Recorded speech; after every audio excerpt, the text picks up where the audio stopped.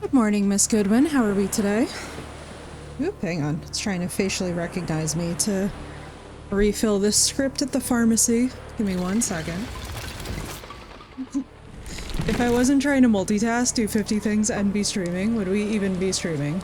Would it even be real? Also, Goodwin, you're gonna love this. I found the cutest, witchiest solution for my little ivy plant that it's sitting in a cauldron teacup, and it's so like witchy and perfect and cute behind me that I can't even handle it. I can't even handle it. So I just am like, I have to tell you guys about it because it was so cute that I was like, wait, this is actually goals. Okay, let's see. Add page checkout. Out. Place order. We go. I love how easy, you know, this is what's funny too. Remember how we were talking about like how there's people who want to live in the past? And I was like, yeah, not me. Having the pharmacy be able to pick up a script instead of needing an apothecary is such a flex. Just found out Subnautica and Below Zero are on sale for $18 on Humble Bundle. Sinoch, do you not have Subnautica 1? Because if you don't have Subnautica 1 and Below Zero, pick them up now. Because if they have multiplayer mods, then what we can do, because I'm never going to get tired of this game, is that we can do a multiplayer run together if you want, as your first, like, experience. That way you have, like, company, and we can, like, sit on stream. Because I could be on this game for a million hours, as you know. And I'll just build shit. You'll be like, alright, I want a base here, great. Like, just logs in and builds the base. I do not. Tempted to get just the first one. Dude, get both of them. You're gonna be so addicted. I'm telling you right now that you're gonna be in love. Also, hi, good morning. I hope you're doing well. Y'all, this game is so fun. I feel so happy that we're doing this. Just get the first one. Yeah, get something. Because I'll tell you what, you want to get in on these games before they get closer to the release of the second. Because right now they're on sale, right? As they get closer to releasing the second, what's going to happen is that the price will jump. Because everybody's going to be trying to get in on the Subnautica train at once. Hello, Phoenix. Have a wonderful lurk. Hang on, let me just adjust my volume because my mic is going to be closer today. And no problem. Goodwin, I'm glad I reminded you. I'm gonna say that I reminded you, and Nora, we're sharing a brainwave. Created the account for the book printer. Oh my god, Sino, I'm so excited. You guys, so many good things are happening this season. I even got my mental health all fixed up. Got all that patched up. It feels good. Feels good. Let's do that.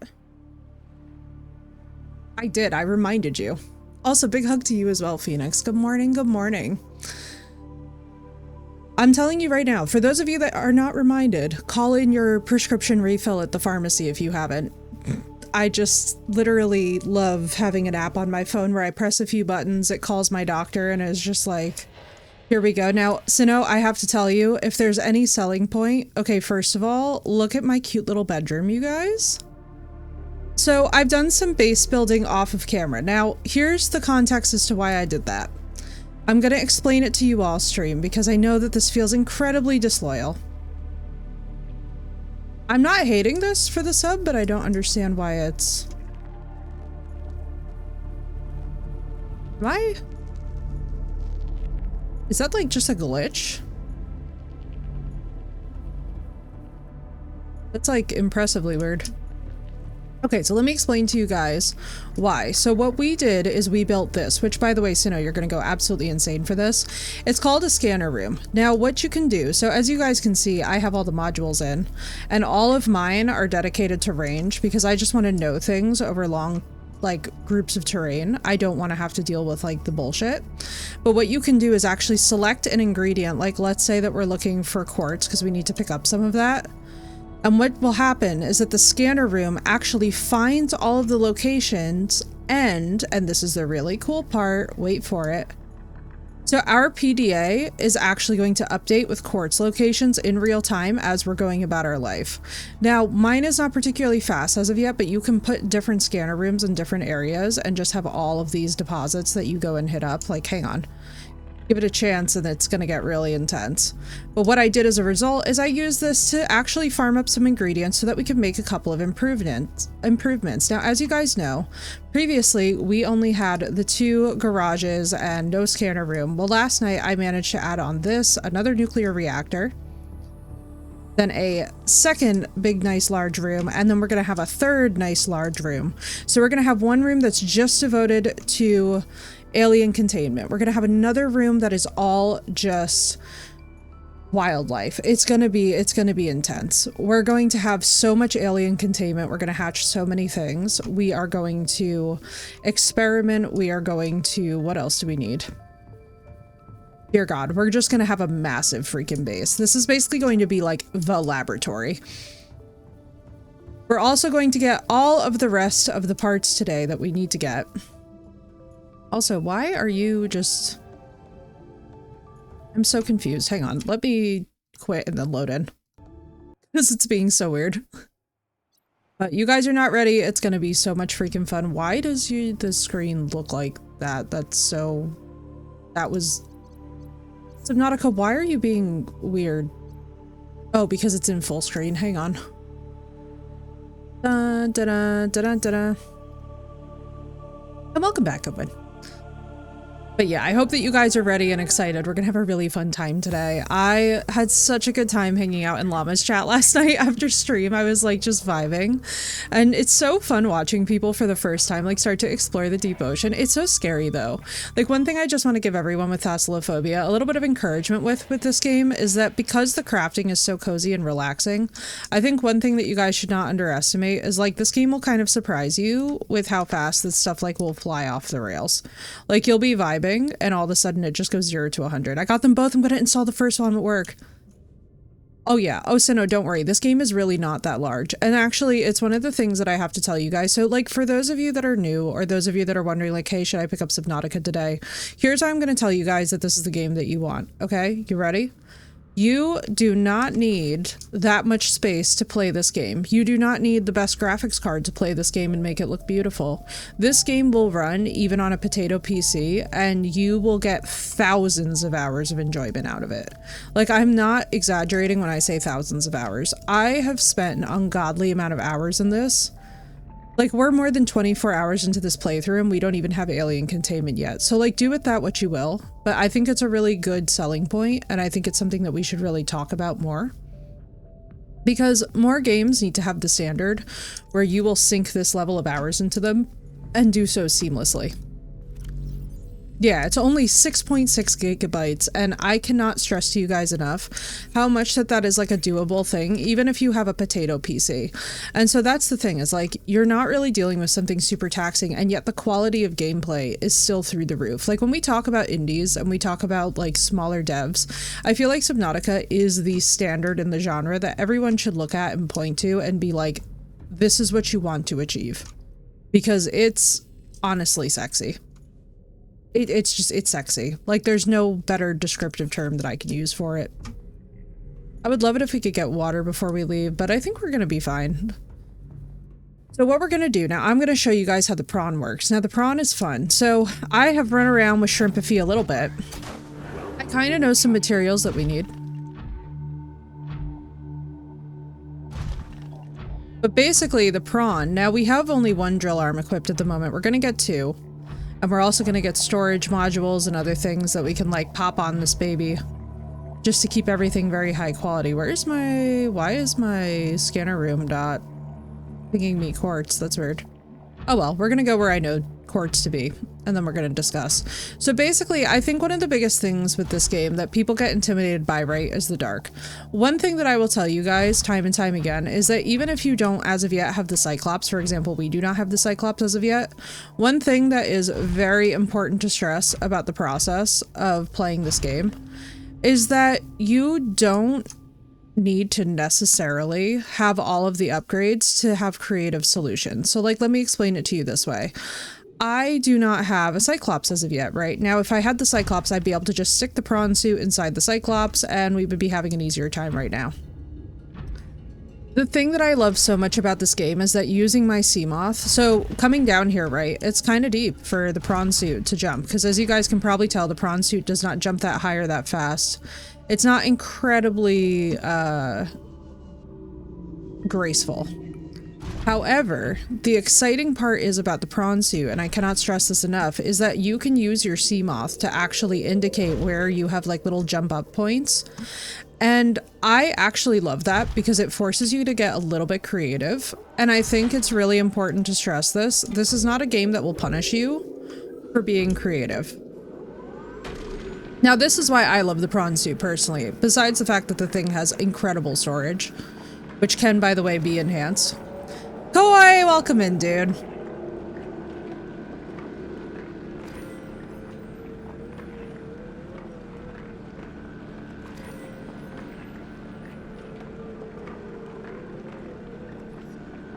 We are, Koi. Today's the day. Happy Friday. Happy Venusian Day, if that's your time zone, by the way. We are getting deep in there. We're going to be building a Cyclops later today. We're going to be farming some materials. Koi, wait till you see what we've done with the base. It's going to be so cozy. Oh my god, do you know what I just realized? You poor things. Oh my god, you poor things are so sweet. You guys really let me be in here with no music. I love you. You guys are so cute. It's so precious. Whoopsie daisy. Let's save. Just because I want to. You poor things. I was like, why is it so quiet? It's like something's crucially missing. I turned it down last night so that I could hear llama. Because, like, by the way, for those of you guys that don't know and aren't following the llama goddess, please do. She's one of my very best friends. She's been playing this too. And we can't wait with our darling Blue to do a multiplayer playthrough of the new game. And Sinnoh, we want you with us. Literally, it's going to be the friends vibing session on the freaking multiplayer Subnautica. And I'm living for it. We are gonna have such a blast, especially too because like the three of us are so insane, and me and Sinnoh have a lot of undersea experience IRL, so we'll get to nerd out about stuff, and then we're just gonna have a fantastic crew. I feel like all four of us are just gonna be going so hard in this, but in the best way possible. And that's the thing that I have to tell you guys with Subnautica is like, it's the only thing that's really lacked, right? Is the ability to play with your friends. But check this out, and this is what I love. We can just sit here, harvest ingredients, chit-chat, do a little building, do a little fun grinding. We're gonna have a good time. And not much that's like in the safe shallows wants anything to do with the prawn suit. Now, the Leviathans don't like the prawn suit for obvious reasons. But I want one of these IRL koi. This is like my dream. Because if I could go into the deep ocean wearing this and hang out with some great white sharks, in like a suit of armor, I'd be so happy. And also, wait till we get the torpedo arms on this thing. I don't miss having to remember cavitation and sonar stuff. Yeah, dude, it's stressful. I will tell you one thing, and this is one thing that I cannot stress enough about the deep ocean. For those of you guys that have never been in the deep ocean, let me just learn you a little something. The deep ocean is not to be underestimated. You will get absolutely freaking wrecked if you are not careful. And that's why too, like whenever we talk about being in the ocean and stuff, I just want to stress to you guys something real quick. Please don't be undersea and just like faffing about. Like even if you guys are like, hey, I'm just gonna go paddleboarding for an afternoon or something, or like, hey, I'm just gonna go swimming, and like, please watch what time of day you're going swimming at and other factors that could like potentially change whether or not you will have a life-altering experience. Please don't wind up being the person who finds out the hard way. Now here's what I like about the prawn suit storage, by the way. The prawn suit storage, oh my god, please, if I could but access it. Hang on, I'll show you guys in a minute. So you see how I'm picking this stuff up by hand? One thing that's really nice is that the prawn suit storage does not transfer over to your storage, so you can just fill up your inventory with the item and then go keep harvesting, and you will have two separate inventories. I think that this is like the ultimate life hack, is that once you have the prawn suit, basically your base building, your resource harvesting, it's all able to just take off from there. Until you have the prawn suit, it's a bit of a struggle. That's why the drill arm is so ridiculously OP, but wait till we have the grappling arm and then we can also pretty much go anywhere. And this thing starts, by the way, with a crush depth of 900 meters, which Sinnoh will tell you as well is insane. This is like the happiest case scenario that you can have for something that's going undersea. Because even though 900 meters really isn't that far beneath the ocean, it's far enough where it makes a difference. So we're just gonna farm up some stuff. Isn't it nuts? Sinnoh for a starting crush depth. Keep in mind, our highest upgrades for the Seamoth have it being like the maxed out. Now what I love to do, by the way, is in the safe shallows, as much as I can farm this stuff, zoom back to base, grab the Seamoth, and then what I do is I actually lead the prawn suit out safely with the Seamoth. Phoenix, thank you for the stream streak. And yeah, it's ridiculously OP. Like, one thing that I will tell you guys right now, I have always wanted to do this. Was it 900 meters? Yeah, it's 900 meters for the crush depth for this one. It's literally 900 meters maximum for the Seamoth at like all best case scenario. So when we talk about like the upgrades for this, by the way, this is only at the first level of upgrade. We have not upgraded this at all yet besides the drill arm. So just at baseline, this thing can go up to 900 meters to start with. So even if you're like in a situation where you're like, shit, this blueprint I need is really deep, like I don't have anything that can go that deep, build a prawn suit early, thank me later. I'm not saying that it will keep you totally safe from a bunch of ookie spookies. As you guys can probably surmise, Leviathans are not fucking scared of this thing. However, it's better than nothing if all you're trying to do is blueprint harvest. Like, one thing that I used to do is I used to harvest up a bunch of the mats to make like a second prawn suit. And I would have one prawn suit that I would literally nickname Throwaway, and I would just go and get like deep sea blueprints with it. And then that way, if I died in it, it was like throwawayable. 29,000 or two. Wow, that I added zeros to that thing. Said, oh boy, that was scurry. 2,952 feet, aka 492 fathoms, which every navy uses as proper sea depth measure. Yeah, and one thing I love too, and see, this is why I'm so excited for us all to do the multiplayer together, Sinnoh, because you, me, Llama, and Blue are gonna have so much fun, because Llama is like really scared of the ocean. You and I really aren't. And I feel like we'll have such good conversations. And I'm like, imagine that we can like help her get over her fear of the ocean. That would give me such happiness. Because I always feel for my friends who are like very scared of the sea. I'm like, I really want to make you guys not scared of the ocean. Because the ocean is genuinely, and I cannot stress this enough, not as scary as people think it is. It's very much a lot of like sensationalism, and especially for the generation that grew up with Jaws, like I understand that everybody has their phobias. Trust me, mine is wasps. But I watch like wasp removal videos to try and get over it. I'm very passionate about helping people conquer their fears, just so that you can at least enjoy your vacation. You know what I mean? Like if they're like, hey, we have snorkeling, I want you to be able to be like, yeah, fuck yeah, I'm gonna go live my life, do a bucket list item and snorkel. Don't wind up like folks that I know where it's just like they don't do anything with their lives because they're scared. You know, like my mom is phobic of spiders. There's whole places that she won't visit anymore because of the size of the spiders. And I was like, Mom, with all due respect, I love you, but this makes me depressed. I want you to live more of your life. I want you to be able to travel. I get pissed with no real weapons. I need to get one of the Crane Guildman Captain hats. Oh my god, no, Sinnoh, you're not ready. You think that there's no real weapons yet because you haven't seen me use them yet? I just haven't been working on the torpedoes and stuff. Like, Sinnoh, you don't understand. There's like a whole battle division of this game.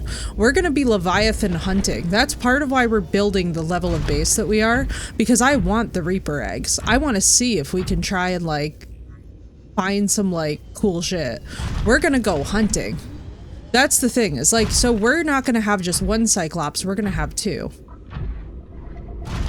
And I'll leave a room, but I'm not too bad with arachnophobia. Yeah, and by the way, so that you guys know, because I know a lot of people always look at the huntsman spider and they're like, that thing's terrifying. The venom doesn't do shit to you. It's a little bit of gentle cramping. You'll be fine. No problem, Sinnoh.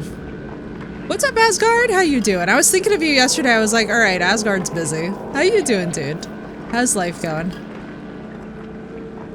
I'm vibing because look at what we're harvesting. I made so many improvements to the base, Asgard. You actually came back at just the perfect time. I cannot wait to give you a little base tour. Hang on. We'll get home in a minute and I'll show you guys the base tour. I'm so good, dude. Yesterday, it just like, I basically took a day where I didn't get a lot of sleep and I just spent a lot of time fixing my mental health and I just fixed everything up for myself, you know? I just sat down, I had a big girl moment where I was like, all right, honey, let's put on our big girl pants and let's just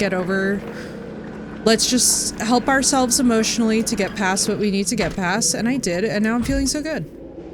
I feel completely at peace. So like totally different vibe shift from what you guys saw the other day where I was so emotionally fragile. Also, wait, whoa, this volume is like a little, even the ambient sounds for me. Now this is, by the way, one thing that I will tell you guys, just so that you know. This one literally hunts whole ass fish. Another one could kill humans with his venom. Yeah, Phoenix. Yeah, there's some very terrifying things, like especially in the anemone family in the deep sea, but I will put it to you guys this way. You have to kind of go looking for them. Like, they're not just gonna like show up. You know what I mean? Like, usually depending on what level of place that you're in, most of that stuff isn't readily available, but I agree with you, Phoenix. Having a healthy respect for the wildlife in places like Australia is kind of key. Because otherwise you will have a bad time. Right, Asgard? I was like, oh, you guys are gonna be so happy. I just literally fixed my life. I was like, yeah, no, we're not gonna be emotionally suffering about things that are frankly outside of my control, and I'm always like way too nice about it.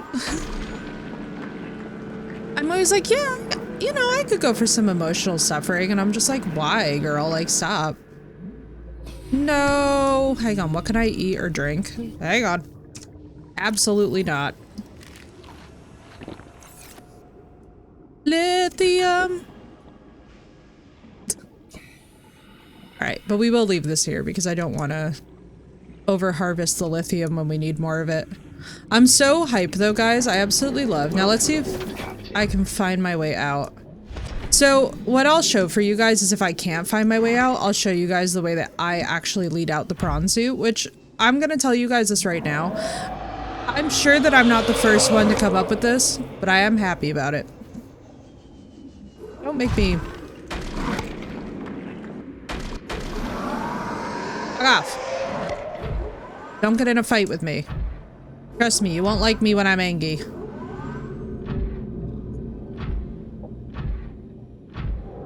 Oh my god, Asgard, you're absolutely fine. I never want you guys to feel bad for missing streams. If you guys ever do, the VODs are totally available. I'm never going to do the thing where I make VODs sub only, so that you guys know it's always going to be available just for following, because I don't feel like I want to monetize that way, and I don't... I would feel sad if you guys missed some part of the playthrough, but also everything gets uploaded to YouTube. So if you guys ever miss something and you're like, God damn it, like I really wanted to see how she was going to do this or handle that, or like I missed this thing, always check YouTube because I will just upload the whole session. Unfortunately, that does mean that some of them will be 8 hours, but usually YouTube is pretty good about delineating, I think. Oh, this one girl who accidentally fucked around almost found out. She had a blue-ringed octopus without knowing what it was. Yeah, dude, and let me tell you something, Phoenix. Most people are very relaxed when they don't know what they're dealing with in the water. Like, that's why, too. One thing I can't stress to you guys enough, like, we're around things like great white sharks all of the time, and they do not care. You know what I mean? Like, most things in especially, like, deeper water literally don't care about us.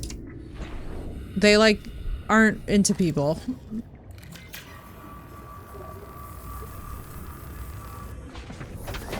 They're very into, like, their particular prey colonies, you know what I mean?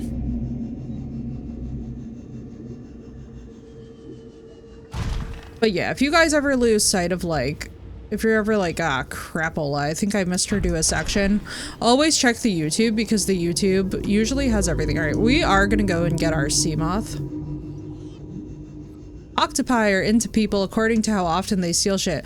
Well, the thing is with cephalopods, and I love this actually, we're going to talk neuroscience research for a minute. Are you guys excited? So I had friends who were working with cephalopods, and they were telling me about how one of the most gratifying experiences of their life. So we work with fear conditioning. Now, by the way, for those of you that have watched Shark Tank and remember the guy who was talking about zapping squirrels and everybody was like, that's so inhumane. That's actually what a basic fear conditioning protocol looks like for rodents. So that was actually a genius invention of a bird feeder that would zap squirrels and literally fear condition them into no longer taking birdseed. It's genius. I saw that last night and I was like irrationally angry because they were very rude to him, and I found out later on that he was like mocked for it, and I was like, actually this man's a genius, and I feel the need to publicly clarify that he's a genius. However, the big thing that I have to tell you guys, why are you bothering me now? You guys never cared about me now, and now suddenly you care. Chill. Get out of here. So rude. God, it's like I'm offending them or something. Let's go find like a little landing zone. Also, it's hella darker than it was down here.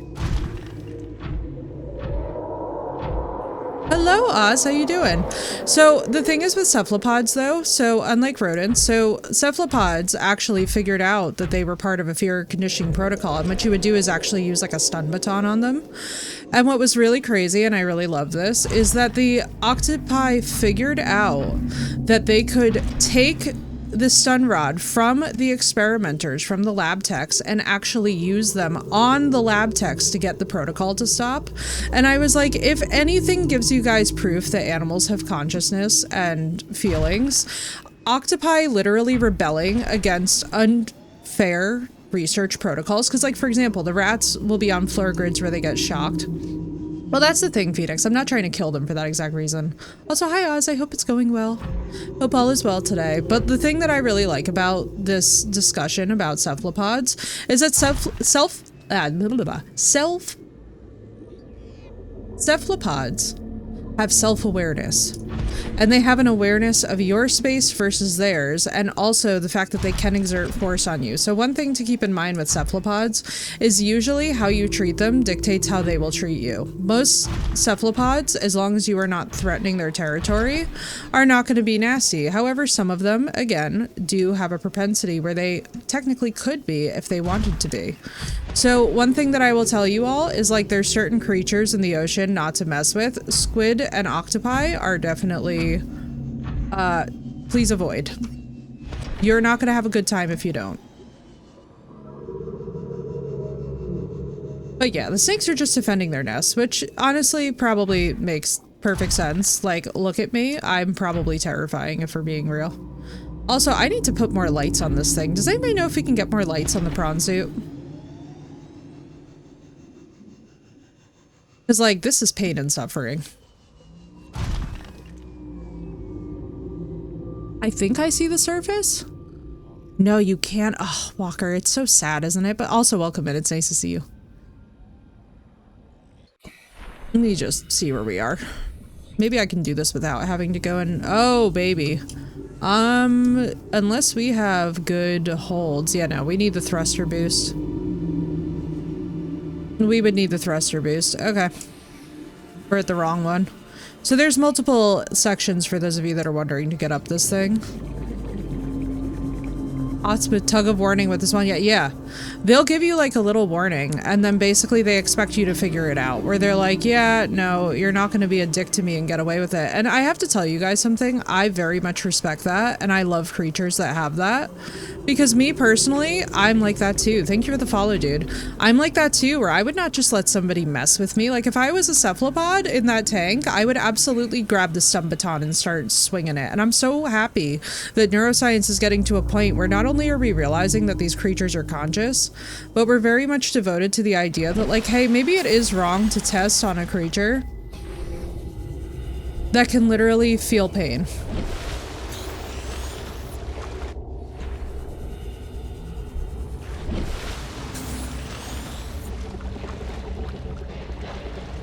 It's like, yeah, I think that's generally very scary. Saw this elephant snatch this woman's purse. I'm guessing they were looking for food, yeah. Well, here's the thing. So elephants also are very playful. That's very playful. You know what I mean? Like an elephant snatching your purse is like, I'm gonna mess with you. An elephant showing signs of like aggressiveness is a whole different ballgame. And unfortunately, there's like weirdos who... There's like actually weirdos who try and demonize stuff like that. And I'm just like, come now.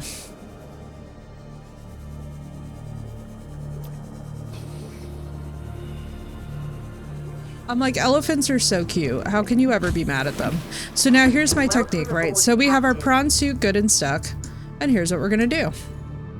First of all, let's just check what we've got on us. Hang on, let's grab some water before we go. Because the last thing that we want is to be guiding out the prawn suit and wind up dehydrated.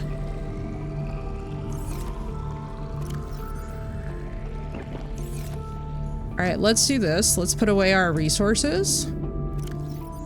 Dragging her along by her purse, though. What I'm saying is that my sister in Christ maybe needed to take a message there, is all I'm gonna say.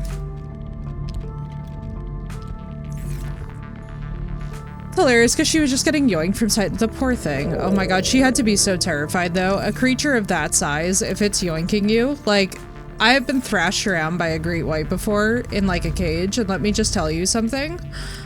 You really quickly get your life priorities in order when you're like, yeah, guess what? This thing ain't, nothing to mess with. Alright, we're gonna do this where we... Because I think what we're gonna do is in the other rooms.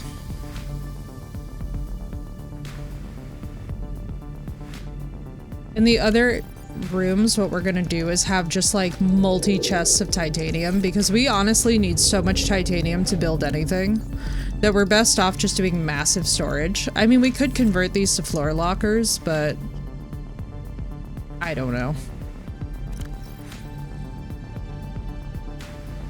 Do that. All right. Save, just in case. She was getting going just because she refused to let the purse go. Important shit. Yeah. Oh, good. So nobody got her. I feel bad for her because it's very scary when you have a big animal that is very intent on making sure that you kind of know who's boss in that moment, you know? Welcome aboard, Captain. All systems online. Yeah, and we got sunlight for this. Perfect. This is what I was hoping for because we heard the ooky spooky music. All right, where is Shrimpify? If it's still alive. There it is.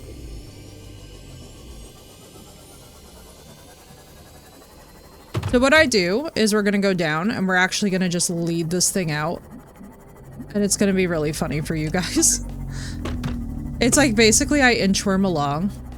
And if you have to, you can also use the sea moth as something that the prawn suit can jump onto to get out. Which, by the way, is like life hack mode. Did I die? No.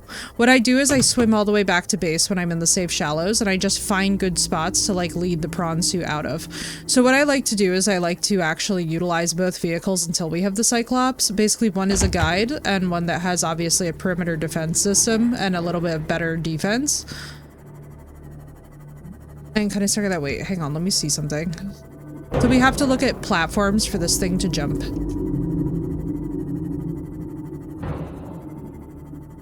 Genuinely hate the stalactites. Genuinely hate the stalactites. It wasn't here. This is where I was stuck last night and I had to like inchworm it out. But what I do is I actually use the sea moth because the location will show up on my feed to influence where we bring the prawn suit, because otherwise what will happen is that you're just mindlessly hopping around this cavern for all of time. No, what I do is I like try to be I try to be like very annoyingly technical about it. I mean, technically, oh, this is gonna be such a pain in the ass. I mean, we could maybe hop onto this. Hang on, let me see. How far are we? You know what I wish? It would be really cool if I could like hop the prawn suit on and just boost it to here. I think I maybe could.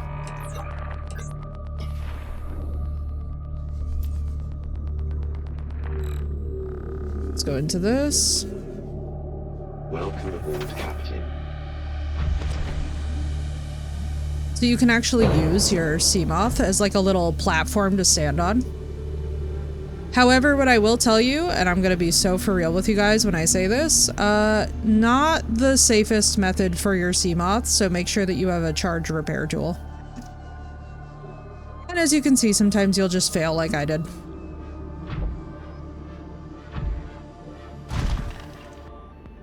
Alright, no. Let's find a conventional way out. Otherwise, I'm gonna have to repair this. Do I have the light on the prawn suit? I think so.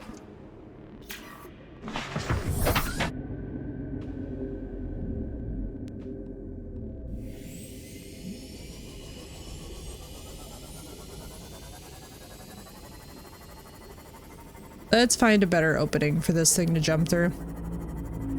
There's a perfect one actually that we found last night that was like, what I think I'm gonna do is I'm just gonna drop a beacon there for myself since we're using this to harvest lithium. Chew. Chew.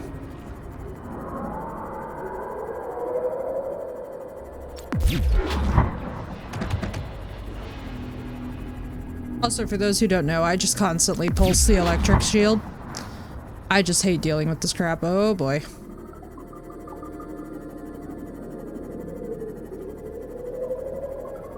This is good though too, because we can actually steer this back closer by our house.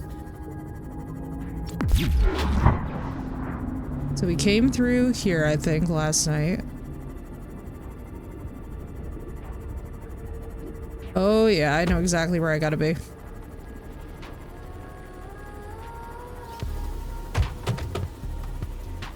So what you want to do basically is be looking for good jump spots. Because when it comes to the prawn suit, until you have the thruster upgrade, which is actually pretty expensive for early game, I would say, does not have the best situation when it comes to verticality.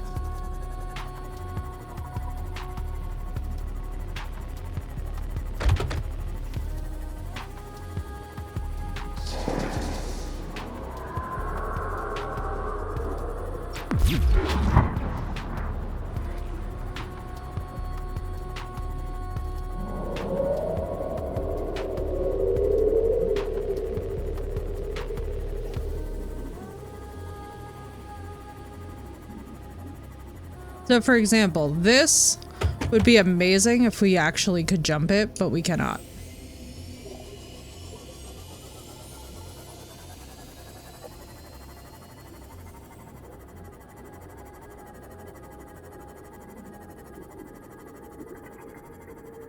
We'll find the opening I found last night. There's a really good one. There's also one that doesn't take us by any crab snakes. It's like kind of a back route. But as you guys can see, it's very vast down here. That's one thing that I think a lot of people underestimate about the little caves down here is that, like, you can get very quickly lost. So I like to use both devices at the same time. And thank you for the lurk, Koi. I hope you enjoy it. I like to use both of the pieces of technology at the same time because when you're out farming for stuff, the last thing that you want to have to deal with is, like, God forbid that you lose one and then you lose the other.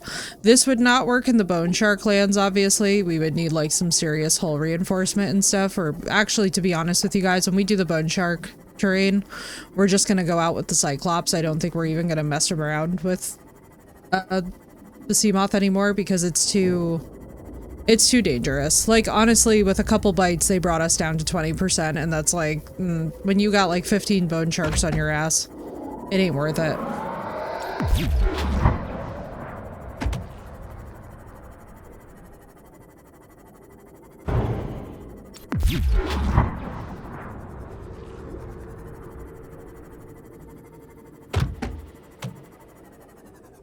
Wasn't this one?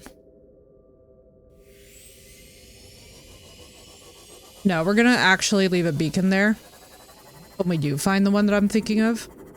Because I know exactly what it looks like on the ascent, and it's perfect for a prawn suit.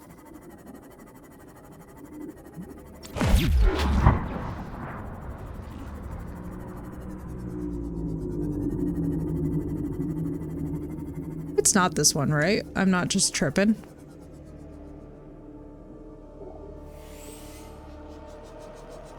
Let me just see what the outro to this looks. No, this is definitely not it. Even though last night you guys would laugh, I got stuck in a tiny hole in the terrain.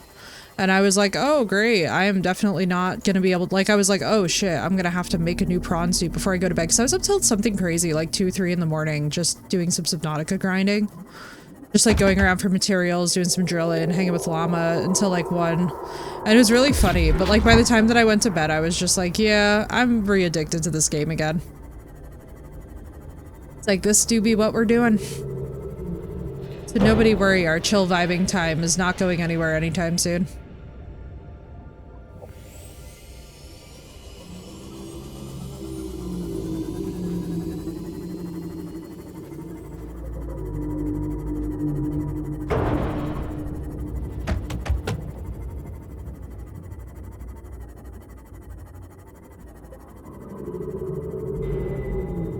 Physics and gravity said cute, but no, exactly. As most things do undersea, to be honest with you. Not entirely shocking, really.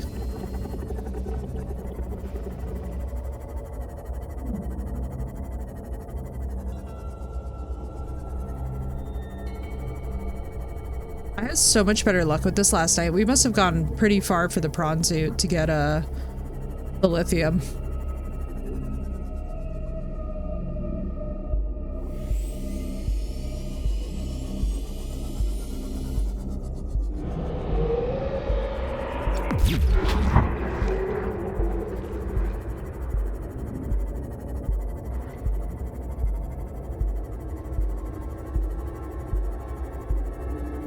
It's fine. I mean, like, listen, even if your prawn suit runs out of battery or something down here, what I would encourage you guys, by the way, to do. So, like, if you really get your prawn good and stuck and you're like, there is literally no way I'm getting out of here, bestie, just leave it where it is. Go get another power cell if you can make one or afford to make one. And if you can get back to your base or back to your sea moth, basically just take the materials home, like daisy chain them.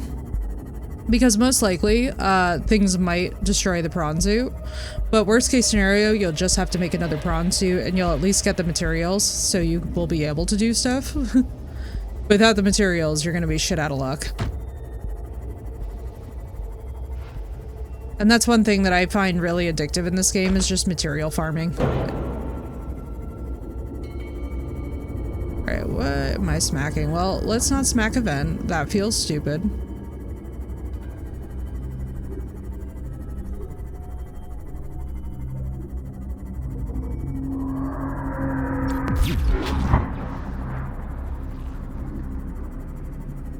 Have I made a rebreather? Yes.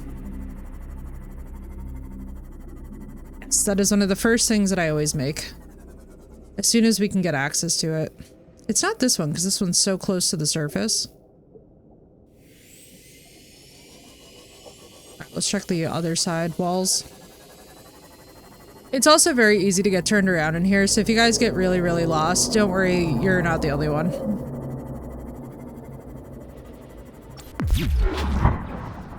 Most people do. I feel like this is the zone that is the most nebulous.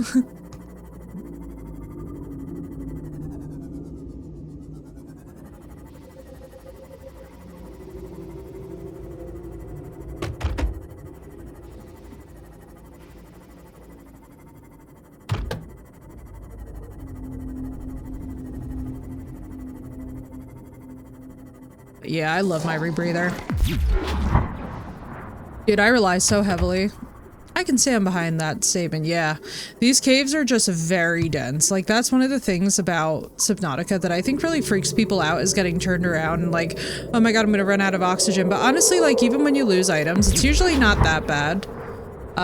Particularly too, if you're in a good zone, like always turn off the lights on whatever device that you're using and trust the marker. If the marker disappears and you know that you were in a dangerous zone, just say goodbye to the technology. I know that that's a heartbreaking statement, but I'll be so real with you guys, like, it's so funny to me how sometimes people go in and they're like, no, I'm gonna save my I'm just gonna make another one. With the spaceship landing pad, I remember when you tried to use it in the other game. Yeah, I do still have it, actually. It's funny, too, because it shows on your options list, but then after he discovers he's infected, my headcanon is that Riley would be like, oh, okay, I just watched them get gunned down. Obviously, if I try to escape, I'm gonna get gunned down and murdered.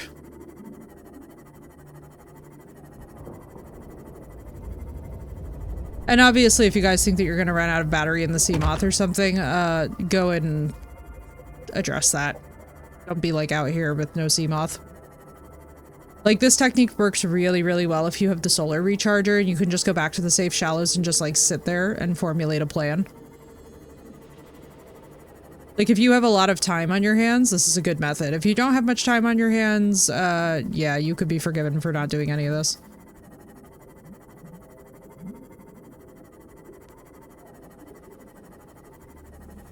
Alright, here's what I think we're gonna do.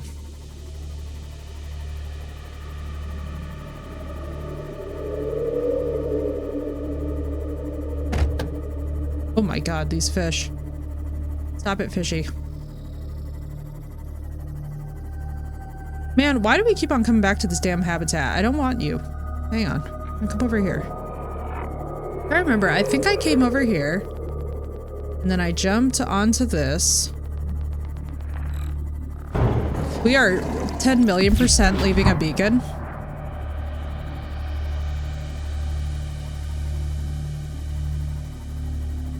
No, it wasn't back here, because this is their little home. Sorry, crab snakes. I get it. I too would be pissed off if somebody was roaming around my yard.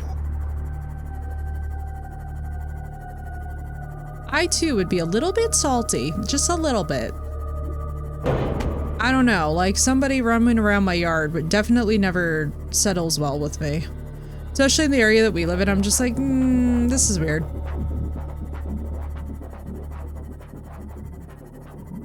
You guys are gonna laugh though when I do find this spot, because you're gonna be like, this is literally the perfect exit point.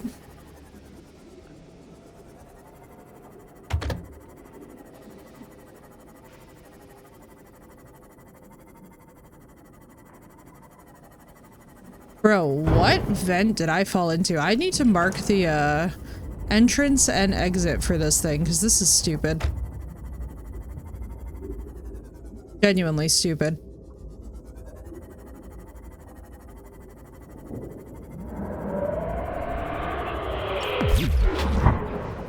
Fuck off. Weird anywhere for someone to just be walking around your yard. Well, like, here's the thing. If it's fenced in, yes, it's weird. In the area I live in, they can feel free, but know that when you inevitably step in dog shit, it's your own fault. Yeah. Here's the thing. In certain areas, it's a little bit less weird than others, but also on certain properties. Like, so much of our property is fenced in that, like, I'm not a fan of, like, you know how there's people who will, like, walk on somebody's front yard, let their dog shit, and, like, they don't clean it up kind of a thing? I'm not even a fan of that kind of crap. I'm very much the, like, get off my lawn, you terrible kids person. I'm much more likely to come and address your ass and be like, do not be on my lawn. I'm not like, I'm a kind person, but I'm not a nice person. Does that make sense? I'm very much kind and I'll be like compassionate, but like, do not tread on me. That's going to be a problem. I'll be very polite about it if it's like a, you know, oh, I'm so sorry, it's an emergency, but like if you're like loitering in my yard, or if I see you standing too close, like even just like looking for too long at the house from an external, I will come out and just be like, hi, can I help you? And like, because don't just be standing there staring at the house weirdly. People canvas houses all the time, and part of the issue is that because we become such a socially awkward society, especially here in the States, like it's so difficult to get people to actually socialize with you that like folks won't ask questions, and I'm like, no, I will literally come right out there and be like, can I help you? Like, are you looking for something? Are you lost? Like, are you looking for someone? Like, we're in a main area. What can I do? Because I make it very clear that, like, people are at home and we will take that shit seriously. Like, I know a lot of people get Ring doorbells and then they, like, don't use the feature where you can, like, detect how much movement, but I don't like it when people just stand there and stare at the house and stuff. Like, I find that shit very chilling, especially when we hear testimony about people who, like, had their house canvassed for months beforehand, or, like, for a month beforehand, and, like, people planned it. Like, nah. You ain't catching me unawares, baby. I'll come right out this bitch and come confront. Pransu, what the fuck did we do, baby? Shrimpify, we literally put ourselves in the worst possible situation. Like, this is, we made ourselves the victim, Shrimpify. Why would we do this? This is so self-destructive. We need to go back to therapy. We need a third therapy session per week. What are we doing here? Like, why are we living like this? Why in the year of our Lord, 2024, are we making ourselves this much of a victim? Like, we are literally right now the definition of the problem. Ugh, shrimpiffy. What were we thinking? Girl, no. It's giving we texted our ex. It's giving we texted our ex. It really is. Like, why would you... Why did we think that this was smart? Alright, let's go back and see where you are. Baby, no. Like, this is... If I were one of my friends right now, if my prawn suit was one of my friends right now, I would literally be like, baby, we are, no. You're going into a healing era in which we don't treat ourselves like this, because this is physically painful. Why...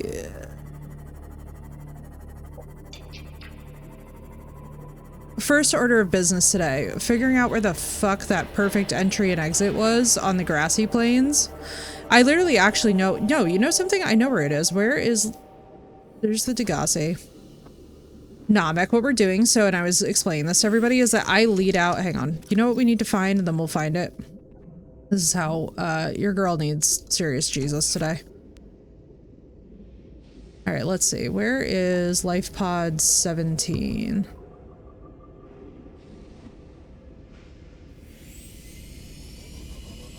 First of all, let's get out of this area. Why are we so close to that? That's not good.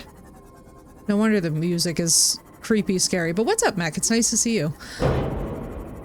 No, I was saying that, like, basically what we did, and I'm explaining this to everybody, is, like, I like to lead, oh, for God's sake. Wrong fucking... thank you.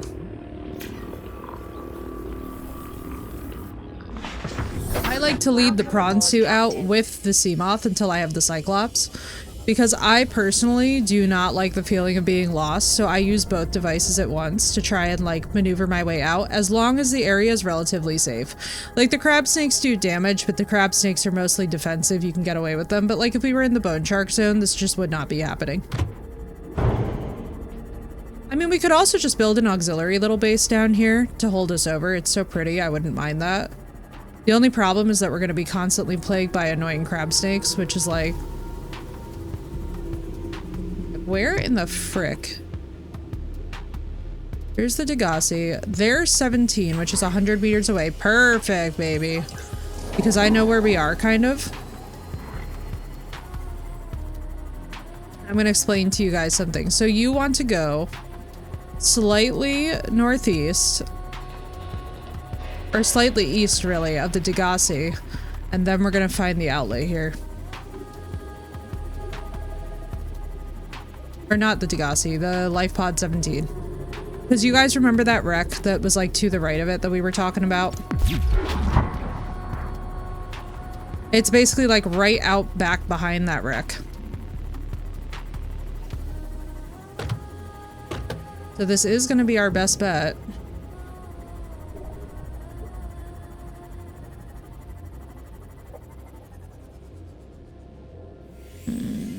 God, this is so confusing.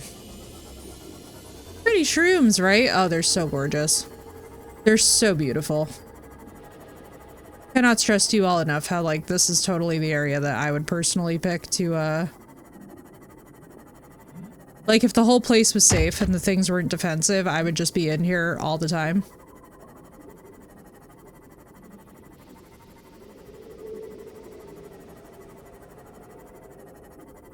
I don't think that there was an outlet here, if I remember correctly. Off. No. Okay.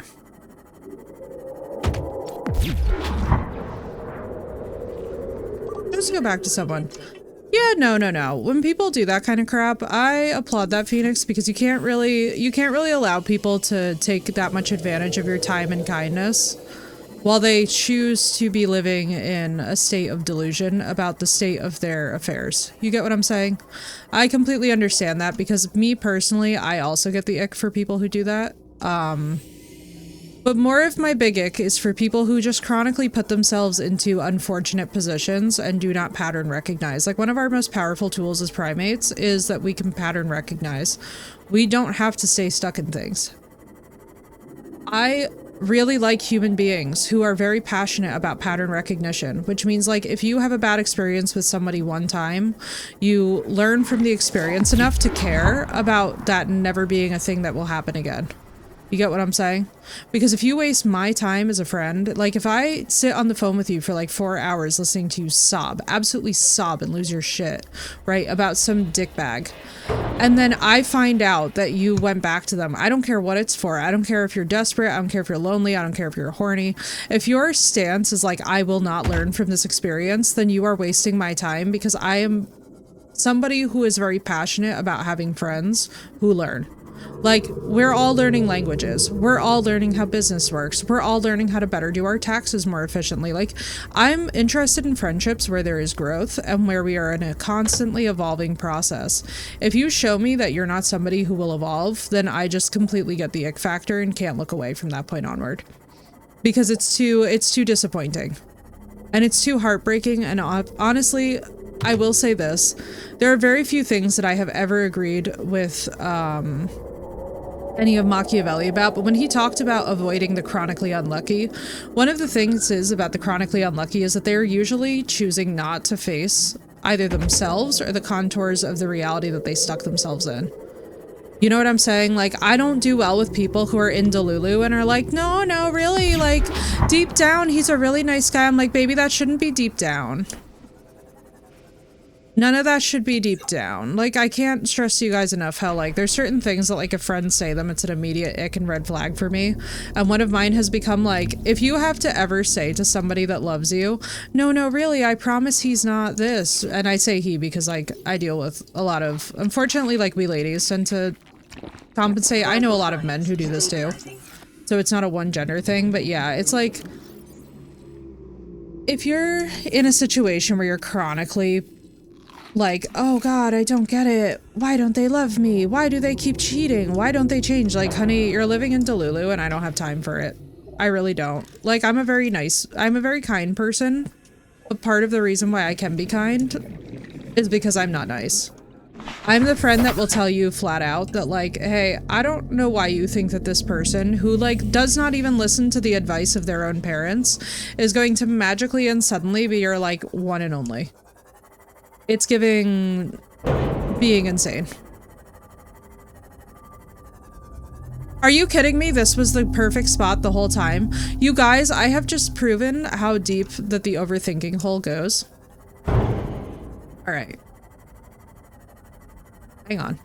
This is the perfect jumping spot that I was telling you guys about, and this is proof of, like, remember how I was saying this yesterday? Like, I'm literally my own worst enemy. Like, I won't give myself credit for anything. And then I'll be like, oh, I was more ahead of it than I thought I was.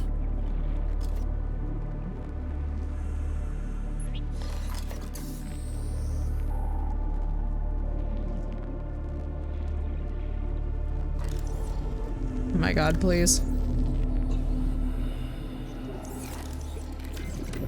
Bro, why is it so dark? I feel like this has not been this dark. Where's my beacon?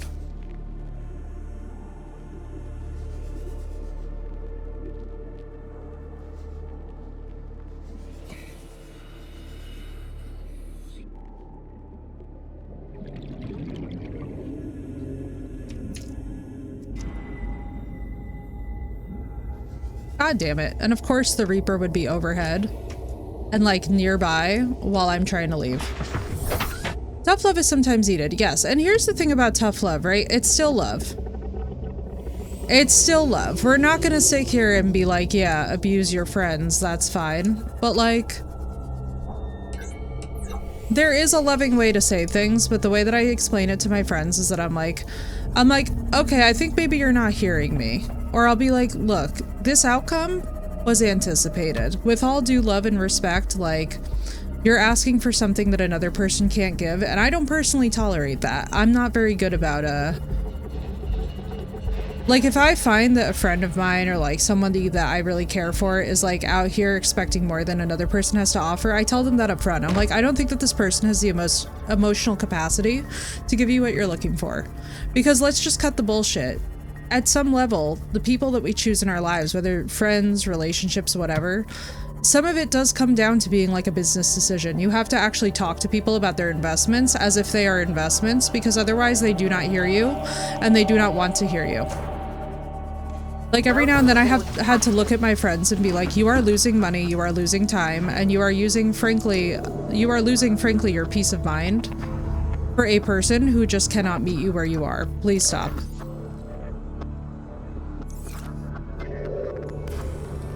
And also, don't take out on people when they're not giving you what you want when you didn't ask them for it to begin with. That shit drives me insane.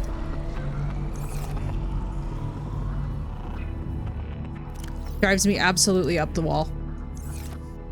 It's like, if you didn't ask to begin with, if you didn't communicate to begin with, don't be mad because someone isn't delivering. Like, maybe, I don't know, the problem is within.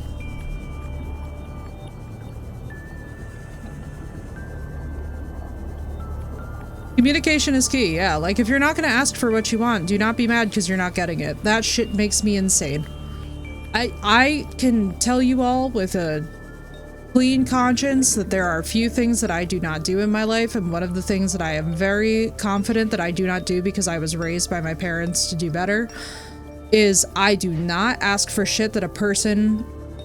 I do not ask for shit from people. You know what I mean? Like, if I really want a getaway, I don't sit here and pout because some guy isn't like, how do I take her away on vacation? I'm like, I am a grown adult woman and can travel by myself.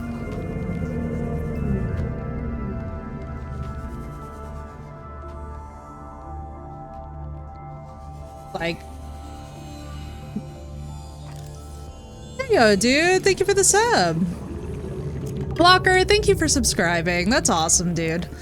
I'm so happy to have you in the community, Walker. It is such a pleasure to have you here, and thank you so much for using your Prime sub. That's so awesome, dude.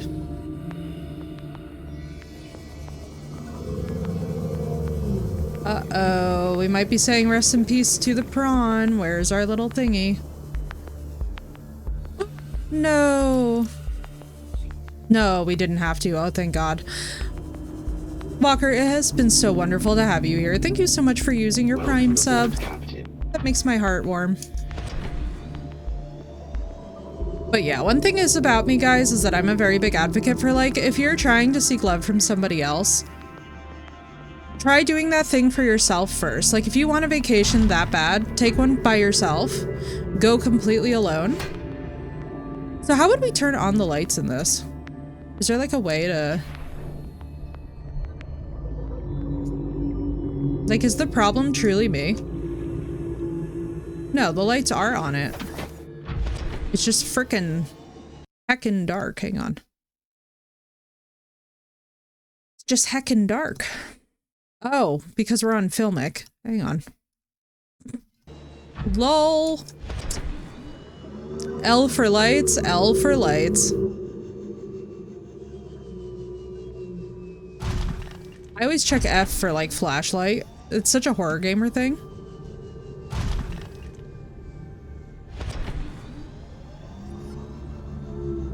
Man, I cannot wait till we can do the thruster upgrade. That is the next thing to be happening here, because this is, like, obscene. Also, one thing that I will recommend for all of your prawn suits is the efficiency upgrade, please.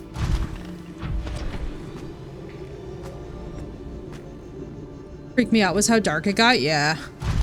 Yeah, dude, especially as we go deeper today, it's gonna get pretty heckin' dark on its own in the base game. But also, like, and I will say this, as much as the Filmic looks cool, I don't think it's as good for streaming. Yeah, do the optimization, and then as much as you guys can, also always make sure that you have the, component charging module put into your Cyclops. That is like one of my favorite little life hacks in this game.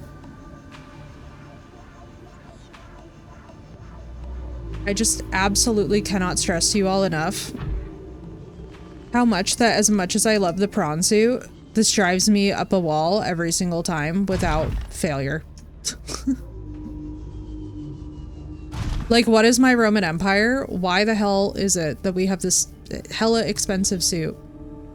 My YouTube? Oh, Asgard, do exclamation socials. You'll get the whole link tree.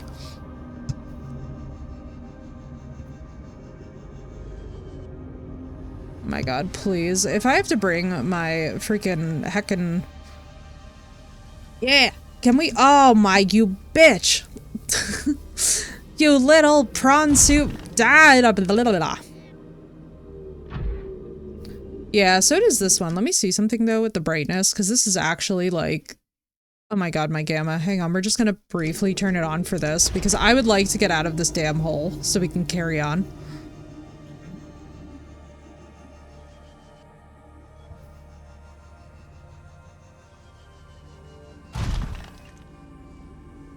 Do you know what's really scary, guys? I'm not even gonna lie to you.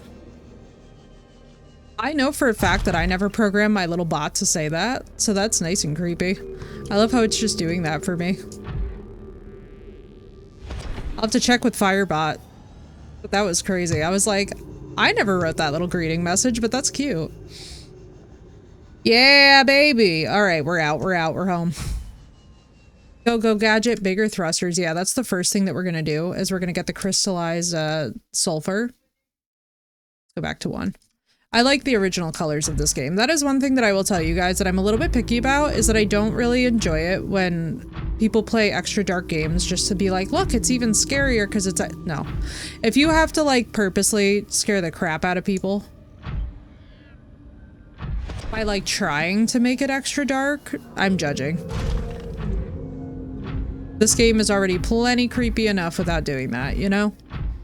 I don't want to be ruining everybody else's viewing experience just because I'm like, meh.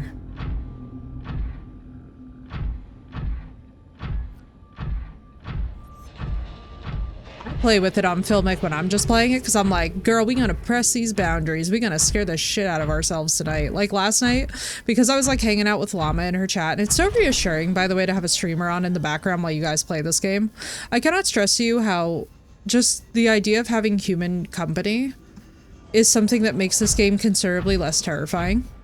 Like last night I bumped into a Reaper Leviathan with just my Sea Glide. Let me repeat that.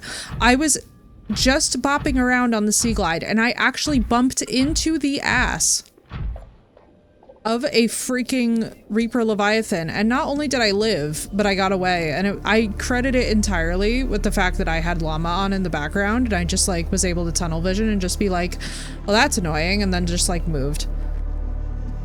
I mean, here's the thing with the Reaper. I kind of admire it because it's how I wish more of my friends would act, especially in their love lives. I'm just like, I would like you to be more of a Reaper Leviathan. I would like you to be very sneaky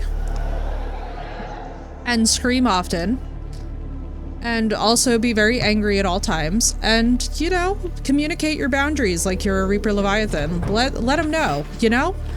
Let them know. Represent. Oh god, can I please turn off the lights on? God, this is gonna send me forever. Why do you just keep the,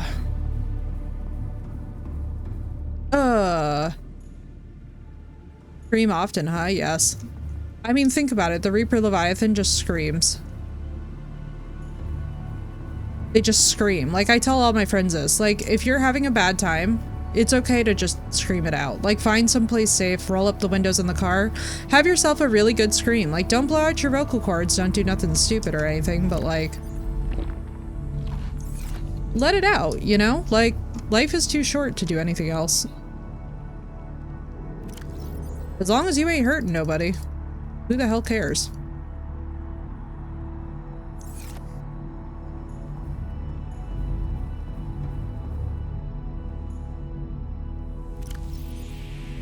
Yeah, for now this'll do us, because I feel like we're not at the point where we need like the mass storage yet. We really need to find some copper deposits. That's the thing that should happen. What did I? Lithium. Yeah, because your girl did so much hull reinforcement. I reinforced this base to the point where we're like in the 50s or something, because I was like, I don't want to worry about this. And if we come back to an expedition to find the thing flooded, you will literally hear me start swearing like a sailor. And not in like a cute way. And like a, oh god, she has to calm down sort of way. I have all the subtlety of a battering ram. Also, for those of you that did not get to see our little base tour and cute bedroom, it is time. So, first of all, for those of you that don't know, you can sleep in this game. What Zero did is we get a room where we can control the power of the base and name. I like that a lot. For those of you that did not know, you can absolutely sleep in this game and wake back up to the nice morning. Now, today we're also going to be getting some lamb plants to decorate out our room even more, but I really like this. If I were Riley, I would be so freaking stoked to have this room. Right? Isn't it cool? I freaking love them. The cat poster, the prawn suit on land, the aurora. Then we have all of our little figurines. Now, here's what I'm going to show you guys that I was working on. So we have got, for now, the prawn docked here. What's actually going to be here, and you guys are going to look at me and be like, Effie, what the fuck? Once we have the Cyclops, both of these guys are going to go in there. This is going to be an attack sea moth for like smaller crap. This is going to be our main harvester, but we are also going to have a prawn suit. So this is going to be converted into our main harvesting prawn, which is purely defensive, right? So we have the whole reinforcement. We have both drill arms. Like, this is the baby that we're like, all right, we need to go get shit. Same with this. The Bitchafy is going to just go into the other one, but we're actually going to have two sea moths also just ready to roll that are purely just exploratory, like, dear God, the disaster happened, we need another. This whole room is just going to be our first roster of, like, this is basically just going to be nuclear reactors. This is going to be an epic power center, okay? Then in here is going to be layer 1, alien containment. Next door is going to be layer 2, excuse me, alien containment. And there is going to also be a whole room in here that we just call the jungle that is just going to be land plants, like bulbo trees and stuff. In here, we're going to have scanner room 1, but we're going to build this thing so big that where we put the other scanner room is going to be so far away meter-wise from the other one that they have, like, very different ranges and are picking up very different things. Because this is what we will call Alpha Base. Now, Omega Base is actually going to be built much deeper, and basically between the two things, what I would like to do is kind of only build Omega once we get to a point where we have, like, all the above structures covered by this base and these scanner runes. Then what we're going to do is go down deeper and build the same mega base but down deep to cover all the lower areas. And so between those two scanner rooms, we'll have like all the resources. We'll just be able to get all the shit. And it's going to be really fun to travel back and forth between them. We're also going to have two Cyclopses, one that is dedicated to warfare and one that is dedicated to just foraging and exploring, and they are going to have a whole docking area that I designed. So we have a lot that we are doing in this game. By the time that we are done, the way that we are going to have colonized this planet is that it is a civilization of just me, but if Riley wanted to like go balls to the wall and just bring a whole population over here, he could. And yeah. Is it extreme colonialism? Yes. Should I be concerned about this in myself? Probably yes, but I find it very satisfying to build giant bases, and we are nowhere near done with this one. This one's just starting to get started, you know what I mean? So what we're going to do first is that we are going to actually go now to one place that you guys are going to be like, what the hell? It's time for us to start getting the rest of the Cyclops parts. And I'm not saying that because like, oh, we're going to start using the Cyclops right away. Not at all. Stuff generally is very much function over form, yeah. So thank you guys, by the way, for the compliments on the base design. I like everything to be very utilitarian in the sense that like if we have alien containment over here and I'm like, oh shit, I gotta run it back, I don't want to be bothered with shit like trying to get back. Like this one single connection point here is driving me kind of insane because the moon pool just isn't big enough. But the thing that's nice about the moon pools, and I've always found this to be very satisfying, is that what we can do even just now, and I think we actually will do this because it makes logical sense to do this. So we are going to need to have multi-car garages. Now this is something that like IRL, I would like look at people sideways because I'm a environmentalist. But when it comes to the purposes of a fictional game, I too like my fair share of garages and crap like that, so. There we go, baby. So we need a titanium ingot ×2. Lubricant and lead. Oh, baby, that's gonna send me. What do you mean?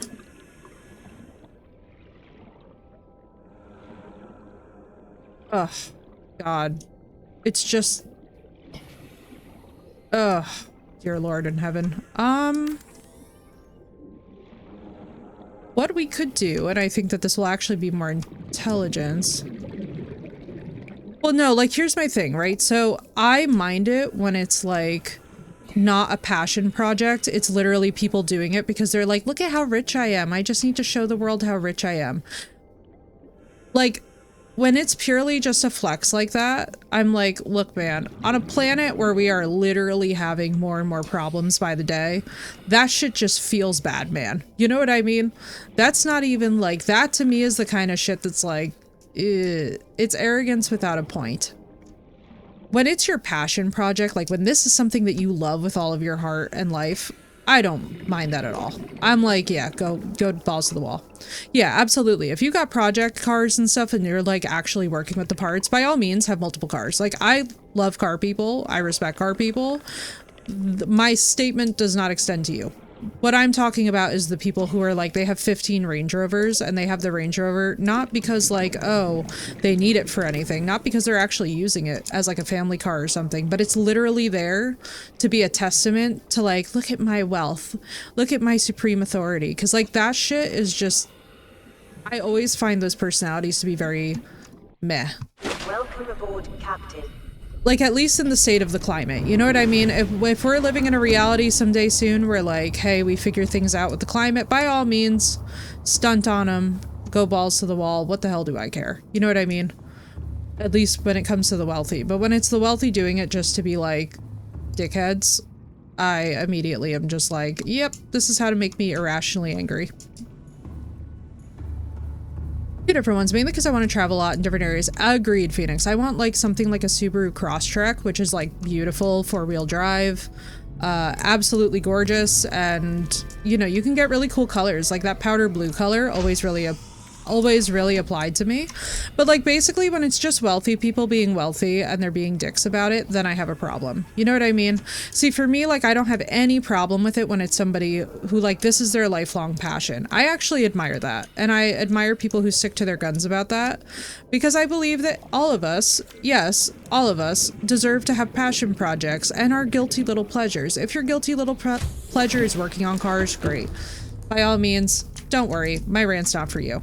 My rant is for people who do this purely as a status symbol and do so with the kind of like, relish where like they enjoy the fact that people get pissed off at them about the fact that they are actively working to harm our planet. That's the kind of weird shit that like, to me, it just screams of like fragile ego syndrome, and I just can't, I just can't unsee it. You know what I mean? Like, once I've seen that in a person, I'm just like, ugh, baby, that's ugly. But yeah, I would like something like a Subaru Crosstrek, and then you guys know, I have a Volvo C70 hardtop convertible that I am absolutely in love with and would never trade for the whole world. I think it's my favorite car, and it is absolutely not economical. It is absolutely unreasonable in every way, shape, and form. It's a gas guzzler, but it is beautiful and white with a black interior, and it is my baby, and is the last car that I was in with my partner before he died, and I will never give it up. It's my I'm a sexy bitch car. You know what I mean? Like when I roll around in this convertible, especially because it's a Volvo as well, so the thing is built like a tank, I just feel sexy and I feel functional, you know? It's not practical. I want the Subaru with all my heart so that I can actually not be in dire straits. So these are, by the way, just going to be titanium, I've decided. Let me do our scanner real quick. I think I'd like a truck and one van. Also that type of shit. Yeah, exactly. That's my thing, Phoenix. Is like, I'm not here to bully people about their hobbies. I could give a shit less about what somebody's hobbies are. You know what I mean? And also how they affect the planet. Have your guilty pleasure. No. Beck, have your guilty pleasure all you want. You know what I mean? The Cybertruck is fucking hideous, and honestly, if we want people to actually buy economical looking fucking vehicles, Please have them designed by somebody who's fucking sane. The Cybertruck is the most hideous thing that I have ever beheld in my life. And honestly, like, I am going to be so for real with you guys when I've seen them rolling around town. I'm not even like, hey, good for you, you're being eco-conscious. I'm like, dear God, why are we making this as cringe as possible? We're literally basically telling people, please only buy this eco truck so that you can appear to have ridiculous status. It's like, remember when Kanye was selling like white t-shirts for like $400? It's giving that, and I hate that with all of my heart and soul. It's dick waving, exactly. It's dick waving and it's dollar waving, and I'm not here for that. Exactly, it's totally dick waving. It's literally stupid. And for me, I don't have the fucking patience that the gods gave a hornet's nest to begin with, but especially not for stuff like that, because I'm just like one of those people where, to me, yeah, dude, we have them rolling around our town. So for me, if you're gonna make it that ugly, then you can't be surprised when people are making memes of it. If you're gonna make it that ugly, then it's no surprise that nobody wants one. Make them look like our regular cars. Just change like as much within reason as you can. Just change the components. Like, this is the part that really sends me about that mentality, is that it's just like, dude, why are we making it more difficult for people to actually enjoy using the thing that we're telling them that we want you to use? Stop decentivizing people. It's so frustrating. And then they don't understand too that it's like, if you make it ugly to use it, nobody will buy it. Are the electric, but that's the other question, right? Is like, what's the ultimate, we had a hoodie that looked like a, yeah, exactly Asgard. So there's all kinds of psychological stuff going on there, but like my biggest thing, and I'm gonna be so for real with you guys, is like, what makes me lose all respect for people is when I see them doing mindless dick waving, and it's like, it's not sensible, it doesn't have a purpose to it. It's not like, oh, you know, like, I had a hard life and now I'm flexing. Because, like, by all means, there's people who, like, use their wealth and are like, hey, look, I really have suffered. And I'm like, good for you, dude. I'm like, good for you, dude. If you want to flex your wealth, good for you. But maybe let's not be so excited about the idea that the planet is going to be the one ultimately suffering. You know what I mean? Maybe let's have a little self-awareness about it. Yeah, the lithium batteries is just as bad. Yeah, hybrids are the way to go. The other thing that I'm really excited about that I don't actually know what the state of this is, so everyone feel free to correct me if I'm wrong on this, but is algae gas still a thing that's being looked at? Or has that since faded out? Because basically when I was in class, we were talking about algae gas, and it's really exciting. It's like it can actually be grown out on the open ocean naturally, and then you can actually turn it into a biofuel, and it would be one of the most efficient sources. Yeah, like that's what I'm talking about, is like, I really want us to all get behind biogas, because I think that that's actually going to be the most reasonable, considering also that we're looking at the seas rising.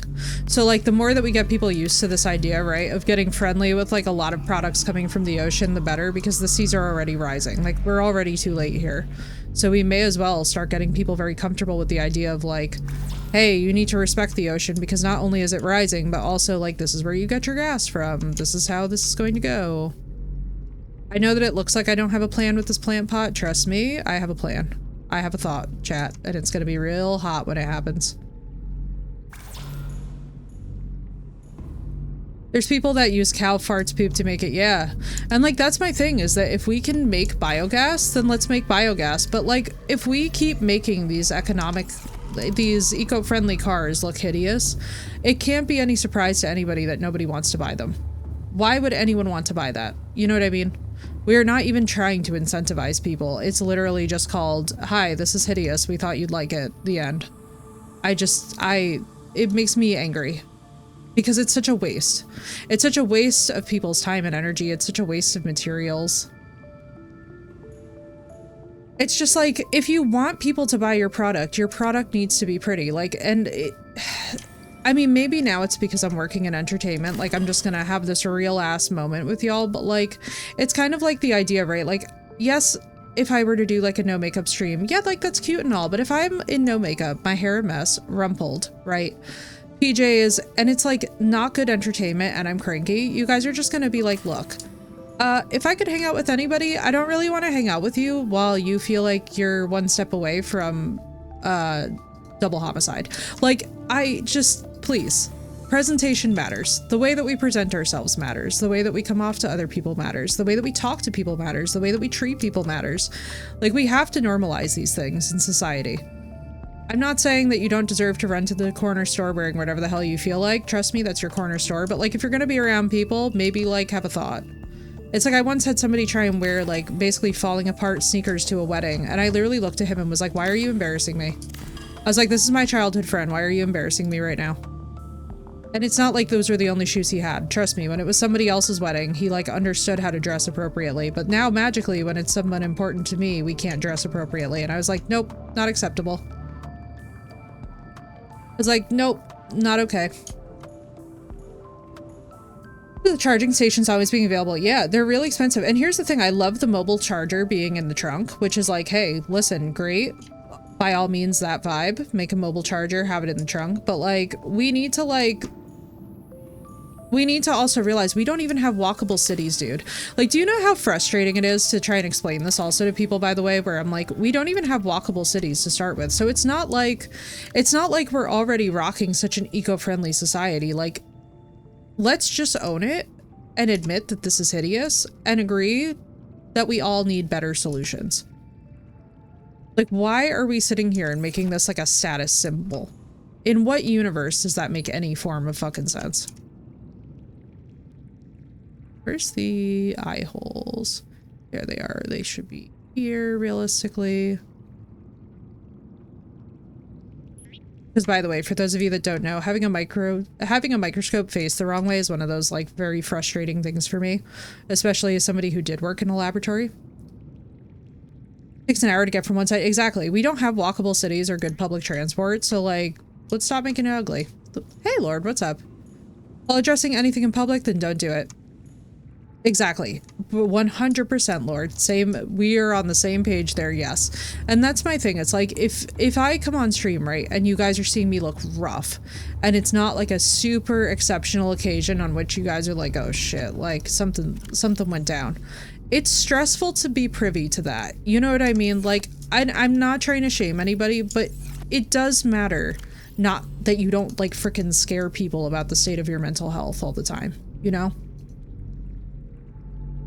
Like, not all the time, at least. Like, if every time that you guys see me log into stream, I'm looking rougher and rougher, you're gonna ask questions, and I shouldn't be angry about it because it's gonna be weird. You know? If you're like, hey, she always looks pretty, like, okay and together, like, what's going on? What are we doing here? It's important to, like... It's important to know how to wind it in, especially in a gig like streaming. Like, where you have to be around other people. And also, how you doing, Lord? It's nice to see you. I don't know if I already said that. Why am I making so much glass? Oh my god, guys, this is so cute. Do you know what my dumbass was about to do? And I'm purely joking, by the way, when I call myself a dumbass for this, but like, so what I was thinking, because I was like, oh, I would hate to have a laboratory with no windows. Hey, Genius Angelica over here, Genius Effie. Baby, a window to what? Look at that. Why would we put a window behind this as much as it would be aesthetically fun? Like, please, God, make it make sense. My Pop-Tart's stolen by a 2-year-old troll. We love 2-year-old trolls. That's such a good age. On hand, that Pop-Tart. I'm kidding. I'm totally kidding. Totally let them have it. 100%. The cuteness knows no bounds. I love babies and kids. Oh, by the way, that's my other big ick. And like, we've talked about this on stream before, but like, you know how there's those people who are like really nasty towards other people who want to have kids? And like, they're almost like bitter with like a cause. That's one of my big gigantic icks when it comes to like people, is I'm like, don't shame other people for the decisions they make or don't make about having kids. I'm like, oh God, the cringe. Oh God, the cringe. I'm like, please, for the love of God. Taking them out of my hand and running away laughing. I love him. What a vibe. He's such a vibe. Also, this is gonna go in here. As a cute little, I love that we have a nuclear waste disposal in this. I did not even know that that's a thing, but that actually makes so much sense. It's sort of beautiful.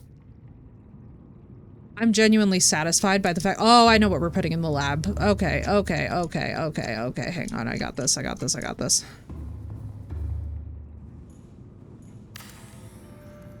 Yeah, baby. I'm such a plant lady. I don't know, did I ever tell you guys about this stream? About me and my, like, endless plant obsession. I'm, like, very much plant lady. Where, like, if you guys were to be, like, at my house right now, you would be like, girl, like, you got houseplants for days. I love having, like, natural accents in a room. The only thing that makes me sad about this is that we can't change what plant grows here because I would put the purple mushrooms. I also really wish that in this game, and maybe they'll do this in the sequel, by the way, like if any dev stops in or sees my content or something, if you guys could give us like light dimmers or the ability to turn out the lights, I would love to just be able to turn off all the lights in here and just enjoy it. Because the ambiance of this game is so next level that I would love to just be able to relax to the music with it in the dark and just like hang out in the base. Got orchids all over the back porch. Oh, mech. Quality person. Orchids are a really good pick. And the reason I say quality person to that, and it's not to say that, you know, you can't be a quality person and pick other things. Quality person because, frankly, orchids are very finicky. And that shows an immense amount of, like, hey, I like to take care of things and pour love into them, which is always cool to see in people. Just saying. That's really cool. You will always know. You will always be able to tell the constitution of someone's character based upon the flowers that they love and the flowers that they, don't. Just saying.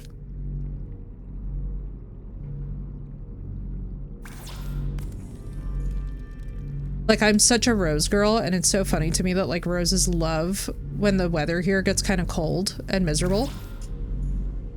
I fight the giant grasshoppers. Oh my god, they're wonderful. Also, we have a lot of praying mantises, and praying mantises are one of my favorite insects. I was like thinking that the next time I see one, I want to adopt it, but... And turn part of the base off and the lights go out as well? Wait, that's sick! Oh my god, Walker, I'm so excited. Oh my goodness. Confirmed that we are going to have a fantastic time in Below Zero, and I'm honestly living for it. Alright, let's go... How's our food? We're gonna top off our food because we have all this salt now. And then we're gonna go do some salvaging. Come here, give me you. I love how I have all these grab traps, and yet I still insist on getting free-flowing fish. I also have multiple aquariums, and yet I'm still like, yeah, no, we're just gonna use this. Spady.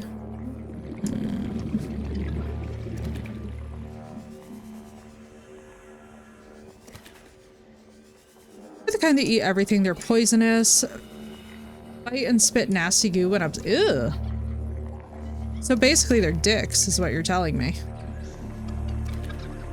That's like... They just sound rude.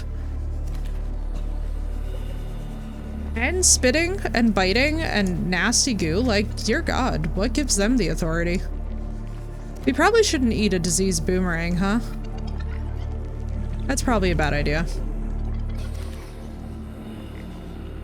They're immune to bug spray? Oh, lovely. And they're evolving in real time. That's always a good sign. Absolutely nothing creepy about that. This poor biter.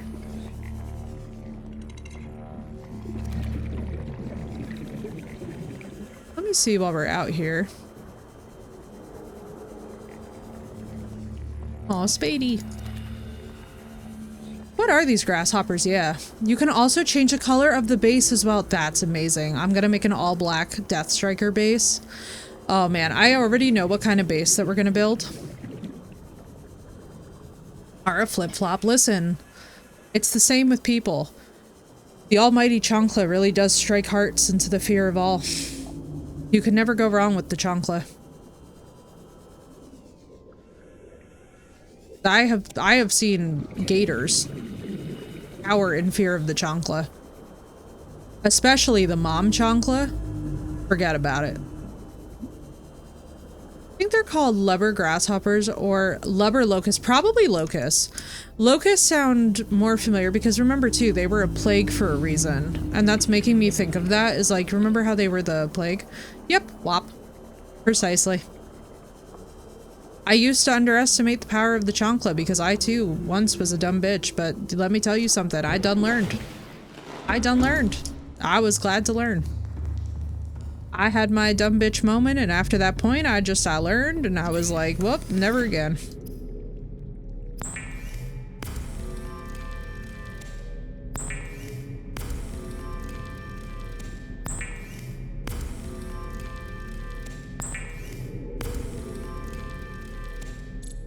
Oh, also, we're gonna have a room that's just aquariums and it's filled with different prey fish. So we're gonna have one that it's just like all bladderfish, one that's all jellyfish, one that's all boomerangs, and I'll be in charge of restocking it with like all of our food sources. Basically, we're going to be so kitted out with the alpha base that you guys are just gonna look at me and be like, was any of this necessary? And the answer is absolutely not. It is not. Do I desire it with all of my heart? Yes. We're going balls to the wall. I'm not even gonna apologize for it. It's going to be obscene. And we're going to have fun. I just, you know, I like me some big bases and I cannot lie.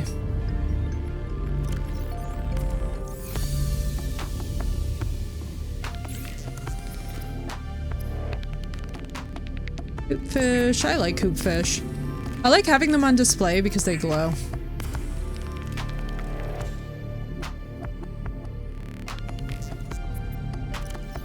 Let's see.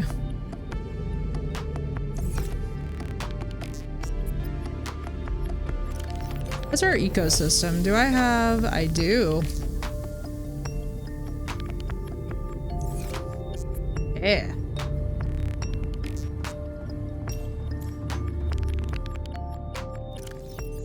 Alright, let's get these out.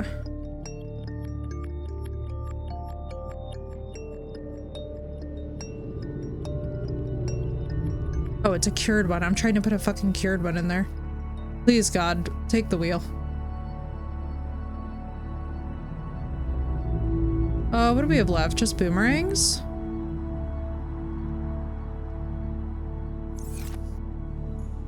There we go. This cup size a truck wheel over the top. But I still eat it? Hell yes, yes, exactly.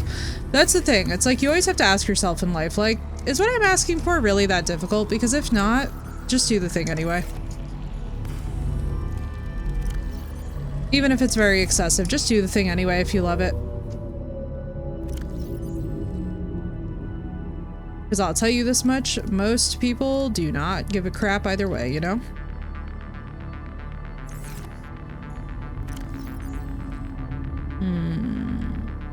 Got glass. Why do we have glass? Oh, I think I was gonna put in windows. Whoopsie. Go to hell happy. Exactly. That's my vibe as well, dude. I never like it when I see people bullying people about like, you should do this. I'm like,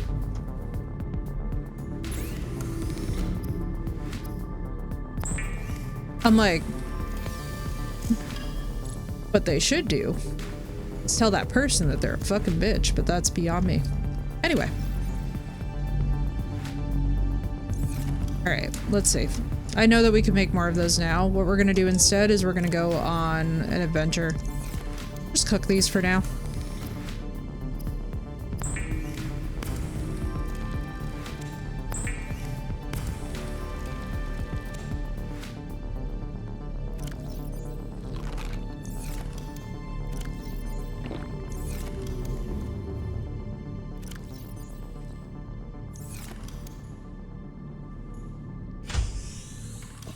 Alright. Shit, we have half battery. Inconvenient, but I'll take it.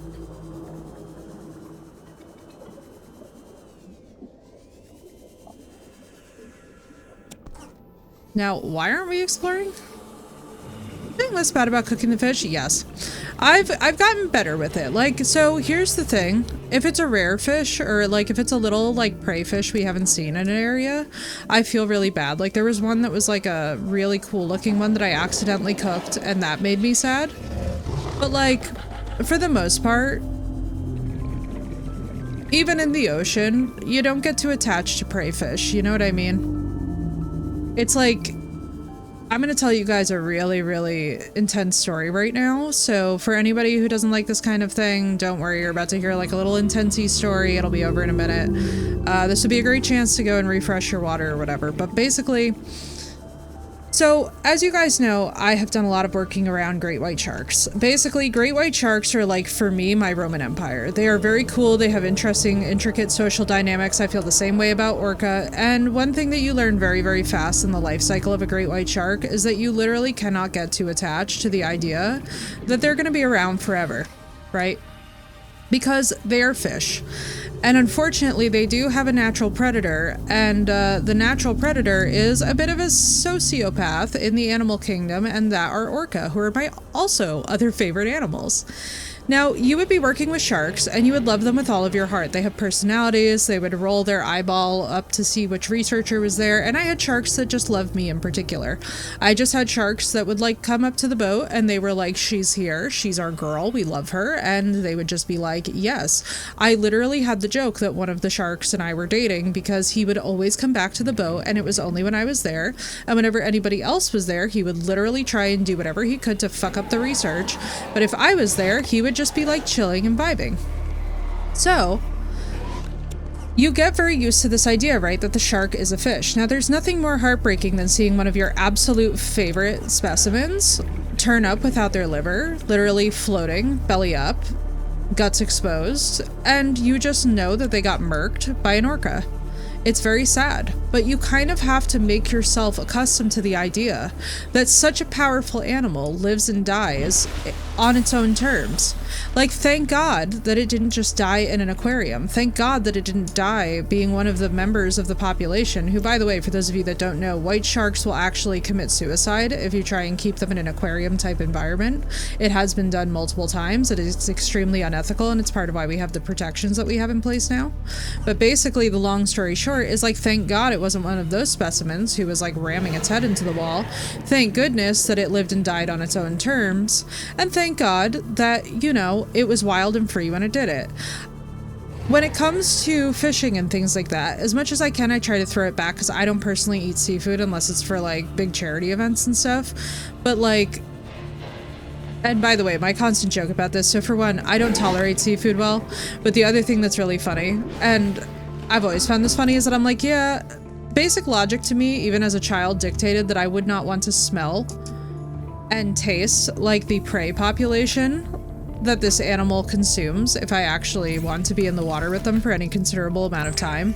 Like, thank God that I'll smell like beef or something instead of smelling like fish, because they eat fish. But like, you would get very accustomed to the fact that some of your most beloved specimens would unfortunately turn up dead, and you could be super fragile about it and get really upset, and by all means researchers do. It doesn't make them any less of people. It doesn't make them like lesser researchers. It's just a situation where, to be honest with you guys, getting attached is not really advisable in the animal kingdom. It's like,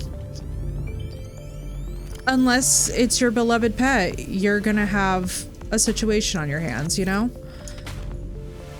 And so it's always been kind of funny to me when people will get very like upset about natural phenomena like the one I'm about to describe. Believe it or not, this was all literally just lead in for what I'm about to describe next. So they rehabilitated a sea lion, right? Or actually a pair of sea lions who were injured. And very, very, very cute little things, very precious. You know, anybody who's seen video of sea lions, you guys know they give baby without even trying, and they're just very precious and very endearing. Now, unfortunately, the people who rehabilitated these sea lions were not very intelligent, and here's what I'm going to explain to you. So California sea lions are the main prey of great white sharks in a particular season, right? So for part of the season, they're safe, but the other part of the season, they are not. Well, the people who rehabilitated these sea lions, and this is very sad in my opinion, did not look up the fact that the place where they chose to then release those sea lions is the #1 flourishing site of adult great white sharks on the West Coast. So they bring out all these people in this cute little boat, right? And it's like all exciting. It's like, oh yeah, here we go. You know, we're gonna release these 2 baby sea lions. And what do they have happen? But they actually have to watch these beloved creatures that were more like pets get devoured in front of them by an adult great white shark because nobody could be bothered to call the researchers who literally worked on the island. It was very unfortunate. It's very sad. It's the kind of thing where you're just like, you know,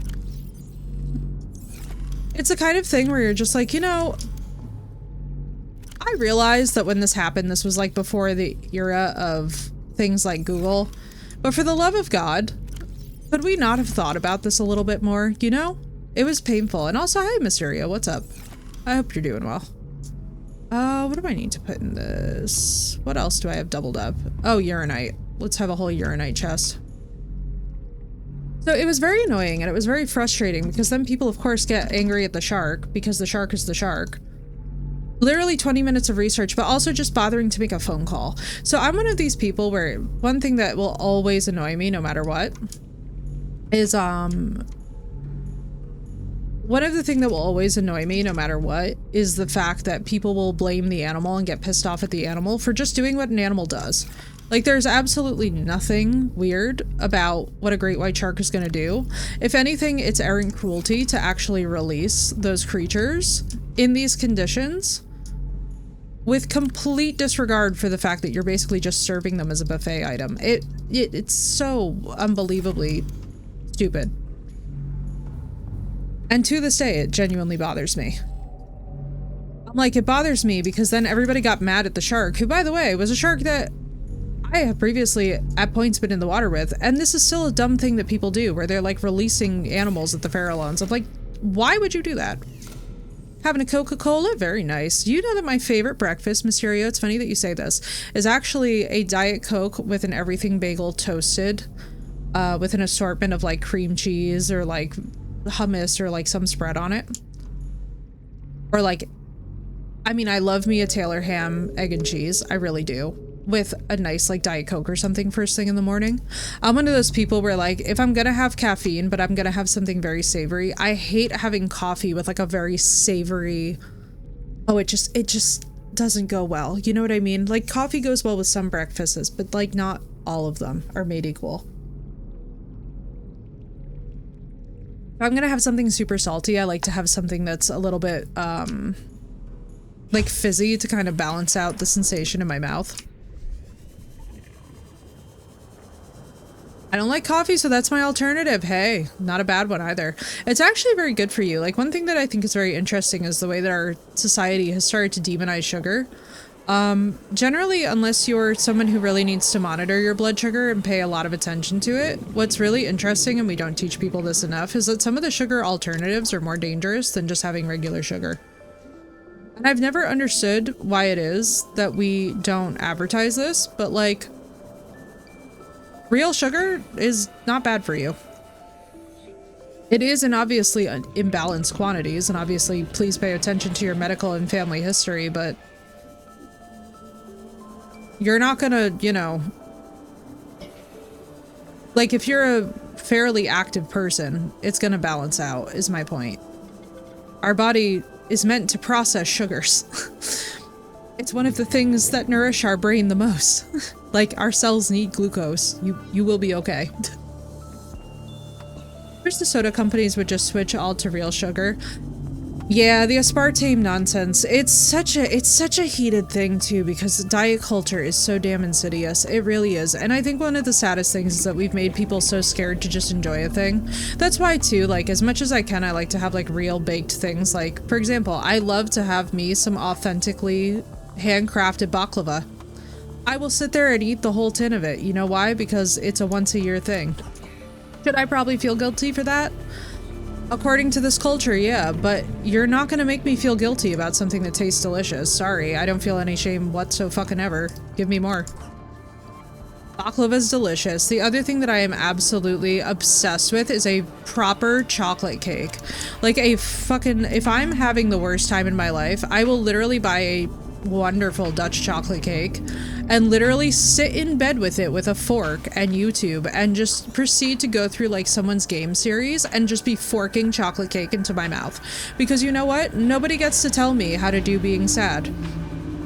If my being sad is eating a fucking chocolate cake by myself and yours is fucking standing on the Stairmaster, great for you. Sometimes mine is Stairmaster, but more often than not, mine is like absolutely not. Give me the chocolate cake. I want to relax. I want to like feel good. You know what I mean? I'll sit there with that fork of chocolate cake and a nice tall cup of coffee or something and just be like,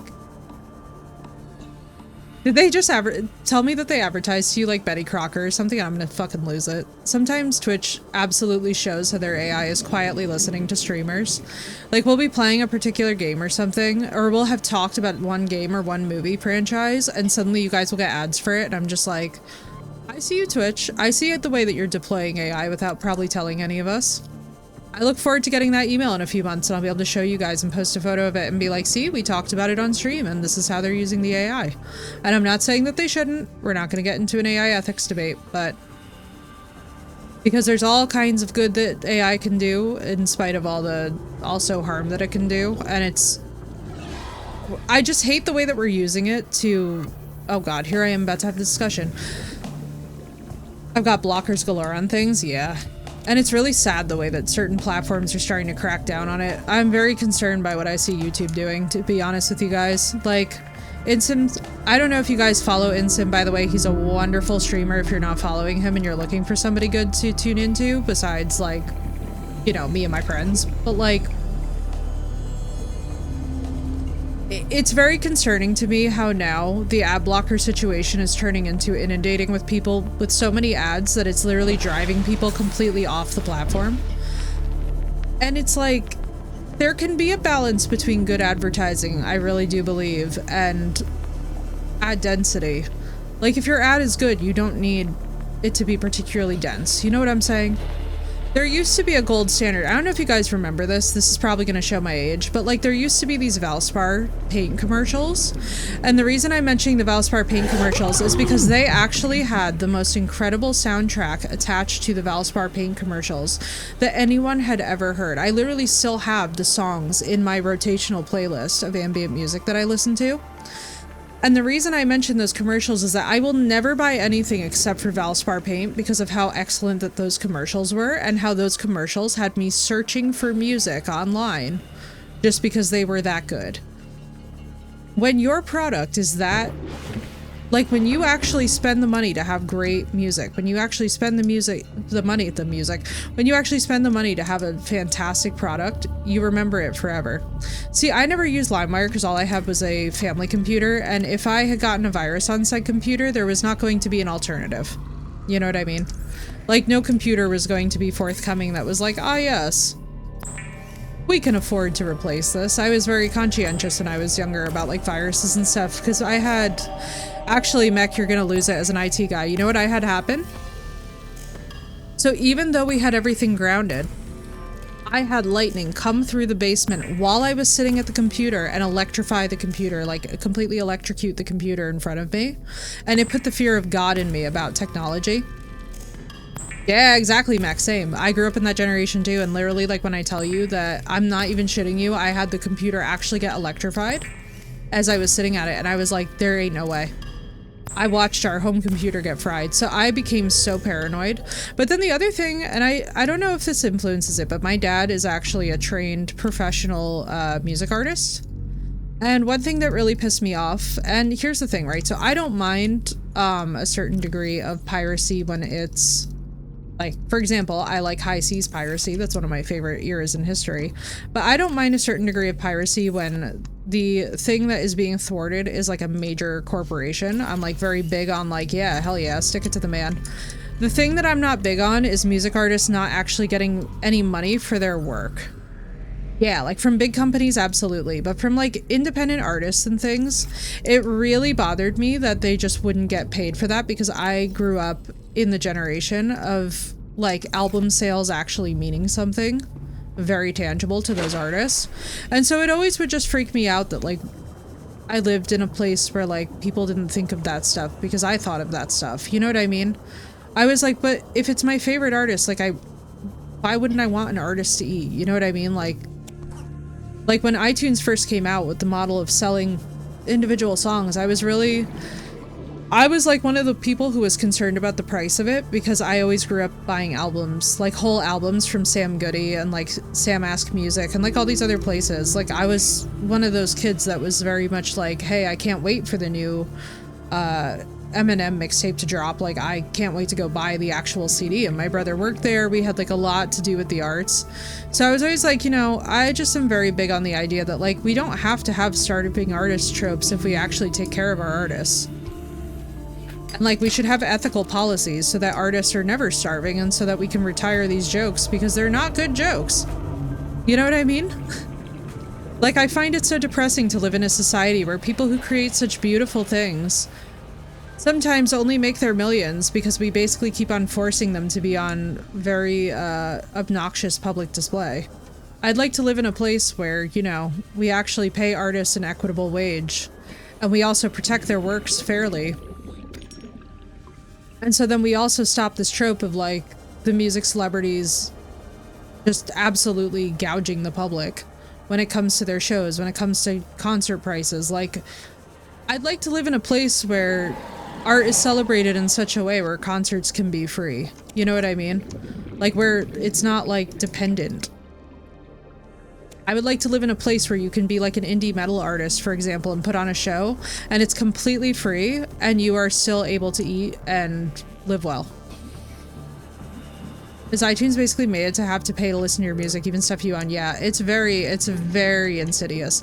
It's why too I'm very anti Spotify in terms of their policies, because I have absolutely no respect for a corporation that repeatedly shows like, so now I don't know if you guys know the latest stuff that's going on with Spotify. You're about to find out via me. So Spotify has actually made it so that their algorithm is no longer recommending smaller indie artists. So if you yourself are a musician, please double check your stats. If you have lost a considerable source of income, you are not the only one. Many people are going through that right now, unfortunately, because the Spotify algorithm has now changed, and now your music is no longer being recommended. Now it is literally the same recommendation of a few top artists, and that's it. And so this is why I hate those platforms, and I was one of the people who very early on, I was one of the people, Mech, who was like, absolutely not. I want to own every single piece of music that I like listening to. And I have now a music list that has like over something like 200,000 to 300,000 songs strong on it.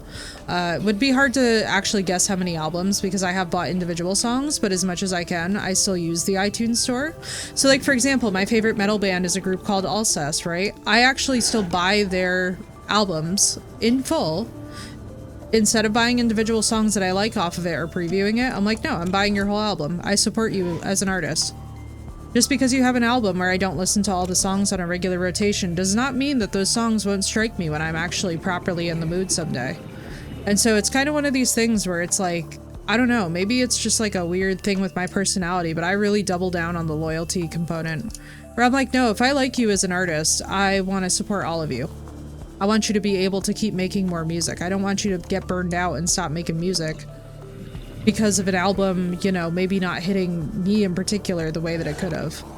I don't know. I have like a very ethical, strong ethical stance on it where I'm just like, no, I don't like this culture where we just buy individual songs and then we're like surprised when artists are like putting out music less and less instead of more and more. It's like artists also need to be paid equitably so that they have the range to explore so that the product can be good. Not everything from every music artist is always going to be quality.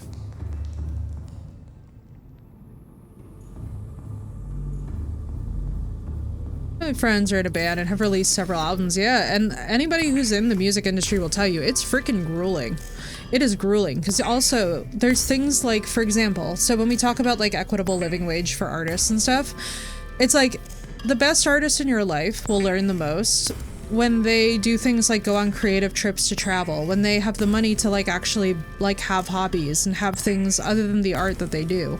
Like the whole process of being an artist, and this is where my complaints are about AI, where you guys are going to be like, oh, now it makes sense why she's talking about this. One of the things that really frustrates me with AI is that instead of using AI to do things like our cleaning for us and free people up, like free people up in such a way where like we actually provide equitable training for jobs that, you know, will be able to actually enhance their life, or like freeing people up in such a way where it's like, hey, congratulations. We're going to optimize, but we're going to make sure that also your family can still eat and like you can still have things like hobbies. Because why? We're a civilized society who's moving forward and making some kind of progress. Instead, what we're doing is we're bankrupting entire industries. And then we're not bothering to actually train people to replace those jobs that we're taking. So what we're doing is we're actually fundamentally destabilizing our own economy over time. Because what's going to happen is that the general public is going to become heavily disgruntled with the fact that now, you know, there just aren't jobs available, and we're basically setting ourselves up for a massive fall and for a massive economic crisis. And so it's very frustrating to me when I see arguments about like, yes, obviously I want to see AI grow and develop, but in such a direction where we don't have to worry anymore about the idea that like, hey, we have ethical people in place who are actually going to make sure that we don't just, you know, get high off our own supply here. We're actually going to try and take care of people. We're actually going to try and make sure like, oh, you know, yeah, obviously your family should still be able to eat, even if the job that you're doing is being replaced by AI. It just really sends me that we live in a place where this is like a radical concept. And it pisses me off immensely because there are some people who work in industries where they can't just pivot. And unfortunately, with the cost of living now, people can't just pick up a whole second career easily. You have to go into immense debt in order to do it, and it's very, very taxing. So I just, you know, I'm very much an ethics person, and when I think about this stuff, one of the things that really kind of sends me is that we have allowed our society to develop without actually developing. We've allowed this to happen, and for us to start moving into a place where we use AI as like a replacement for human beings, and it's very, very unfortunate to me that we're not actually taking care of those human beings that we're replacing in the wake of switching things over. So y'all know right where I stand on that issue, which is like, yeah, great, all for AI, make sure that people can still have jobs though.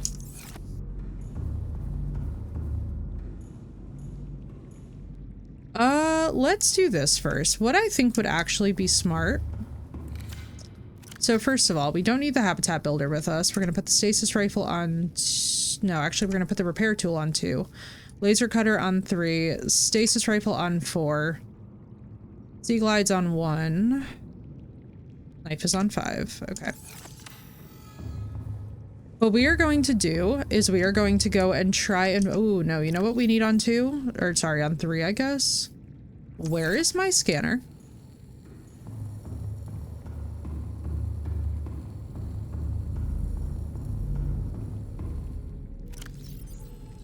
God, that was scary. Never do that to me again, scanner. It's not like it's expensive to replace, but like the idea of not having it is absolutely terrorizing for what we're gonna do. So we're gonna save first things first, because this might be stupid, but we need to go get some land plants. We have a couple things we're gonna do, so we're gonna take out the sea moth. Now, where are we rocking with the sea moth? Let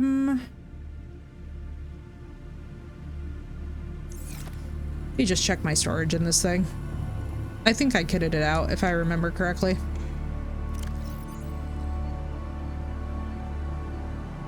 Oh no, while we were out, I had to eat the stuff. Okay, we'll keep that on us, and then let's put some food and water in there. I was like... I'm alarmed? Also, did I put the... No, of course I didn't. Let's put that in there.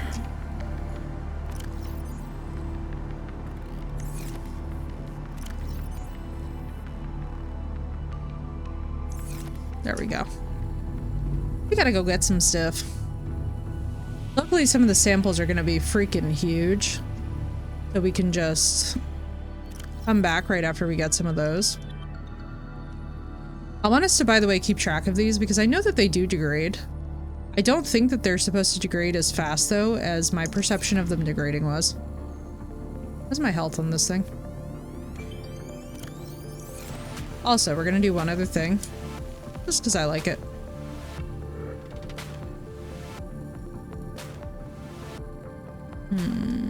There we go. You love me some purple.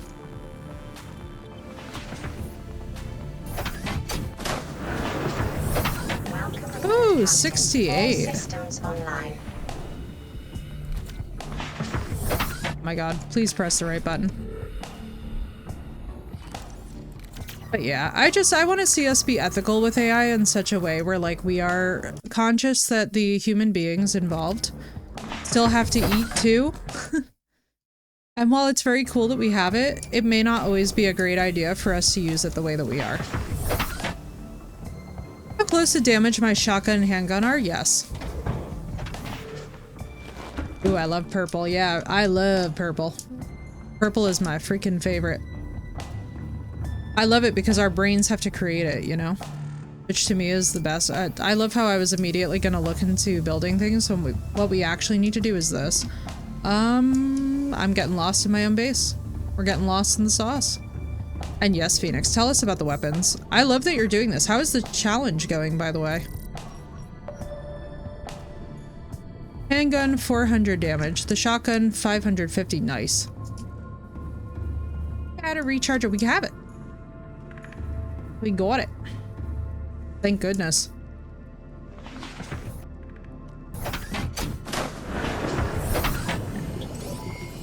All systems online. Alright, so that thing's looking. Now I know for a fact that we actually have to go hard southwest. If what we want to do is we want to actually go get the rest of the Cyclops parts, because one thing that I would like, so we weren't able to build the first Cyclops yesterday. I'd like to be in a spot where we can build it when we're ready to. Now, this is going to require us getting pretty far. I don't know how intelligent that this is going to be, but we're just going to give it a go.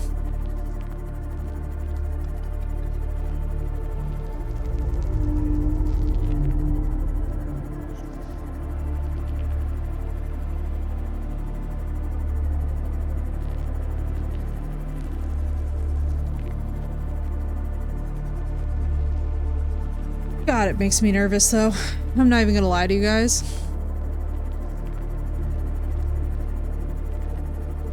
Now, if anybody off the top of their head knows the best place to get the Cyclops parts that is not like, you know, an actual death sentence, that would be great. However, not expected.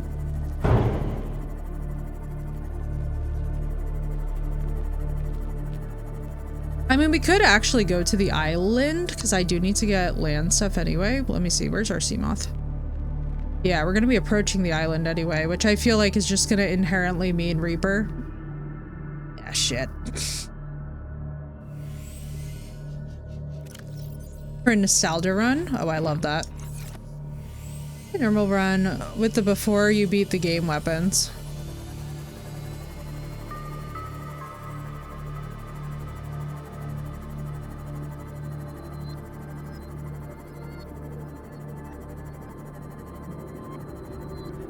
Hi, Coffee. It's good to see you. How you doing? Long time no see. Can't imagine where we've seen each other last. How you been? Ooh, beautiful. What are you? You are lithium. I should have made beacons before we left. Do you guys know that?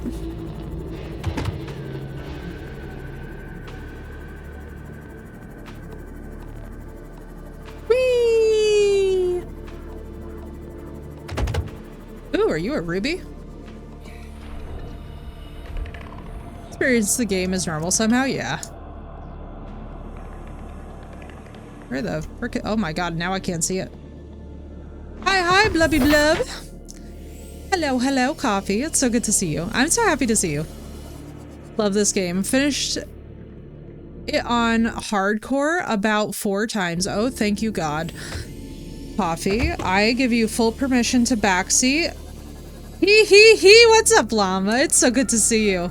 Llama, how much more are you loving this game now that you have your big sub? I was so happy for you last night because I was like, yeah, I know that feeling of having the I know that feeling, though, of having the Cyclopso and the freaking power that that thing gives you. Mentally, you're just like, I'm in a good place. Oh, you know what we actually need to do here?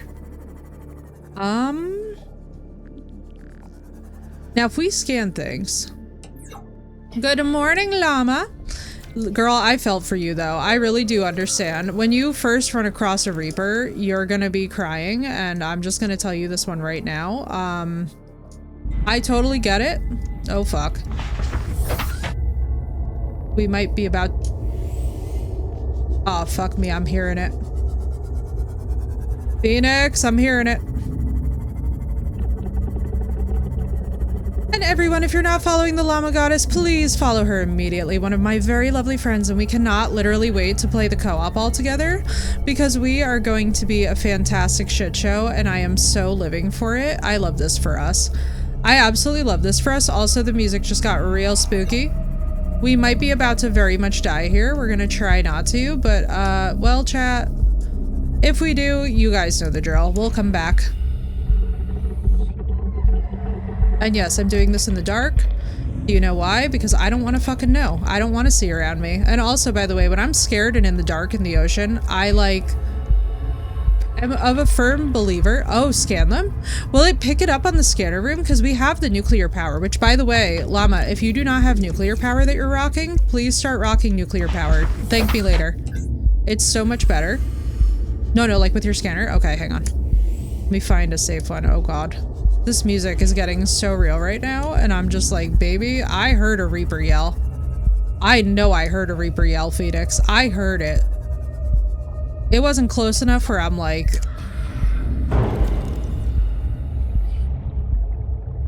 Good evening, Harley. How you doing? Yeah, these are like crucial. This will save you. Also, the blood oil you want to get a lot of. Where is this? 60-year-old wiring, bless. Oh, for the fridge. How are you doing, Harley, by the way? Oh my god, Llama, I love this game so much. The thing is that even though it's scary, it's so damn good. Oh, for a car. Oh god, that's even more daunting, honestly. The thing is with this game is that even though it's very scary, I live for the streamer jump scares. Oh my god, Coffee. Coffee is like, listen, Coffee is like, you will suffer at your own risk. You hear that, though? That's not a good sign, as danger. So, Llama, by the way, so you remember how you were like, oh god, the music's getting intense? I want you to know something. If you still have music, you're in a very good spot. Part of the reason why this game gets quiet is so that you can hear the Leviathan roars and stuff.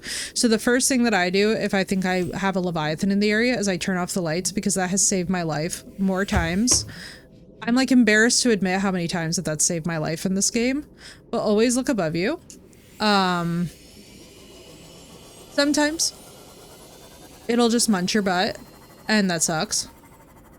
I still need the engine and the hull fragments. Now I know that we need to get to the sea treader. So everything in the ocean, Llama, I'm gonna tell you this right now. Everything in the ocean that I've ever been around. Alright, those are just those. Responds to light.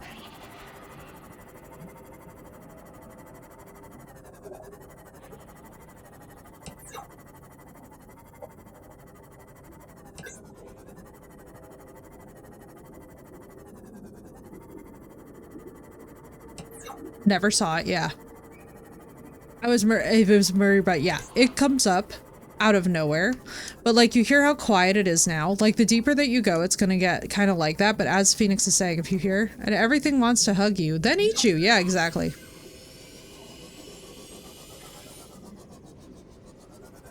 In the middle of the grassy plateaus in the bulb zone, okay.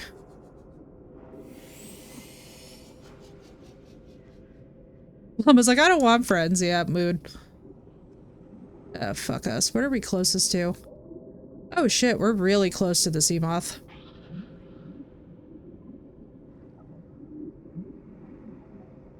Rose to Ghazi's 1,000. No, but like, she ain't wrong though. It's genuinely terrifying to be down this deep and to be like in a situation. No, like, she's having She's having what I would call the normal reaction. They're very outgoing. Yeah, yeah. Just very, very outgoing. They're definitely the charisma. The Reaper Leviathans are very, very, I think that, so actually, Llama, it's what I tell everybody to be in their personal relationships, which is that they're very communicative. They scream often, like us, into the void. It's just that, unfortunately, they also like to eat us. So it's a lot harder to tell you guys to emulate that, given that they eat us. Engines are in the Aurora. Yeah, we have... Oh, so I missed something in the Aurora. So we'll go back to the Aurora. That would be good. Oh, fuck me. Why am I just free swimming? Every time that I do some shit like this, I give myself a small heart attack.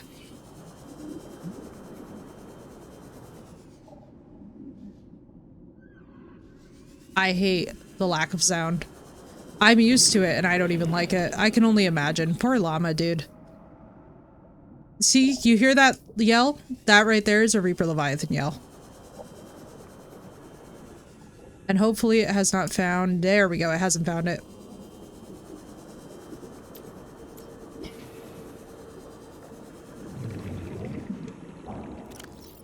Bro, what are we doing?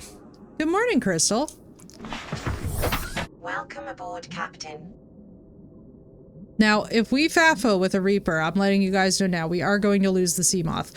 One thing that I will tell you guys right now, you run into a Reaper, figure that you're rebuilding whatever it is that you found it with.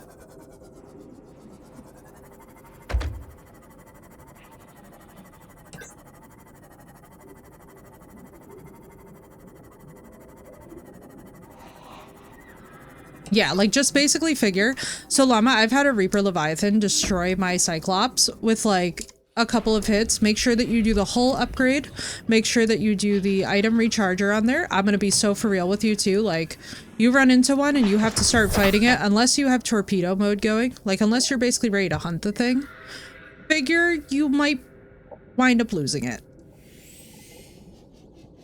I don't like that at all. That don't feel good.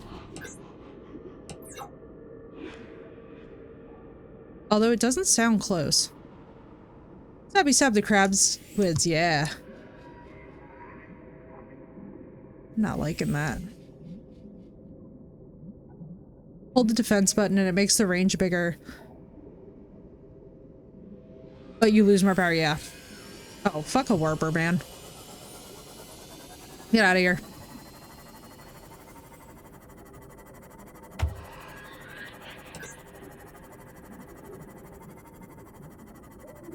Oh boy. Okay, so we said engines are Aurora, whole pieces are definitely going to be in the treader. Can I get to the treader from here without dying?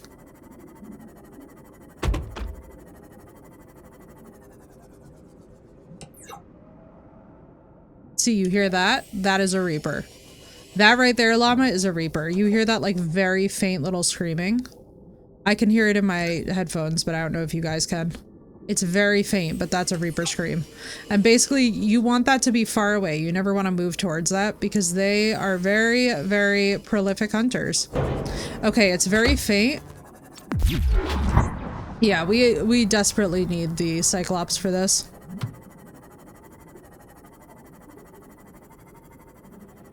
But thank you. It is friend sound. Eyeliner enjoyer. I freaking love your name. Yeah, no, it's not a, you didn't hear it. Okay, it's very faint right now, which is a really good sign. What I often do when I'm down this deep, by the way, is I just pause. Like, so Llama, always pack more food and water than you ever think you're gonna need. Because one thing that I am very passionate about doing, and I tell everybody to do this, is pack a frick load of food and water. Plan to die. Plan to die.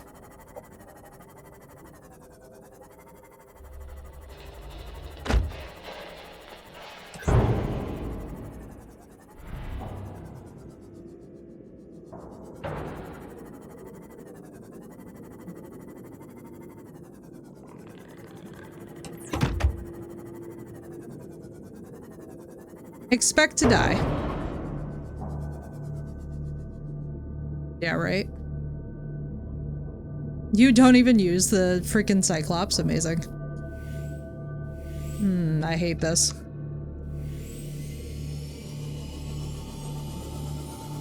Oh, so Llama, when in doubt, go to the surface. With my Seamoth, yeah, Crystal, you can. We did too. We bumped into one the other day. Maybe tomorrow I have the energy to do my nails. Oh, I love that. Third day after tooth removal. Oh my gosh, I hope it all went okay. That where it bit me. Yeah. They are very mean, girl. They mean. Plan to die.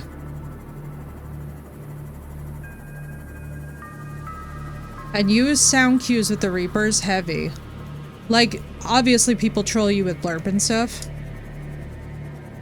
Yep.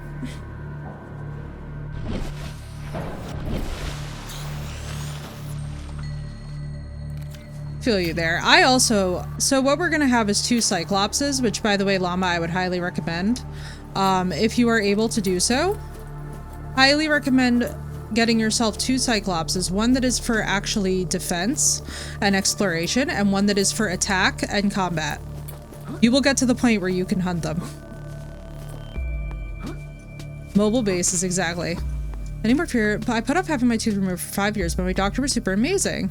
Whole operation took 25 minutes. Oh, eyeliner, I'm so happy to hear this. I love it when people have a good dental experience, you know? Like something that restores your faith in the profession. Because let me tell you right now that bad dentists will have you terrified forever, but good dentists can totally restore it. Also, thank you for the follow, dude. But yeah, as much as you can, Llama, plan to have 2 Cyclopses, multiple Seamoths, multiple prawn suits. Like, basically, you'll want them for different purposes. Like, for me, the prawn, we're gonna have one for drilling and one for torpedoes. Oh man, did I ever tell you guys my story? I had a tooth get actually drilled all the way through down into the roots. What's up, Leslie? Welcome in. I had a tooth get drilled all the way down to the freaking roots while I was in the chair, and nobody would listen to me, and unfortunately, I just had nerve pain for multiple years. I promised myself that I have permission to get my ears pierced after going to the dentist. I love that. Yeah, Mysterio, it was horrible, and I was a very young child too, so I wasn't like in a position where I could like necessarily fight it. I was kind of just like, well, I guess I have to deal with this now. And one thing that I will tell you guys, especially those of you that have kids, please always listen to your kids as much as you can about, like, encourage them to speak up if they're in pain. Because let me tell you something, I spoke up to this woman more than 6 to 7 times, explaining to her that I could still feel it through multiple shots of Novocaine. And yeah, it was horrible. And it was supposed to be a routine cavity drilling, so like, always vet the dentist before you bring kids to them, especially, because it can ruin a childhood experience, you know? I had a tooth pulled a few years ago. I scared the dentist and his assistant. Oh no. I mean, I love it though. I'd like, honestly, if you have to be ferocious and it's a situation where like you're in danger, I'd all for my wisdom teeth removed while I was awake.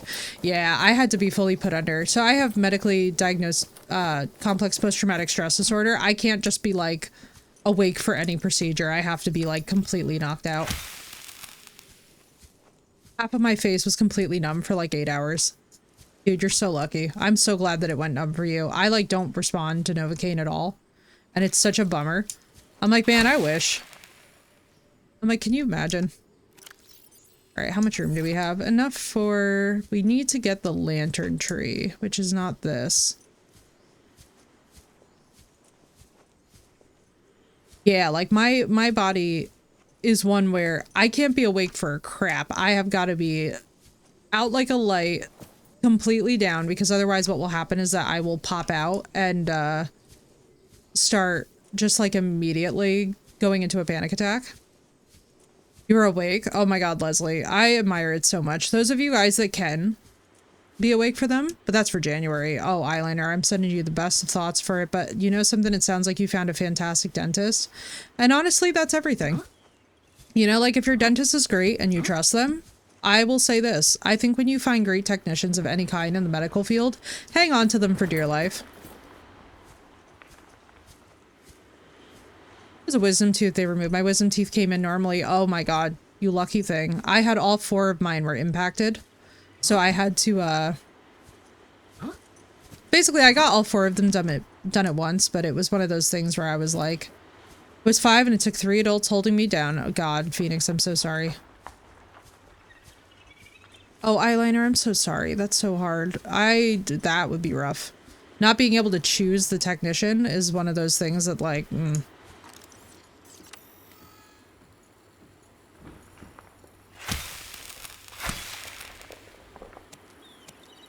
stupid. It's fine. Alright, let's see. We're in pretty good shape. What do we have? We have 2 lantern fruit, Ming plant, bulbo. Let's eat. Let's drink before I like... I really don't think I need this many of these.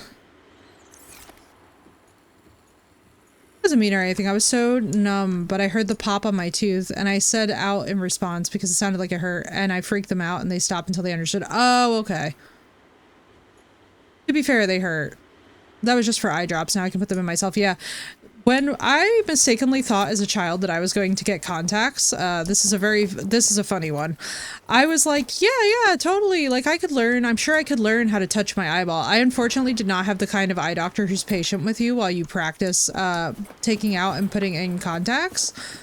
Let me just explain to you all, how bizarre it was to be like, physically restrained as a child while somebody plucks a thing out of your eyeball. So now I just wear glasses because no, we're not ever touching our eyeballs again. That's just, no.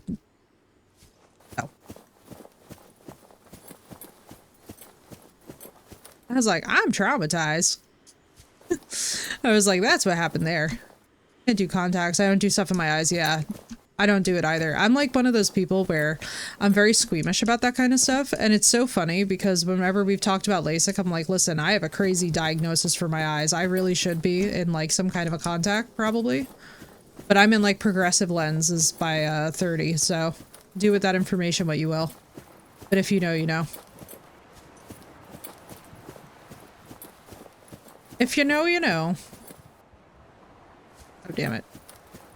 Considered LASIK. I have considered LASIK eyeliner, but it's very expensive. And unfortunately in this country, like even with insurance potentially covering it, I do not have that kind of health insurance, so I'm shit out of luck. Basically, it's the kind of thing where like, if you're super lucky and have insurance covering it, great. But like, because of also how intense my condition is, there's no guarantee for me that it would be, a viable candidate on both eyes, because one eye is very nearsighted, one eye is very farsighted, and unfortunately the prescriptions are so strong on each eye and separate. It's like I have a condition that my eye doctor was like getting excited about as she was describing to me, but I was like, I cannot express to you enough how much a doctor getting excited to explain your condition is not like a thing that I'm happy about. The country costs about 1,000 euros per eye. Yeah. That's pretty decent, honestly. For us, it's about... For me, it would probably be about 4,500 an eye. Because of how the prescriptions work. Bro, where is the music? Am I just, like, devoid of any and all music? It's giving... Panic attack. Welcome aboard, Captain. I hate this, actually. Well, we're gonna save. I am indeed.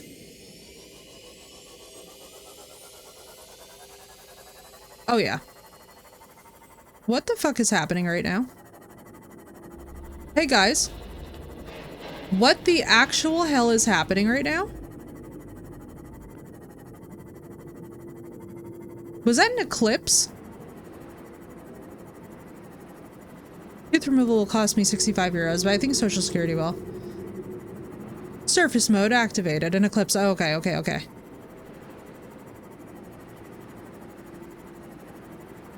Social Security will pay for it, yeah.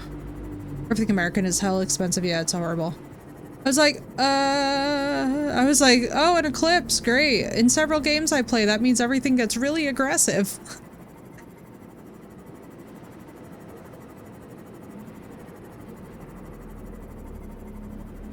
I talked about how cool they were. Yes, I completely admire that. It must cost 25 euros here. It's many thousand. Yeah, it's about 2,500 here. Actually, it was 2,500 here about 7 years ago when I last looked up the figure. I'd have to look it up now, but I can guarantee you that it's become more expensive. Basically here, unless you are genuinely dying, you don't call for an ambulance.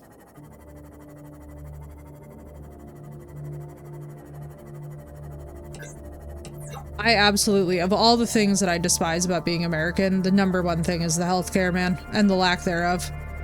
Like, it's appalling. You have to ask for itemized receipts or else you basically get scammed on everything. Which, by the way, if you guys are ever hospitalized, please make sure that you ask for an itemized receipt and don't let your friends leave the hospital without that either. So large, it has to be the other way around. The Subnautica planet is the moon that orbits the moon. That would make sense. Alright, let's see. We need to put a lantern fruit.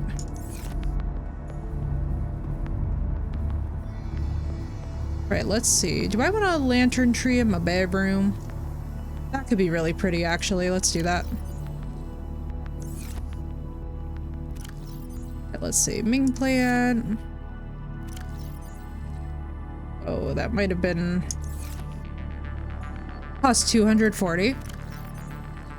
Not great, but not terrible, honestly. It could be worse. You know? I'm actually kind of impressed that it's not worse, if I'm real. Yeah, same. Same eyeliner. I'm like, dang, I'm actually shocked by that, if I'm honest with you guys. Oh, the mushrooms take up... oh, cool. What else did I put in here? A voxel shrub?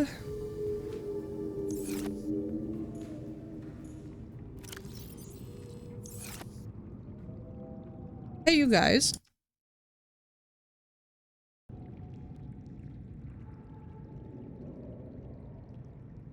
Why is it quiet?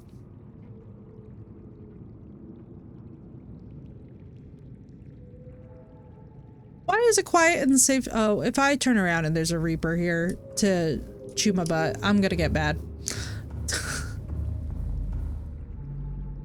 No, I haven't. Oh, let's see. We have some uranite crystals though. We should technically go back there, but your girl is not feeling very motivated for that. 1, 2... Alright, this will be enough for the other reactor rod. How much do I need for this?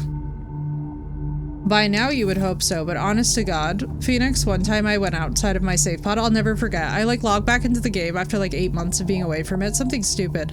And I logged back into the game and literally left my safe pod to be greeted with a Reaper Leviathan, and this was an unmodded game. And I was like, you know something? You escaped and went home.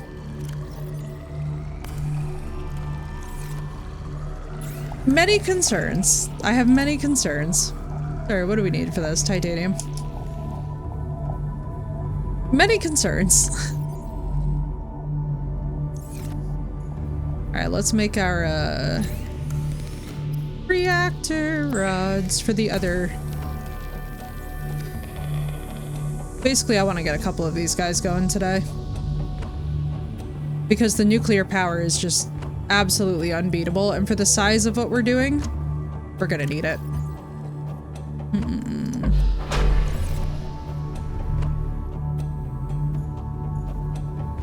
Oh yeah, they're very, very annoying. Just don't like worms? Oh, that'll do it. Didn't do much more. Oh yeah, well if it's broken ribs, that makes sense, because with broken ribs you really can't do really shit. You just gotta kinda suffer, which I hate. Me personally, that's always like my biggest frustration. We're gonna actually keep on the repair tool because I just have feelings, you know? I've got feelings. Okay, let's see, rubies. We will be going back out for more uranite, but we're gonna do it when we have some bravery. How did I make my sea moth purple? All right, so here's what you do, Leslie. So you see this thing, these little modification stations? I'll show you. So once you get these, so you're gonna go into your blueprints, right? And if you don't have this, I would say this is definitely one to look for. Where did it go?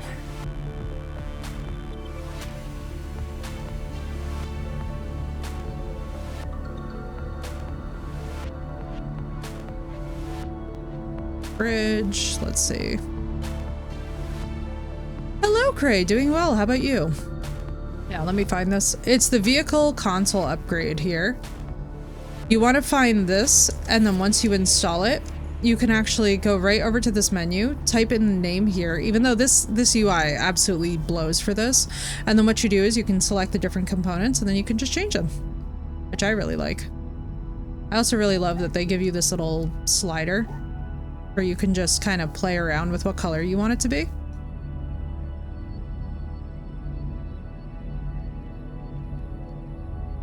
Right? I love it. And then you can also change like the color of the name on it as well. All right, so this is going to be our nuclear room. I feel like we should probably get another resurfacing from an internet. Oh no, dude. I'm so sorry the internet went out. That blows. That's not a good time. I do indeed. Is my favorite. Not my fault. Well, since you were so kind enough to suggest that it even could be. Let's see, we need plasteel, advanced wiring, lead. I prefer pink and red. Each their own. Magenta is one of my faves. I had to finish a class with my phone's data. Oh my, bless you. I am so sorry, dude. It's crazy hard as a man. Yeah, dude, especially pink. For some reason, people have got such a thing with allowing at least masculine presenting people to wear pink clothes is one of those things that's just like, it's one of the most infuriating, because my ex who passed away, Tyler, he was absolutely in love with the color pink. And I was always so frustrated by it because people used to make fun of him all of the time for it. And I was like, this is just, it's ridiculous. I'm like, we're so advanced as a society and we're still really mocking people for this. I was like, this is ridiculous. Just, ugh.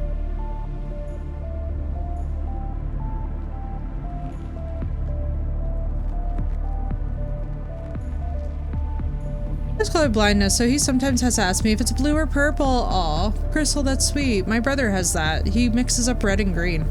Or he can't really see red. It's not that he so much messes them up. Rock the pink, right? That's what I'm saying. He's a very sweet guy.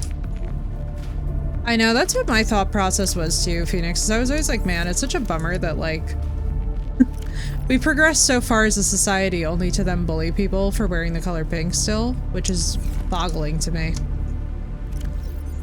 It was, and actually, if you guys look historically at what men used to wear, quote-unquote traditional masculine clothing used to be way more what we would consider girly than it gets any credit for. So it's very funny to me whenever like people start judging outfit choices. I'm like, man, if you only knew what history holds, the surprises would never cease. We're gonna need that. We don't need you, or actually we will need you. Hang on. Or slightly fuchsia dress shirts. Ooh, I like that a lot. Yeah, anything magenta for me is always a big win. I think we need this for copper wire. We're gonna have to make a resource run. Long hair is masculine, indeed. Indeed. I mean, it still can be. I think one of the issues is that, and I will say this. I think that anybody who... We needed wiring kit, computer chip, copper wire. Hang on. Civil War era toddlers wore dresses. They still sometimes do for communion and stuff. But like, I think one of the problems is that we are kind of living in a world right now where a lot of common sense just has stopped being common. I need to organize all my stuff. Oh my god, Llama, when I tell you, there's nothing more satisfying. I don't know why I take... So when we do the co-op, one thing that's really funny, and I don't know why that this is my thing, I always wind up being the person who's like, yes, I simply must freaking organize and base build like my life depends on it in this game. You can't have long hair, beard, wear red, and there's Christians who said this. Oh, I mean, Christ portrays wearing red and having a long hair and a beard. I was gonna say, I would not, American Christianity I wouldn't use as the template for a whole lot of things, having grown up a mix between Catholic and Assemblies of God myself. It was rough. I saw a lot of hypocrisy. The population is getting dumber every year. Yeah, Mac, and that's the thing. I think we're all just too quick to judge each other for shit. You know what I mean? Like, I was basically the kid who got demonized in church because I was asking critical questions. I was like, so wait a second. So I was like, so you're telling me that Goliath is a fucking giant and everybody is just absolutely chill about the fact that there is a giant, but nobody is asking what spawned this giant. So it was really funny because I would get really bullied as a kid for like asking critical thinking questions about the Bible. And basically it was this really hilarious situation growing up where my mom and dad were just constantly having to explain that they're like, she's really, like she reads a lot. And then I found the Book of Enoch and found other occultists and it turns out that we're all just like this. And I was like, oh, it turns out we're all just like this. I feel better now. And so then I started learning that, like, nothing's real, and most of what I was led to believe was just total garbage. Right, Crystal? I was like, it's so basic to me that it's like, oh, so obviously there's like a race of giants. And they were like, but, and I was like, bro, I was like, do you speak English? We're talking, I was like, we're all saying the same thing here. It was so frustrating. Just don't like my local priest. Yeah, I actually have to go through the process of getting confirmed to get access to some libraries, which is like such a funny, whenever I explain this, everybody's like, what? And I'm like, yeah, I know. It's gonna be really interesting. I'm like, oh, so I can't mention any of the Babylonians, right? I can't mention Venus or Inanna. We're gonna have a fun time. But it's one of those things where I never judge people based off of it either, because I've also met, so as much as I'm saying like, I wouldn't take like I just want the books. Literally, Crystal, it's like I just have to pass the vibe check and they'll let me into the library and I'm like, listen to me, I need to be in your library. It's not even principles or morals, there's no debating anything with me, it's like, I just want the books. Please just give me the books. I was about to set off on this whole... Where do I need to go? Literally, nudes, I'm just like, books. It's just about the books. Essentially, there's certain vibe checks that you have to pass when you start getting like into the upper levels of the clergy when it comes to anything occult before they'll actually like give you access. So basic things like not being a functioning member of the church would be a problem.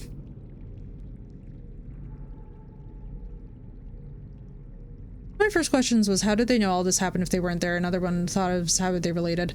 Well, yeah, and it's just basically my whole thing is that I just had mechanistic questions about the actual lore of our world, and it was just like this funny thing that I would get in trouble for. Oh yeah, black opium is delicious. What do we need? Oh, we also need the alien containment fragments. Dear God. Oh boy. My English is not Englishing. Even that.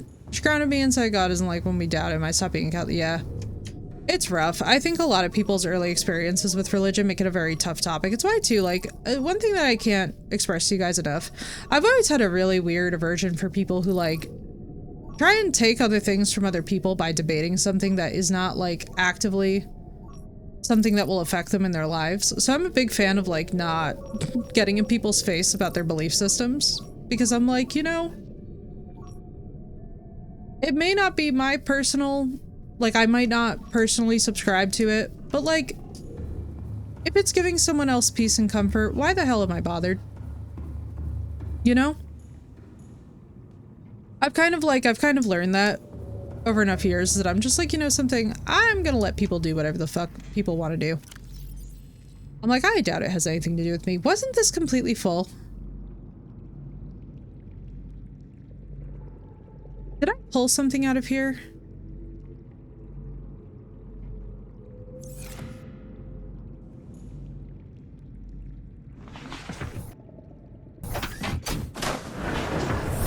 Welcome aboard, Captain. All systems online. All right.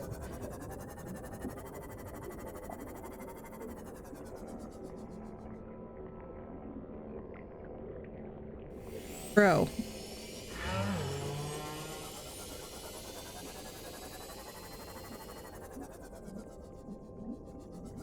Like, the music's here, but it's so faint. Are they triggered? I went back to the island? Is that what's happening here? It's so quiet.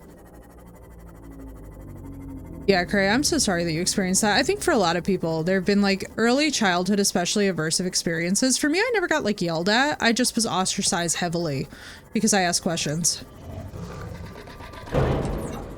A sigh that says God is dead and Elvis is alive.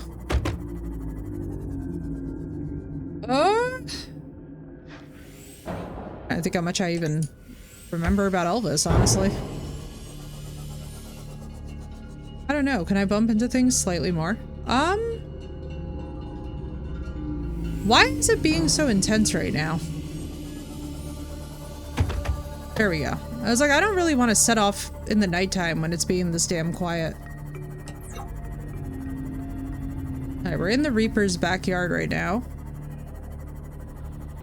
Oh, Christian, probably wouldn't like that quote. Yeah, right?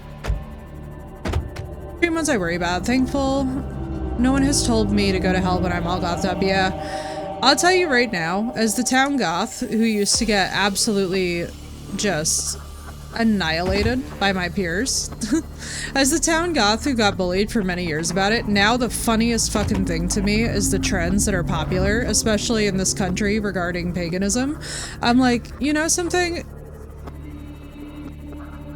I'm like, I'm rarely, if ever, like outright bitter, but there are some moments where I'm just like, you know something, you can smell the hypocrisy and it's annoying. As Elvis is the background profile. Nice eyeliner, I like that. You doubt what you've been taught to believe, yeah. And it always should be. That's something that I also stand by, Cray. I've never liked that either. I've never really subscribed to the whole, like, we bully people because of what they believe. I would say for the most part, as long as your belief systems are not, like, overtly harming your fellow human beings, then I am not gonna... You could tell me that you believe that we live in the eye of a blue-eyed giant named Makumba, and I would 100%, and by the way, if you're a true Game of Thrones fan, you know what I'm talking about, but, like, if that's your belief system, good. Great for you. I don't. You know, what the hell do I care what other people believe? Like, it's just not... It doesn't affect me. It's like, I've always found this to be something that is very much a simple topic at some level, where I'm just like, if it's not affecting me, I don't give a crap.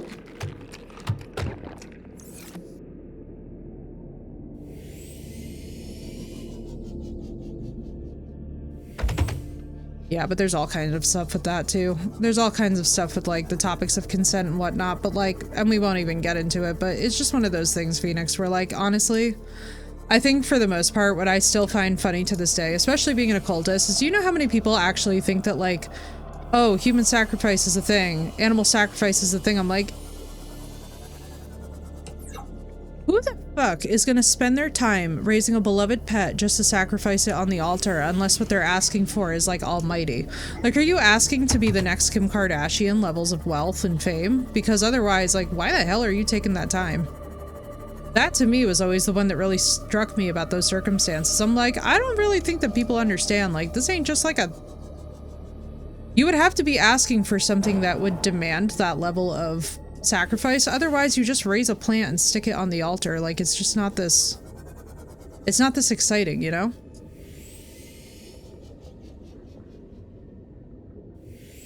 But no, I also, by the way, did you guys know that there were actually never any virgins sacrificed? All that they're talking about with a virgin is just someone whose blood hasn't been used before in rituals. You would need like a pinprick of blood. But because nobody asked historians about local terms, we have societal ignorance, so.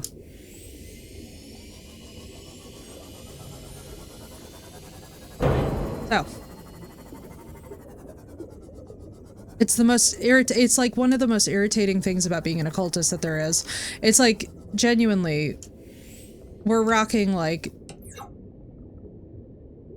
2 IQ points and absolutely no one is checking anyone. I absolutely despise it when this game goes freaking quiet. That's what I've learned, Phoenix.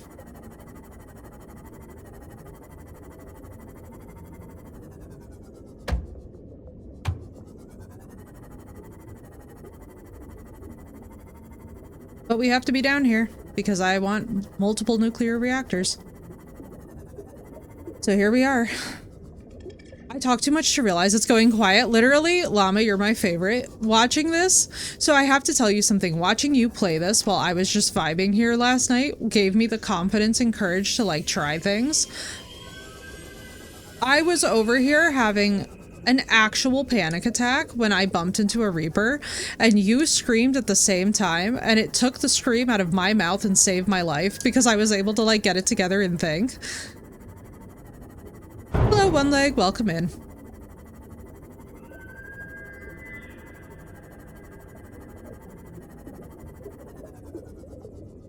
So we all get paranoid, yeah.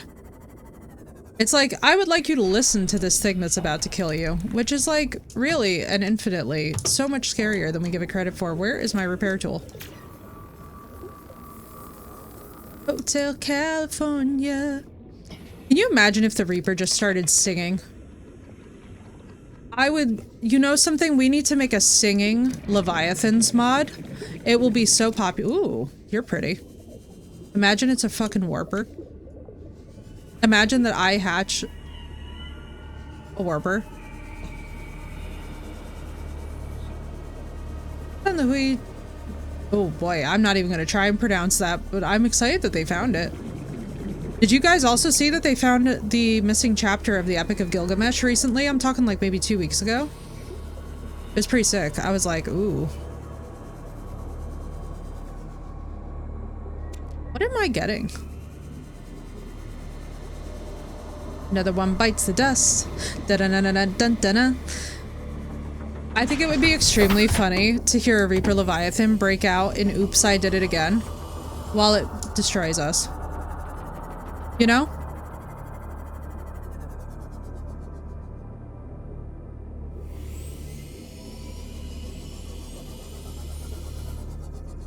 I think that Britney Spears would really be an excellent choice for the Reaper. Hear me out. That would be funny at the same time. It would. Like, it would make dying in this game genuinely an experience to witness. Me to an archery, but I need a cool character draw, but I'm struggling. Dritsto Erden, the classic from the Forgotten Realms. Go to town. He's a dark elf. He has a pair of twin scimitars. He's amazing. He's a legend. Dritsto Erden is my favorite. So another one bites the dust. Oh, that's so cute. Killer Queen as well. Yeah. Dude, there's so many great songs that we could have the Reaper singing. That's what I'm saying though, is like we should... Oh, frick me. Leave me alone. Yeah, shit cakes. Oh boy, I'm in trouble.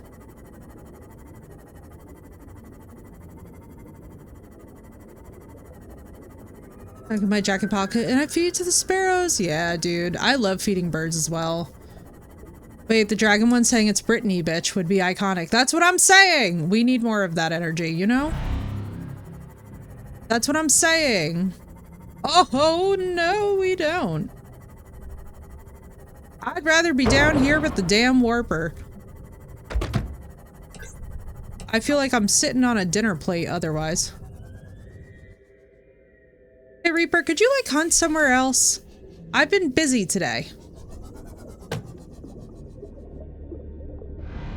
Thank you. There should be a base. Yeah, you know what? Well, you know what, Walker? We should actually, You mean the alien base? Because we found that, but we couldn't get in because I don't have the orange tablet. I need to stop taking creature eggs. I want uranite. I am here for the uranite, but Llama, I also, by the way, cannot thank you enough. You gave me the courage to carry on last night. Because hearing you in the background was like having you in the room here, and I just suddenly had like confidence and was like, I can do difficult things. I was like over here and imagine my butt bumped right into a Reaper. I was like, and that's the moment.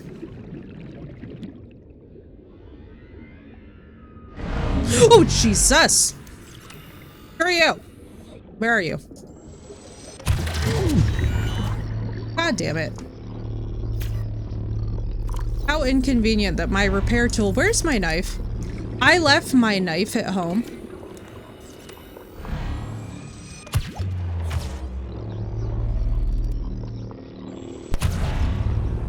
Where the hell is the sea moth?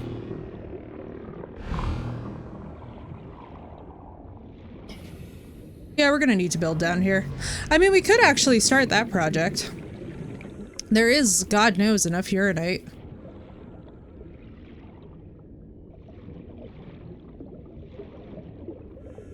I love how I'm just so zen about it now. I used to be so scared of warpers, and now I'm just like, yeah, I'm at peace with the fact that I'm completely out of control here. Need titanium ingots, lubricant. We can bring that. Let's see. Oh, I should have made a beacon. God damn it.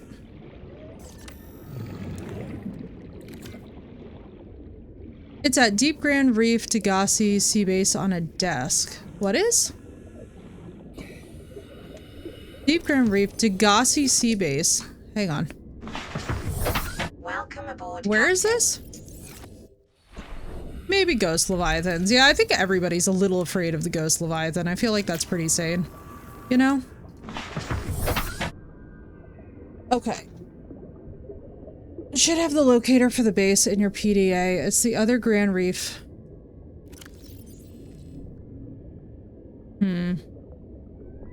Proposed Degassi habitat. Proposed... Really? There's two of them? I feel so stupid. No wonder. I knew we were missing something. Where would this thing be?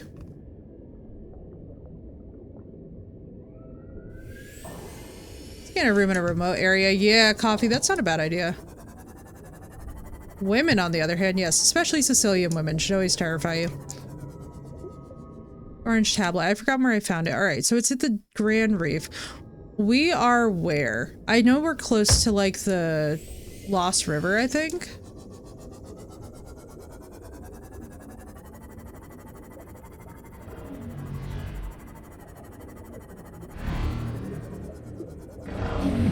I hate you with all my heart and soul.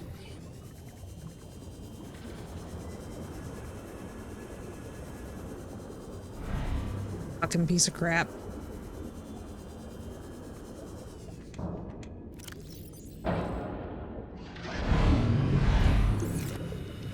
I will murder you.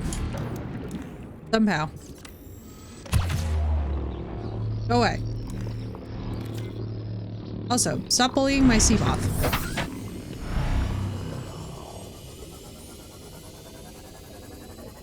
The grandmas are 4'11" if they're 5 feet.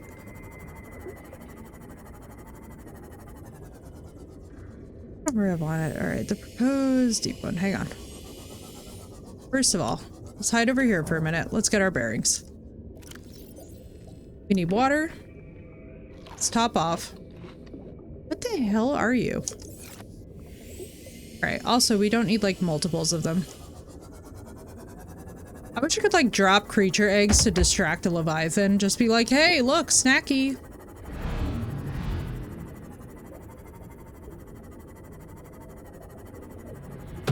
Snack time! Yummy, yummy.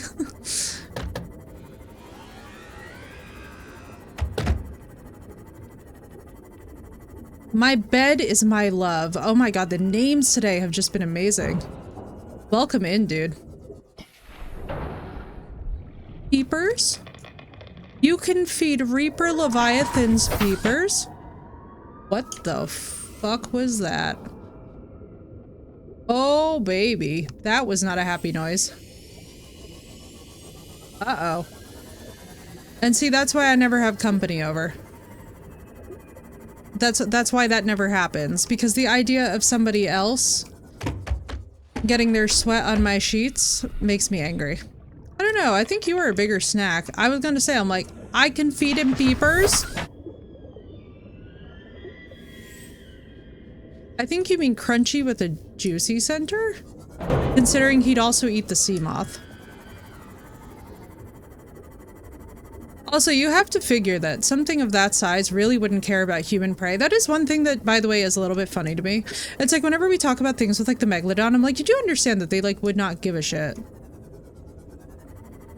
And a ghost leviathan appears.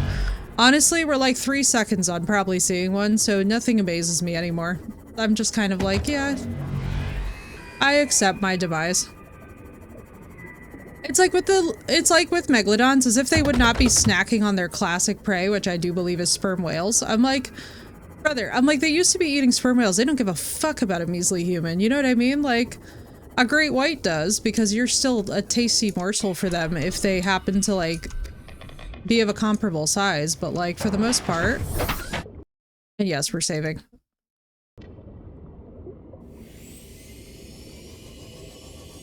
Yeah, you would be an appetizer, exactly. Not even. For a 50-foot shark, we wouldn't even be an hors d'oeuvre.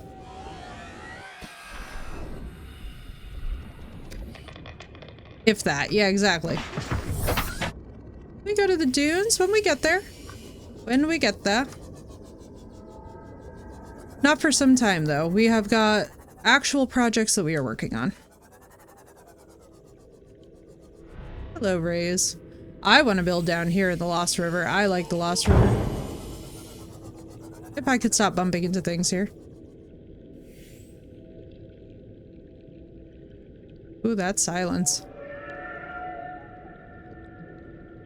You're so pretty sounding. Oh, it was the rays I was hearing. I was over here losing my mind about the rays.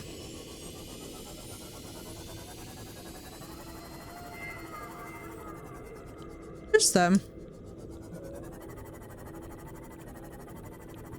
There's them being cute and stuff. Your quartz.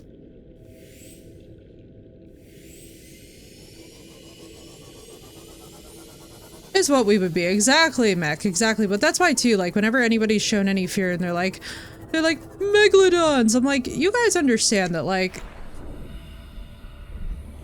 I believe that blue whales were also something that they would, like, feed on the carcass of. Like, trust me, a human being is just sort of inconvenient.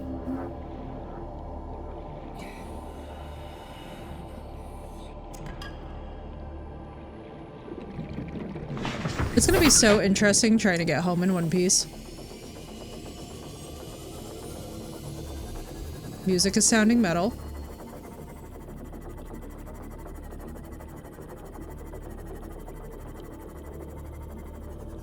Okay, let's see.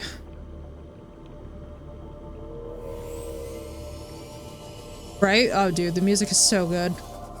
The music in this game is honestly one of the reasons I think that people get so addicted to it, is like, you're just bopping around and then you suddenly stop hearing it and you're like, you know something? I know I'm supposed to be scared, but I am more annoyed because I would like my music back. Like, I genuinely, I can't tell if this is my mental illness or not, but I find the Reapers to be more annoying, or like I find the Leviathans to be more annoying in general, because I'm like, I just want my music back, bro.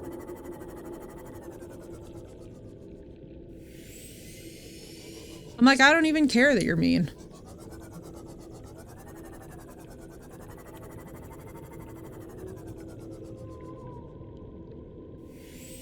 Clean water is not your friend. Yeah, I'm figuring not.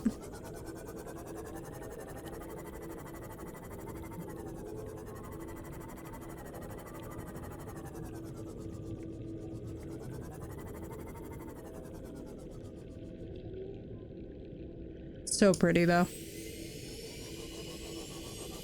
Stay in bed. Ooh, did not like that sound.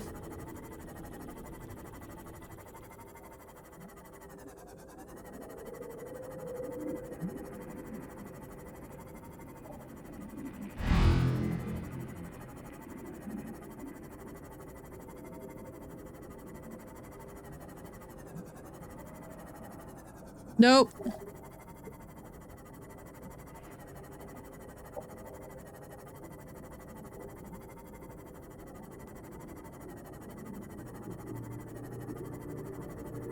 Thank you. Don't eat me, bro. As if you'd ever listened to me to begin with, you know? Imagine a Reaper actually listening to my point of view on things. It's like a pipe dream.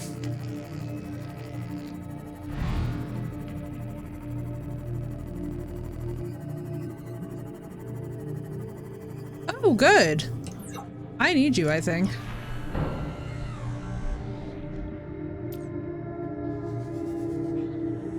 What are you? No, you're a nuclear reactor. I have that.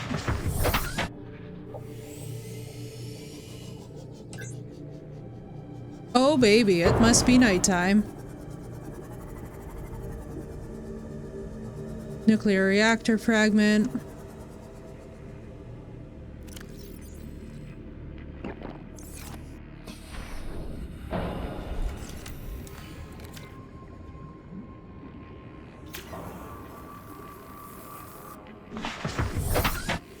Rules in the chat. They were listed actually right before you joined, or you can check the panels down below. Excuse? There.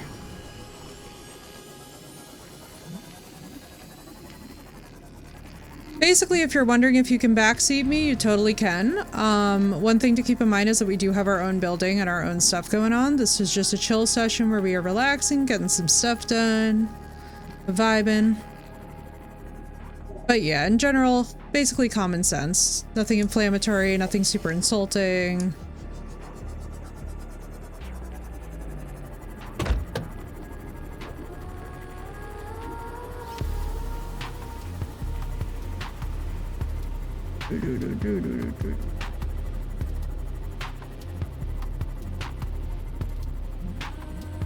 Yeah, pretty much.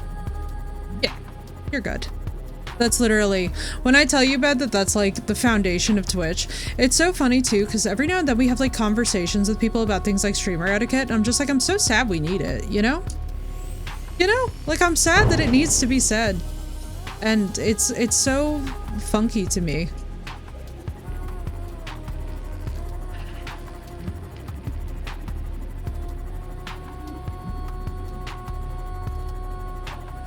Oh, same. This is my fave.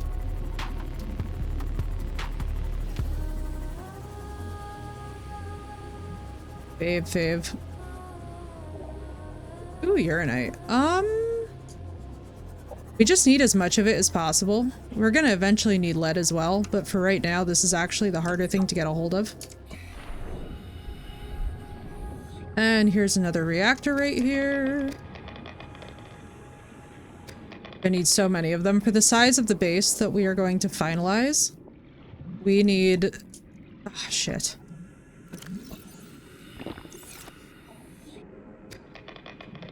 I'm hella radioactive. Imagine being a Leviathan and eating me, and you just immediately become dangerously irradiated. I'd be like, listen, it serves you right. And that's why we don't eat what we don't know. Where in the... I'm in front of the... Thank you. Welcome aboard, Captain. Good God, I cannot see.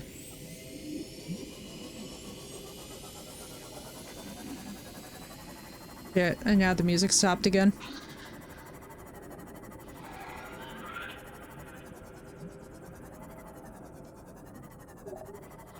Lights off and away. I know, it's this damn Reaper. We seem to be in Reaper feeding ground right now. Which makes sense. I mean, look at their coloring. Think about the red grass sea. You better not be out here.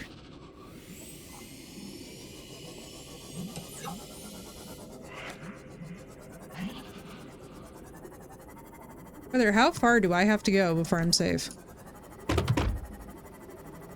Yeah, literally. Radioactive poops.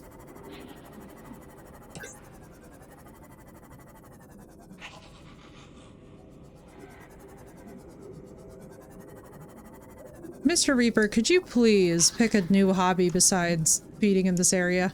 I'm literally over here trying to just harvest.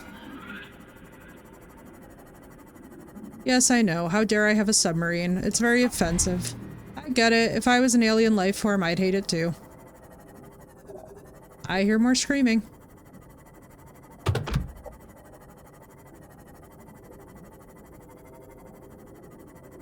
All right.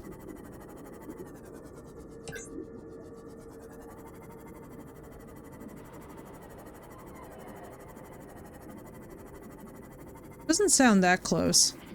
Very faint. Not good, not terrible, yeah. It's not super close.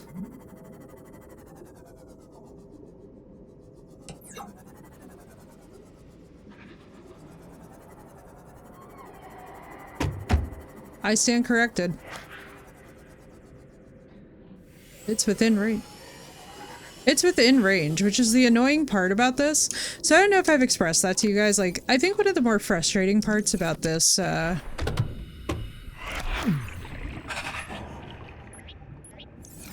didn't even want him anyway.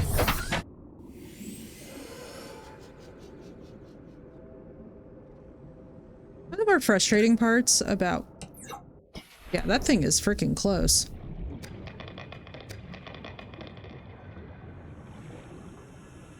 Me all of the uranite. I don't care what it takes. We are getting home in one piece. That might be famous last words, but we are getting home in one piece. I do not care what it takes.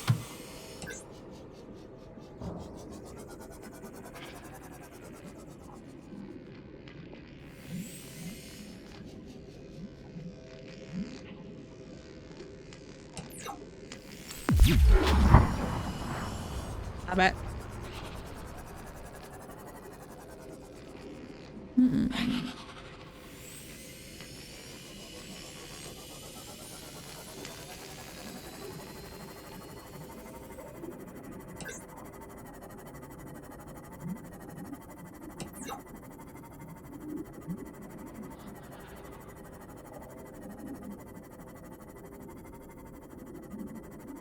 Well.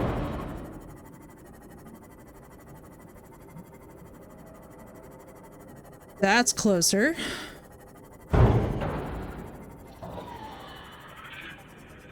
I suppose the main question is how close.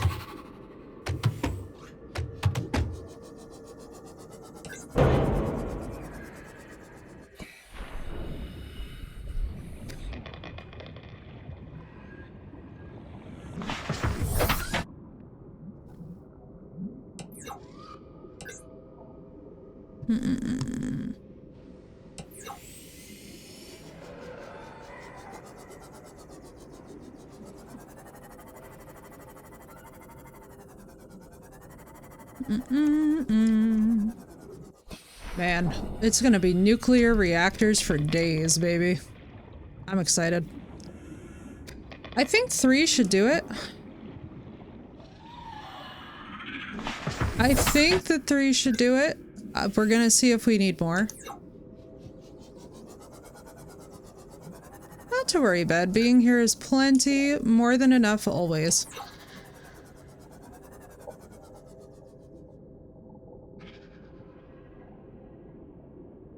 What direction?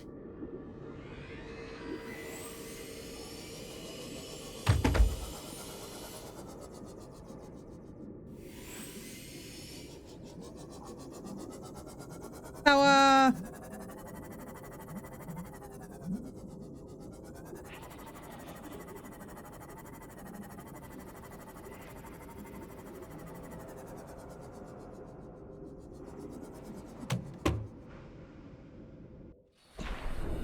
Streams are boring, but I think they're super cool.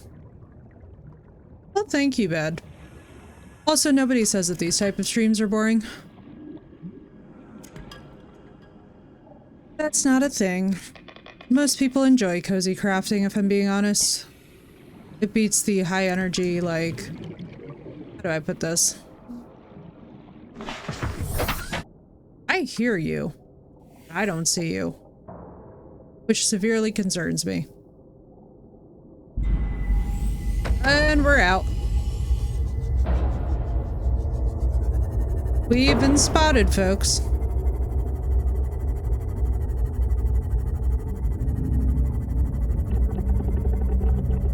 I know the sound of that well enough to know to get the frick. much here I'm watching these streams. Oh, yeah, well that'll happen. I mean, especially too, if you're dealing with like people of a certain age, yeah. Unfortunately, there can be no accounting for tastes. That much I'll tell you. College, yeah.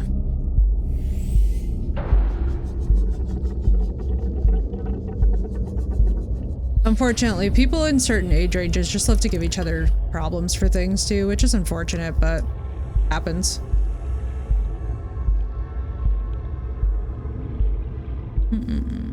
Ruby.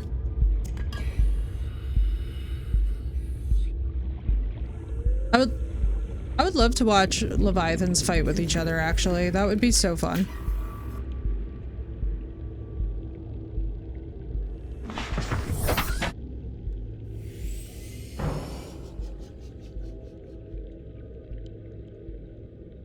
Right, how the hell do we get style, like outfit style? It's actually in my tags, but I am gothic.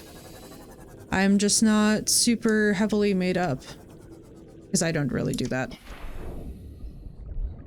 Nickel! Oh my god, I've needed this. Oh boy. Okay, that's really good to know that this is down here. Nickel is in the Lost River, everyone. That we need to harvest. Mix of grunge and gothic. Very nice, dude. Very nice. 31, you are younger than me. Yeah, I'm 31 years old. Thankfully. I'm so glad to be completely out of the point in my life where I was like an adolescent. I had a horrible time during adolescence.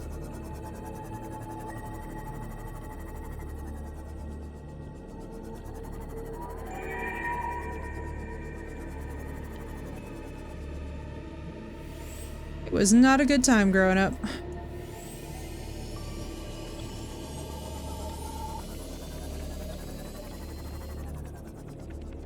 You're 32? Oh, nice, dude.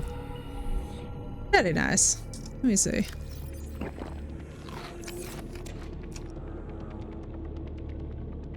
Two. And yeah, sometimes I miss it. See, I never have. I don't think I've ever been in a position where I got the luxury of it, if I'm being totally honest with you. Like,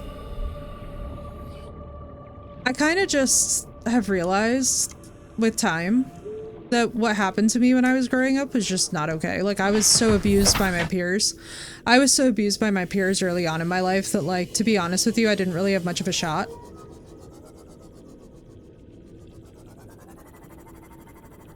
And not having to be an adult, yeah. I'll tell you something. Up until the point where I left neuroscience, I was like, man... I was like, I am not going to love this gig every single day, especially too, like, so I don't mind the writing portion, but definitely the way I had to deal with people was not fun. Path is only that away. We are, like, far from home and we need to get back there. But I have no idea, if I'm honest, how to get back effectively. Although I do know that this Lost River goes on quite a ways. I'm kind of, like, tempted. Even though this is very stupid.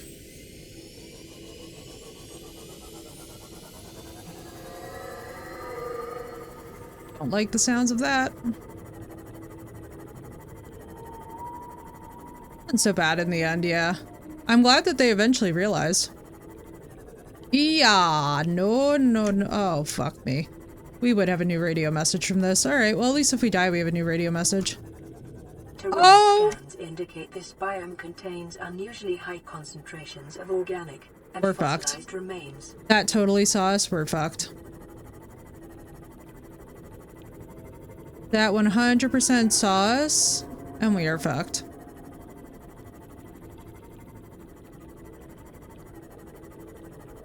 Gotta blast! That's why we were hearing the music go quiet. They're so pretty though, so like it's so pretty that I like want it to kill us, but I don't want it to kill us. You have another vehicle that you have pinned? Yeah, it's unfortunate that it's the sea moth that's stuck. Oh yeah, baby. Oh, we dead.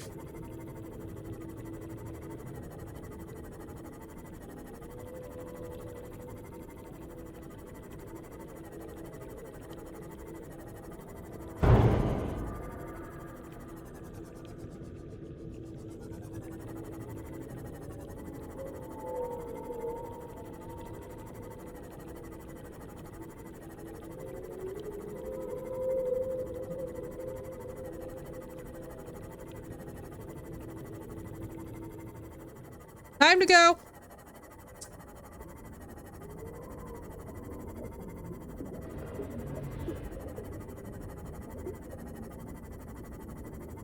I don't think he's chasing us. By now we would have heard him.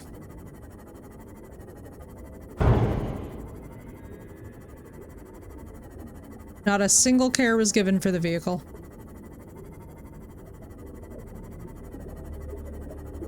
Oh, thank you, God. Oh, thank you, God. Okay. That's better news.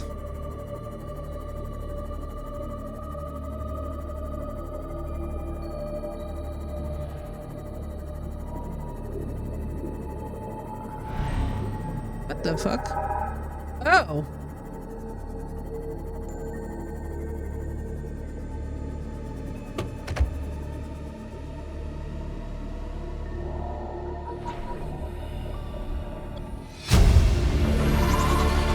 Integrating new PDA data.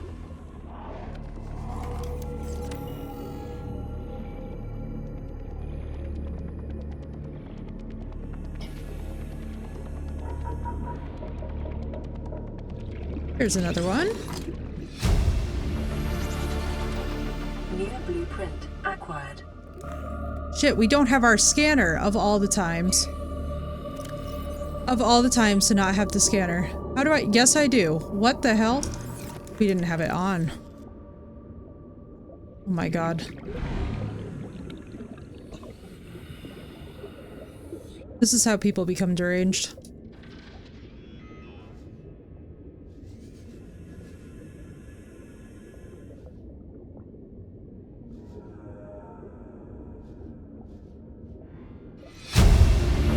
There we go. Integrating new PDA data.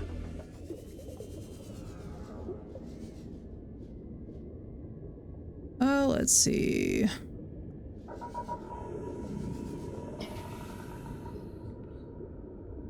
Are there multi-levels to this? I feel like there definitely are. Alright. People who know this game very well, this is the time to backseat me. There are multiple levels to this, right?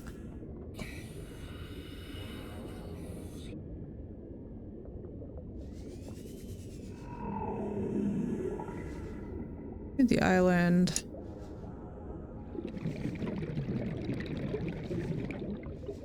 Yeah, there are. How the fuck do we... in there? Oh my God, bro. Thank you. I was like, I am going to become the Joker.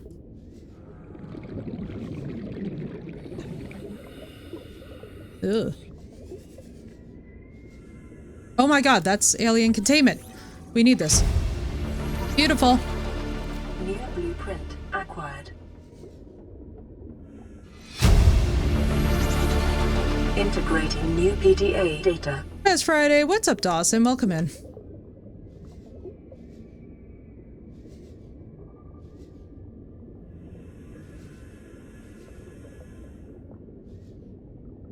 Yeah. Welcome in, Hell. It's good to see you.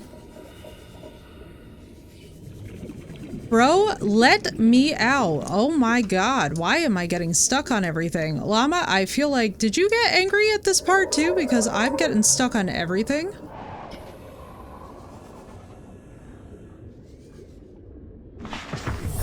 Welcome aboard, Captain.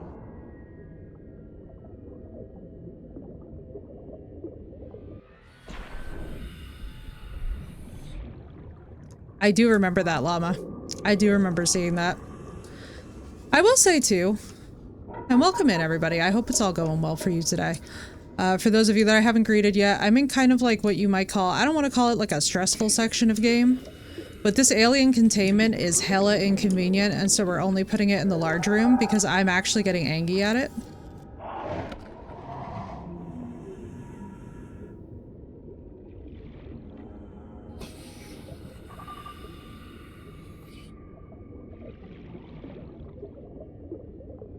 I mean, the nice thing is that if we die out here, I'm not terribly worried about it because we already have so much stuff.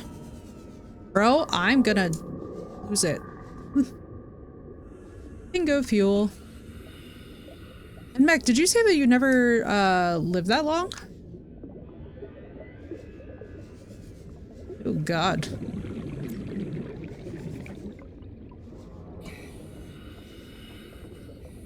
Exploring the bases and ship parts sometimes. Same. My patience level is like being severely tested right now. Oh, we've been on the base level. What we need to do is go up to the 3rd, right? Up to this guy.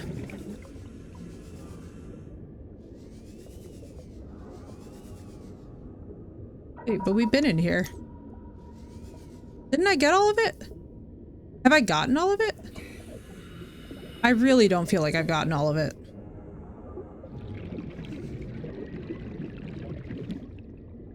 No. Look, there's a ground level. No, we were here.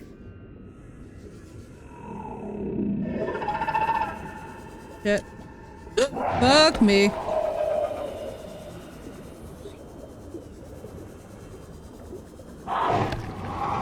Come with me. And you'll see. A world of pure imagination.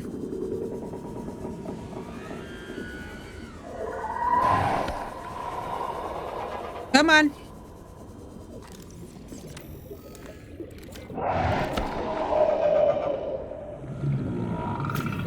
Holy shit, you were not kidding. It's fine, bite me all you want.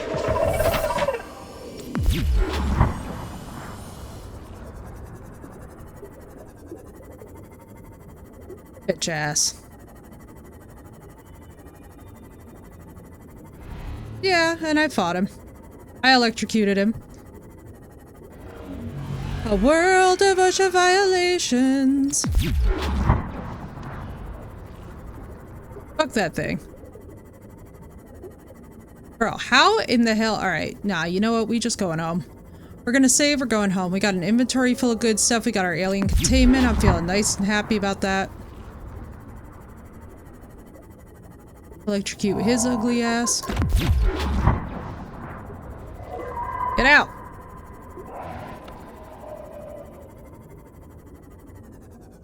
Fuck me, man.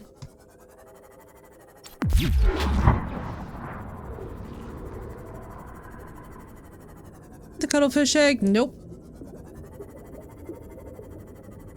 Nope, I have not. So that's the base that we were talking about. Good to know.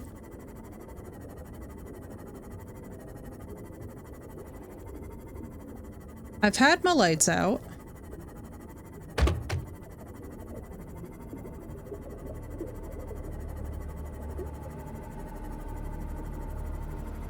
Alright, let's see.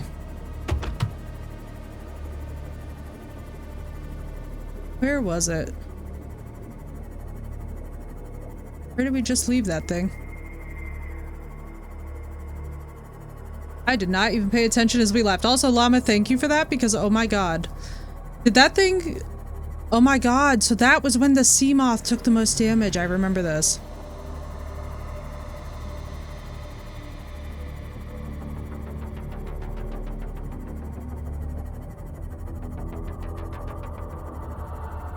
Cthulhu mod. For my peace of mind, I will not play that one. Yeah, no. No, hella good on that.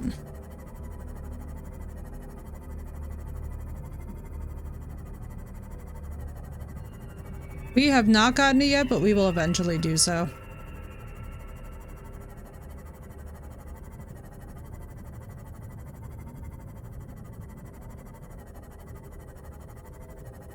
Oh, the fish on the canopy cracks you up every single time. Yeah, same dude.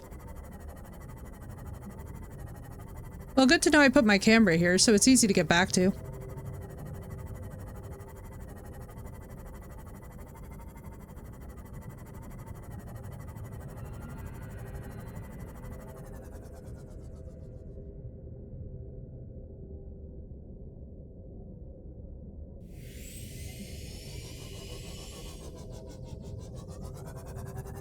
It's a stalker. I couldn't tell what the tail of that thing was, and I was like, your girl is about to find out. I was like, I need to know. Thank you, God. Woohoo! I've never been happier to hear the safe shallows music. Alright, let's drop all this off at home. Then let's get back down there. Then we'll get the cuttlefish egg. Then we'll get the orange tablet. Then we'll go into the facility. We'll go and talk to Miss Mama.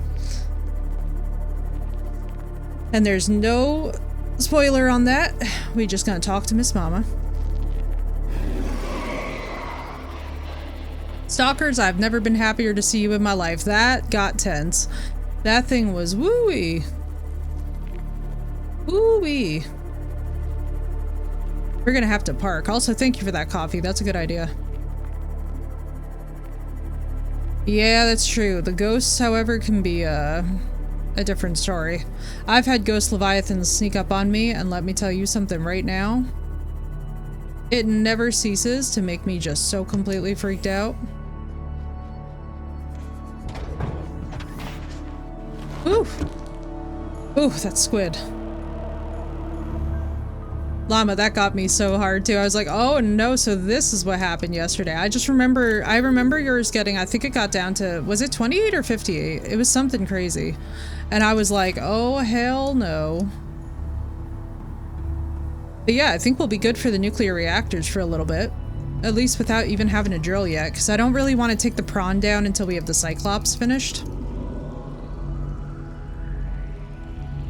How do you fight those things? 28, oh my god, that's right, and it stressed me. I was like feeling the stress with you. I was like, oh my god, please don't let her get killed. I was like, no, no, no, no, no.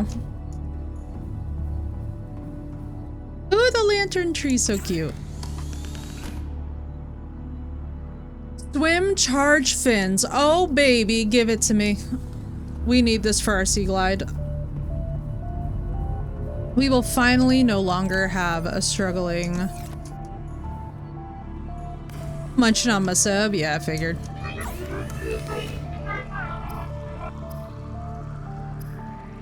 Well, it's a good thing that I have no idea what they said. Dun dun dun.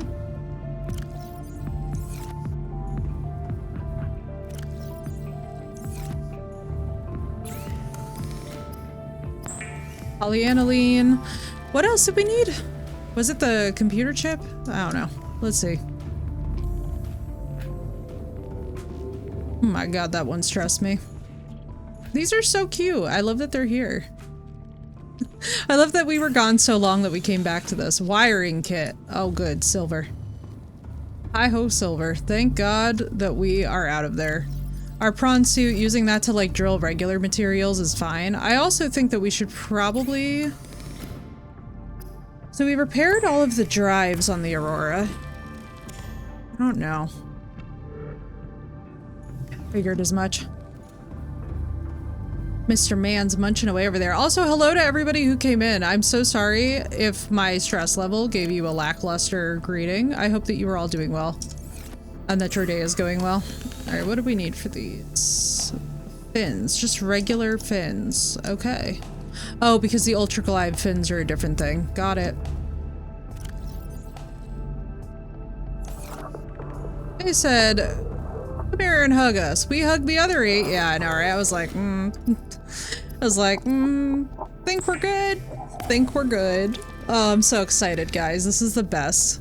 This is honestly, it really cracks me up too that like, I think it was on day 1 or 2, someone was trying to like direct us to get the swim charge fins. By the way, big shout out to you if you happen to see this. And I was just like, you know,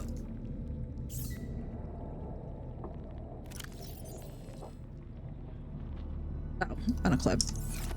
Unequip. Unequip. Please, God help me.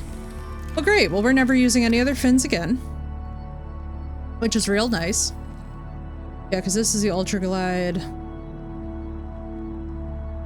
Streamline construction enhances swim speed considerably. Oh, but these are faster. You know what we're gonna do? Because they're not that hard to reconstruct if we need them. We will actually keep these in the Moth. Because this is worth having in case we really need to get out of Dodge fast. So we'll put that back. We'll just hang out in there. And what else do we need? We've got purple tablets. Let's just bring one. That feels dumb. Now, the reason I'm excited about the nickel ore is because I needed something with this for that. Hang on. Let's see. Where did what was the nickel ore needed for? It was the jump jet, so we don't have crystalline silver yet. But we will. Or crystalline sulfur. Prawn suit propulsion cannon. Torpedo arm. You know something? We don't need it yet. We're not bringing the prawn that far down yet. Teeth, urinite. I love how every single time that we do this, I'm like slowly running out of space for things. Sorry, we'll just toss the nickel in here for now. What was I trying to do? Yeah, because we can't make... We would need more lead, so we need to go and find lead.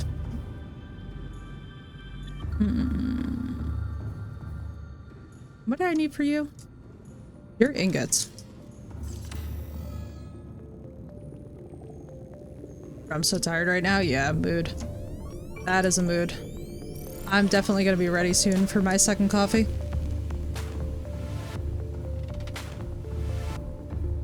Oh yeah, before we go. Let's munch. Grab our refills.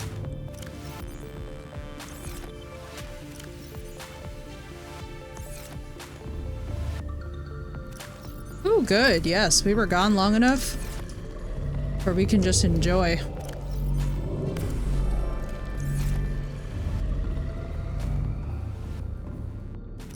Water.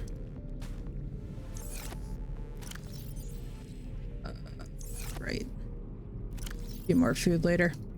I just love grinding on this game. I feel like this game absolutely will just put you in the best possible mood. Alright, let's see how efficiently that this works. At least for our sea moth. Because this is supposed to charge the battery, right?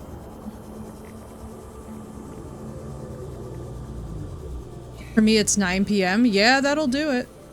I mean, especially too, I think one thing that's like criminally underrated is that as a student, it's extremely exhausting to have so many expectations placed upon you. So I actually used to teach students in neuroscience, and one of the things that I would constantly be like telling other mentors and like just friends about is I was like, you know something? It's not easy. I think a lot of people tend to think of it as like, oh, what are you talking about? It's an easy time. And I'm like, no, it's really not. It's genuinely not. All right, we need to make some beacons because what we're going to do. This is our way down to that.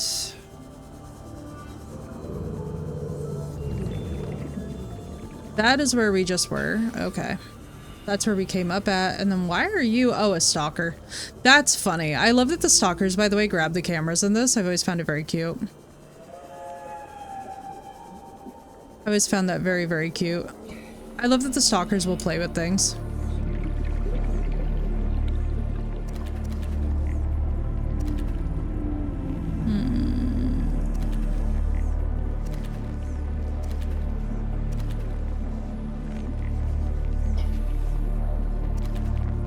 Do this.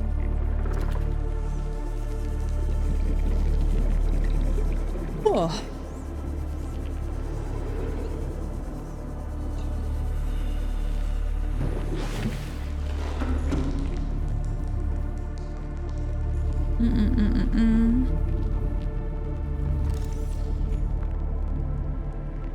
Lead. How much do we actually need though for I think it was 3 lead for each. Just gonna make this a little bit more. No, it's just 1. Oh baby. We're in business. I was wrong, and I'm so happy to have been wrong.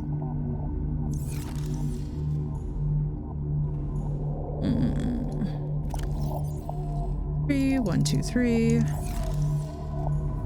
That what? Titanium.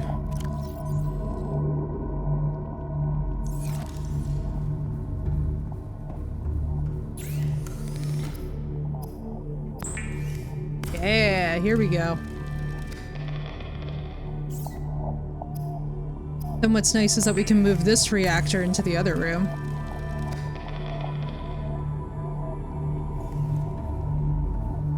So now we just have to find lead deposits. Because this power is absolutely ridiculous.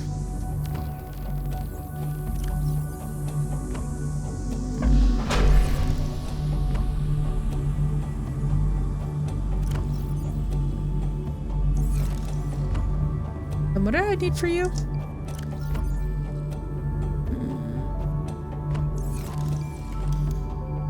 Plasteel, advanced wiring, lead. Oh, that's what we needed 3 lead for. Okay. I love it when you start hearing the music conflict with itself.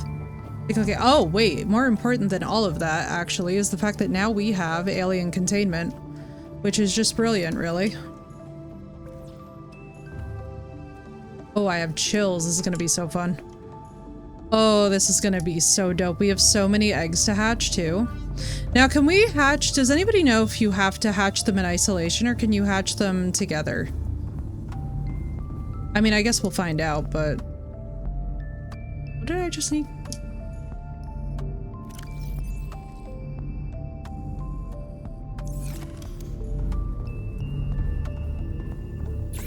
Okay, here's what we're gonna do.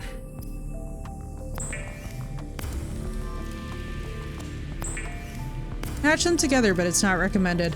Well, like, herbivores together? Not sure which type.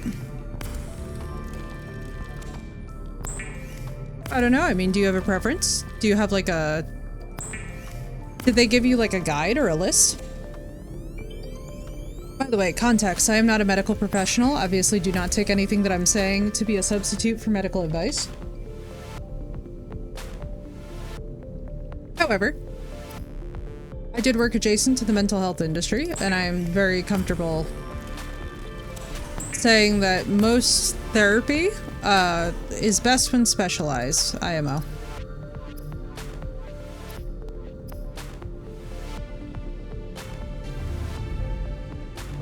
Supposed to get you a therapist? Okay.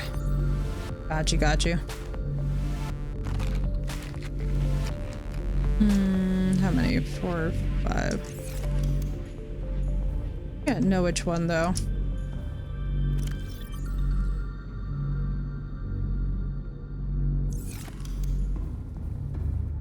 Alright, we're gonna put this away in uranite.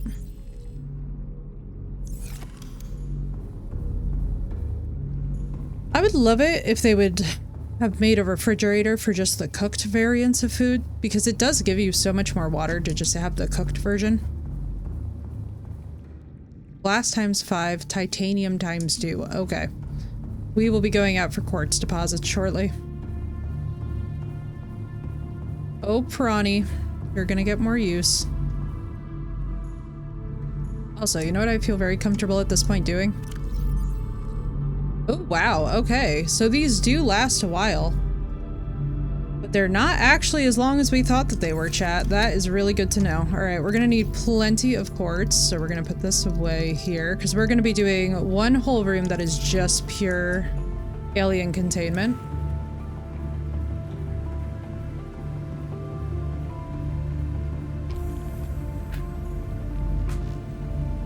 And then what will happen is that when we deconstruct the other one, we'll be able to put it back up over here.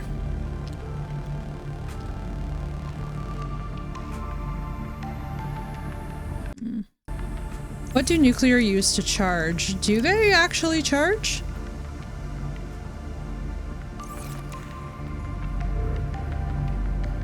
I'm pretty sure that you just have to get rid of them and then make new reactors.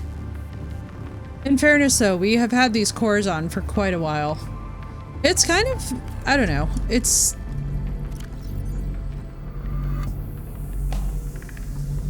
meant to power. Only the depleted one can be. Meant to power, it's uranite, it's uranite, lead, and glass. Primarily. A little bit of titanium probably thrown in there, because what in this game doesn't cost titanium?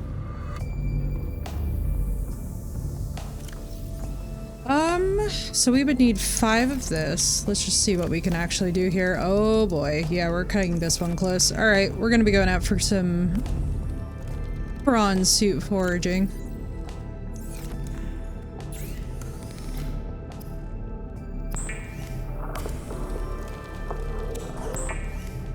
I knew I should have saved on making all the windows. But what can you do? You live and you learn.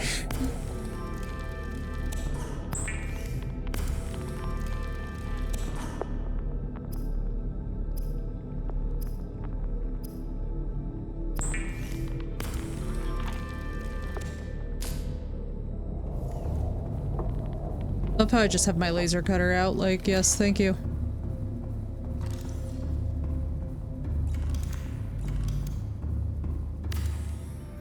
Yeah. Exciting. Alright. Get some things hatched. See what they come out as. I wish that we could get, like, friendly stalkers. You know? In the game. Friendly stalkers in the game. I feel like I really need to specify that. That can come out mighty weird. What do we need? As you can tell, I'm much too excited for this. This is totally a shark. We're gonna hatch this first. Alien, where's my titanium?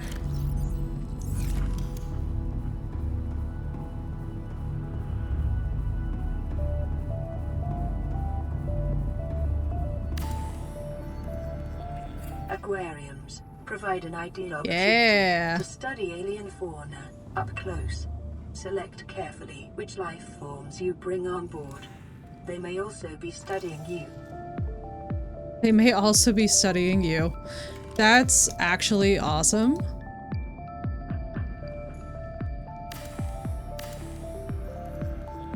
Very accurate. Let's see something. What we don't need. Can't do anything about it though. Yeah, no, I'm like in the game, in the game, in the game. Let's be very specific here. How would one put this in alien containment? What am I missing? Hey guys. How does one actually... I have never bothered to use this at all.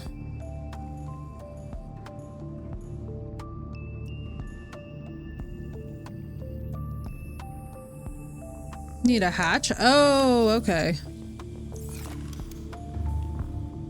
Oh my god, I love it, Crystal. You need a hatch? Thank you. Yeah, I was like,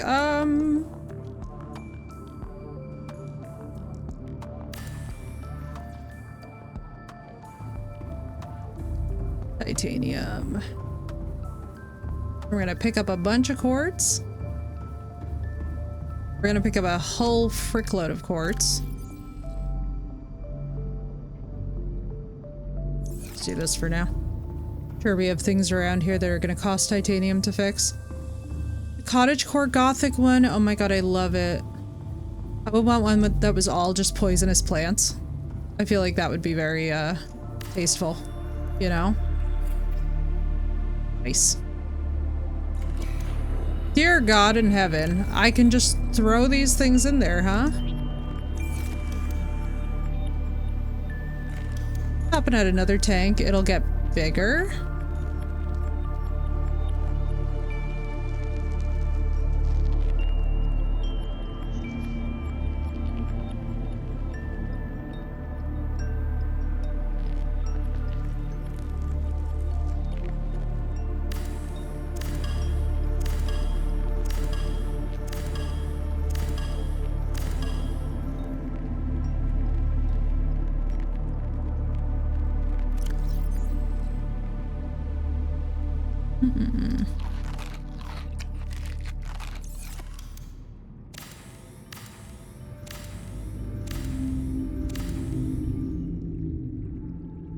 Alright, let's see.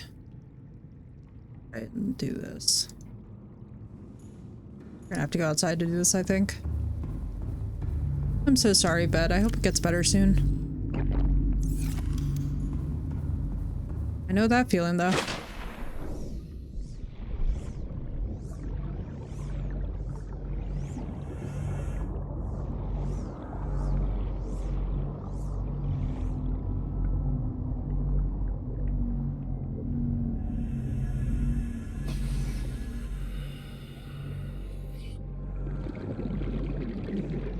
Cool. That'll be so dope.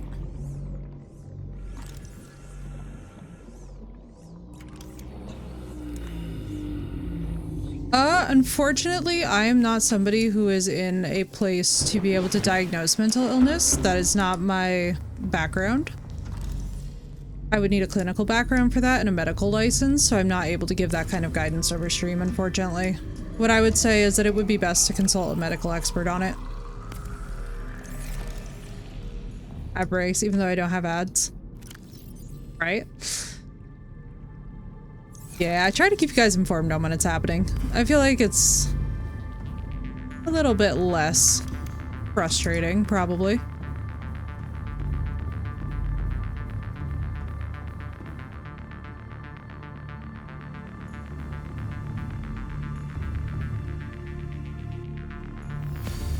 God, this is so jank. Alright, let me see. I can make a plasteel ingot. Alright, let's do this.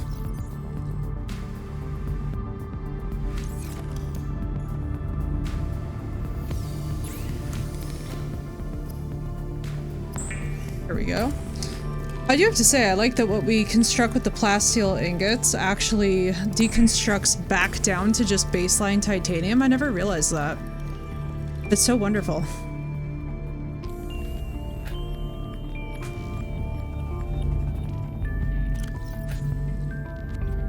But why did I not get all my lithium back for that?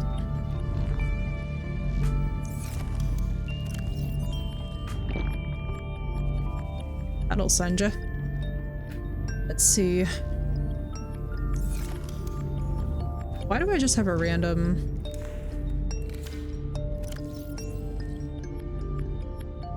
What don't we need right now?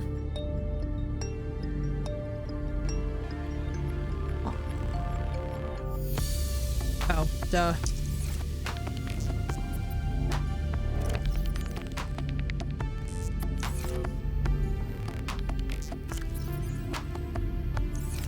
What's this?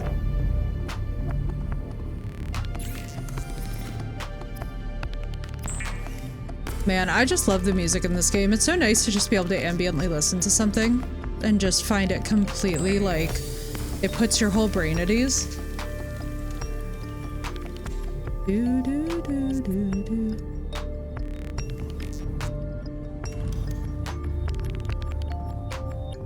Alright, let's see this business.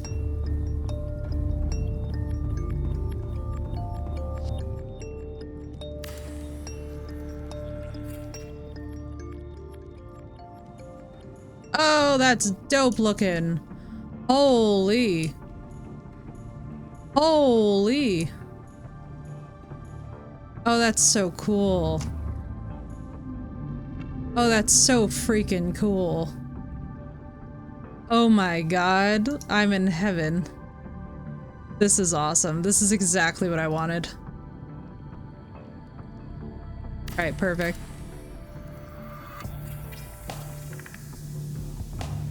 Alright, prawny prawn. Unless that was just a mod. Yeah, no, you can go in there.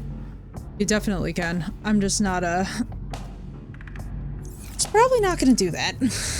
I don't feel like that's gonna be much fun unless it's the cuttlefish.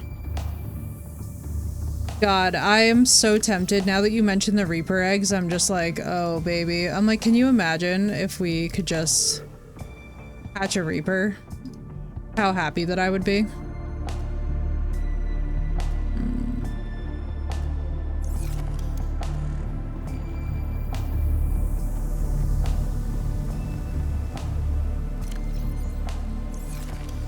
Alright, let's go and pick up some... Actually, you know what? We always wind up needing more food. Let me just bring 4. And bring more water too. Your friend and take it to stop the other bully Reaper. Can you imagine, Stealth? That's what I'm saying. That could be so freaking dope. We would have so many fun adventures. We could put a saddle on it, ride it around. It would be like our pet Jimmy, you know? He's not bad because he's our Jimmy.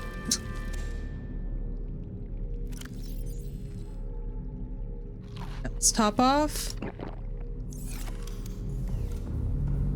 That just swims around. Sorry if I missed you. I don't know if they actually have the Reaper eggs for sure. Oh, fair. Fair. Honestly, I think it would be really weird to be able to just place that. Can't get the Reaper eggs. That's a mod. Oh, that would be so cool. That would be so cool. It's understandable though. I don't know, like honestly, and this is my point to that too. It's like, imagine that actually being in the base game. That would be sort of nuts. Sort of nuts. I think everyone would exploit that into hell and back. And rightfully so, but still. Alright, let's go get some quartz and stuff. How's our battery situation?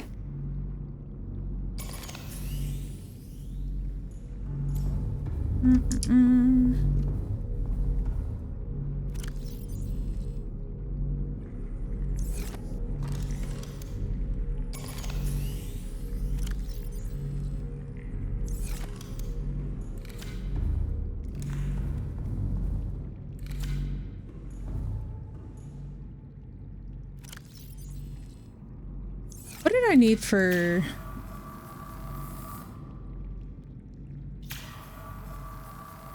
Hang on. You can find ghost and dragon eggs. You can't really do anything other than scan them though. I mean, makes sense. Like, listen, there is stupid shit in our lives, people. Why the hell would you ever take a Leviathan egg unless you are literally asking to have the worst time in your life? You know what I mean? Like, why would you bring that home with you? Research facility where you can see the eggs. Yeah, I'm like, can you imagine being dumb enough to fly up on parent freaking Leviathans?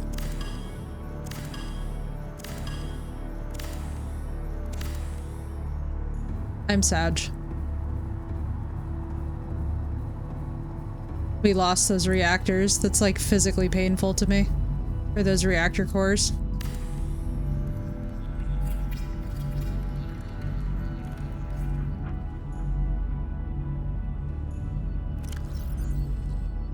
Ugh. I mean, we'll be fine for now, but it's just like, ugh. Armor prawn suits, the egg will be ours. Can you imagine? Oh my god, dude.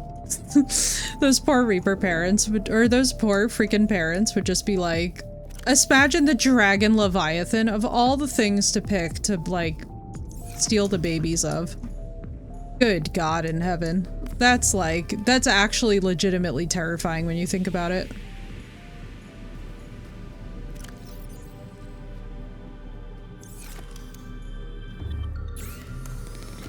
The inactive volcano. That's sick. I love that so much. All right. Wow. Sorry guys, hang on. Leg is getting sore at the 4-hour mark. Oh, I love how we never even finished the solar panels up top. That's cute.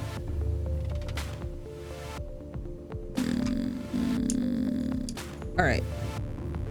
Enough procrastinating. I'm procrastinating. Welcome aboard, Captain. You know what I really miss? I think they changed. Did they change the inside of the Cyclops voice, or can you pick different ones?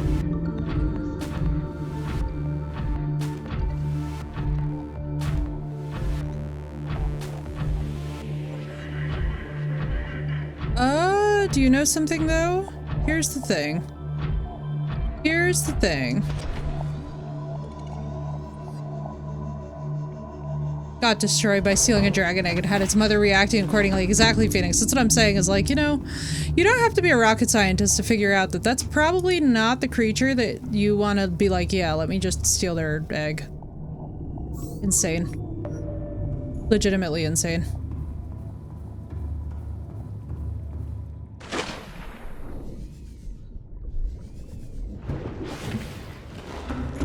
It used to be a gentleman's voice that was so much better than the one that I was hearing before. I was like, no. It used to be so nice. It had the most gratifying sound to it, and then they changed it for no apparent reason.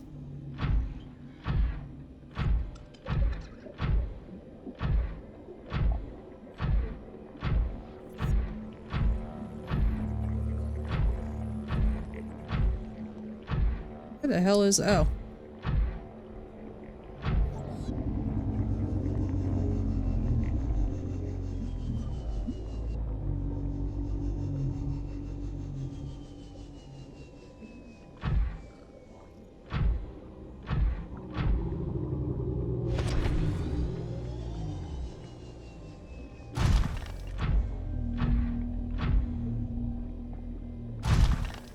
Can't do what?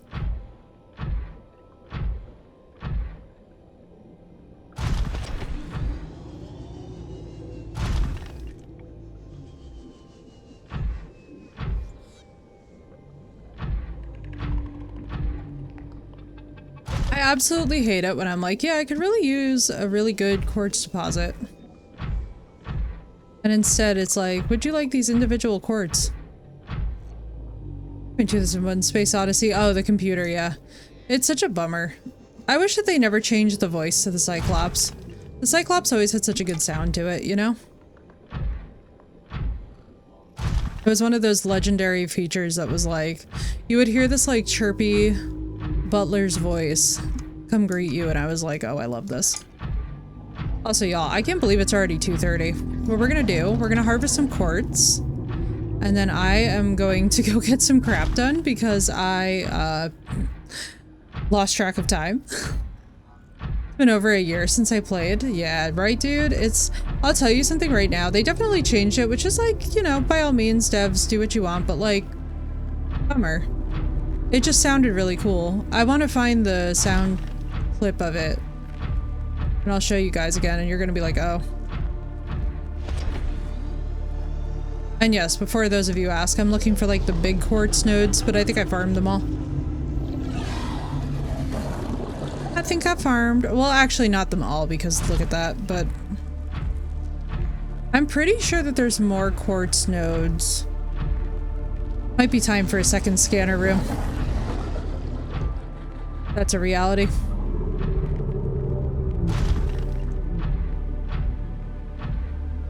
That is a reality. We should also, what we should probably do is actually work on that base down there. Yeah, that'd probably be smart. That way I have a site to just gather materials without having to worry about stuff getting completely destroyed. I mean, granted, we're gonna have to reinforce the holy crap out of it, so we're gonna need enough lithium to, like... We're gonna need a lot of lithium, basically. That's gonna be a lot. It's gonna be a whole lot.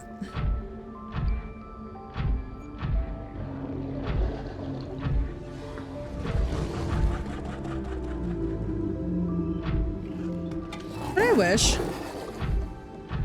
I would really love it if they would specify the difference between the nodes and the individual outcroppings, but beggars can't be choosers. An Easter egg with the voice of the Cyclops, I remember, where it says something apart from welcome aboard, Captain, all systems online. Yeah, like used to do this little chirper. It was like welcome aboard, Captain, all systems online, and it would do this like little sing-song masculine voice. It was like really, really cool. I was like, oh, I love this. And then they took it away and I'm like, why did you take it away? Why did you change it? I was like, don't change it. The original was so perfect. I like always look forward to that, and I'll never forget that when I got the Cyclops on my other game a really long time ago, I was like, no. It's gone. You know what we could do though? We could just build a scanner room out here with a little solar panel on the top of it. That might actually be, I mean, the sharks will be annoying as hell, but we could build it on a like tall platform or something. Yeah, it used to do this little sing-song being like, all systems online. Right? I miss that too, Walker. I loved that. It was my favorite sound in this whole game. Because you would return to your Cyclops and you would love it. But not for the reason that you think. Oh, I'm sure I'm gonna love it. I'm assuming it's because we can, Also change the colors of the bases and stuff. We were talking about that earlier, Harley, about like being able to like turn off sections of base power and stuff. Which is very cool. Like, I've got to say, that's such a wonderful utility.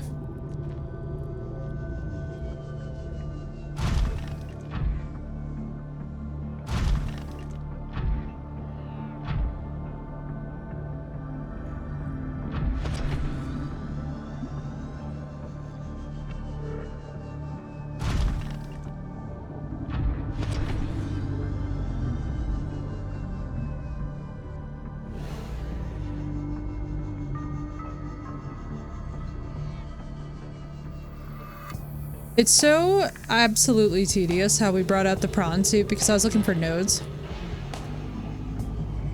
You get the prawn suit around to mining nodes. Let me guess, explosives? Torpedoes? Because I could see that. That would be very on brand for this game.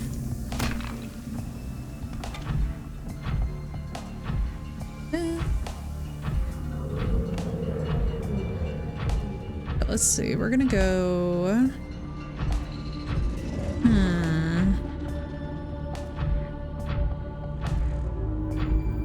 I've gotta say, I love having the prawn. What we're gonna do though tonight, because, so basically what's gonna happen is that in probably about 15, I'm gonna piece for a couple of hours, get some stuff done, and then what we're gonna do is I'm gonna be back later on tonight with more of this, because I wanna play more. And what we're gonna do is I think we have to stop pussyfooting around it. I think we actually need the last of the parts for the Cyclops. I know we have to make it back to the Treaders, which I'm dreading. Yeah, I've heard that the story is top tier. I've heard that the story is really top tier. I've seen just enough of it to know that like some of the main components, but yeah, just because like I like to be a little bit balanced about how we go about it, right? Because if you do just 8 solid hours, like I start fatiguing out and then you guys are just like, wow, she sounds really burnt out right now, and it's just like, yeah, no. Let me get my second coffee, as it were. Let me get some lunch in my belly. One thing that I am always a big fan of reminding everyone is like, yeah, it's good to be on a game for 8 straight hours, and yes, don't get me wrong, there's some wonderful mental health benefits to being able to escape for a while, but you will definitely wreck your long-term mental health if you just like stop eating in order to do that. Yeah, you gotta like make sure that you're a human, get some sunshine maybe, do little stuff. Because otherwise it gets a little bit, what's the word for this? Oh, it gets tense. Also, we gotta find lead nodes. I'm gonna Google a couple of things for the locations for stuff, and then we will resume in about... What time is it now? 2:39? I think we're gonna get things fired back up probably close to like 6, 7. I think that's probably fair. I think 6, 7 is reasonable. Going around on my computer on my back porch yesterday. Yeah, right, Mac? And it's nice to have like the outdoors. It's nice to be able to relax that way.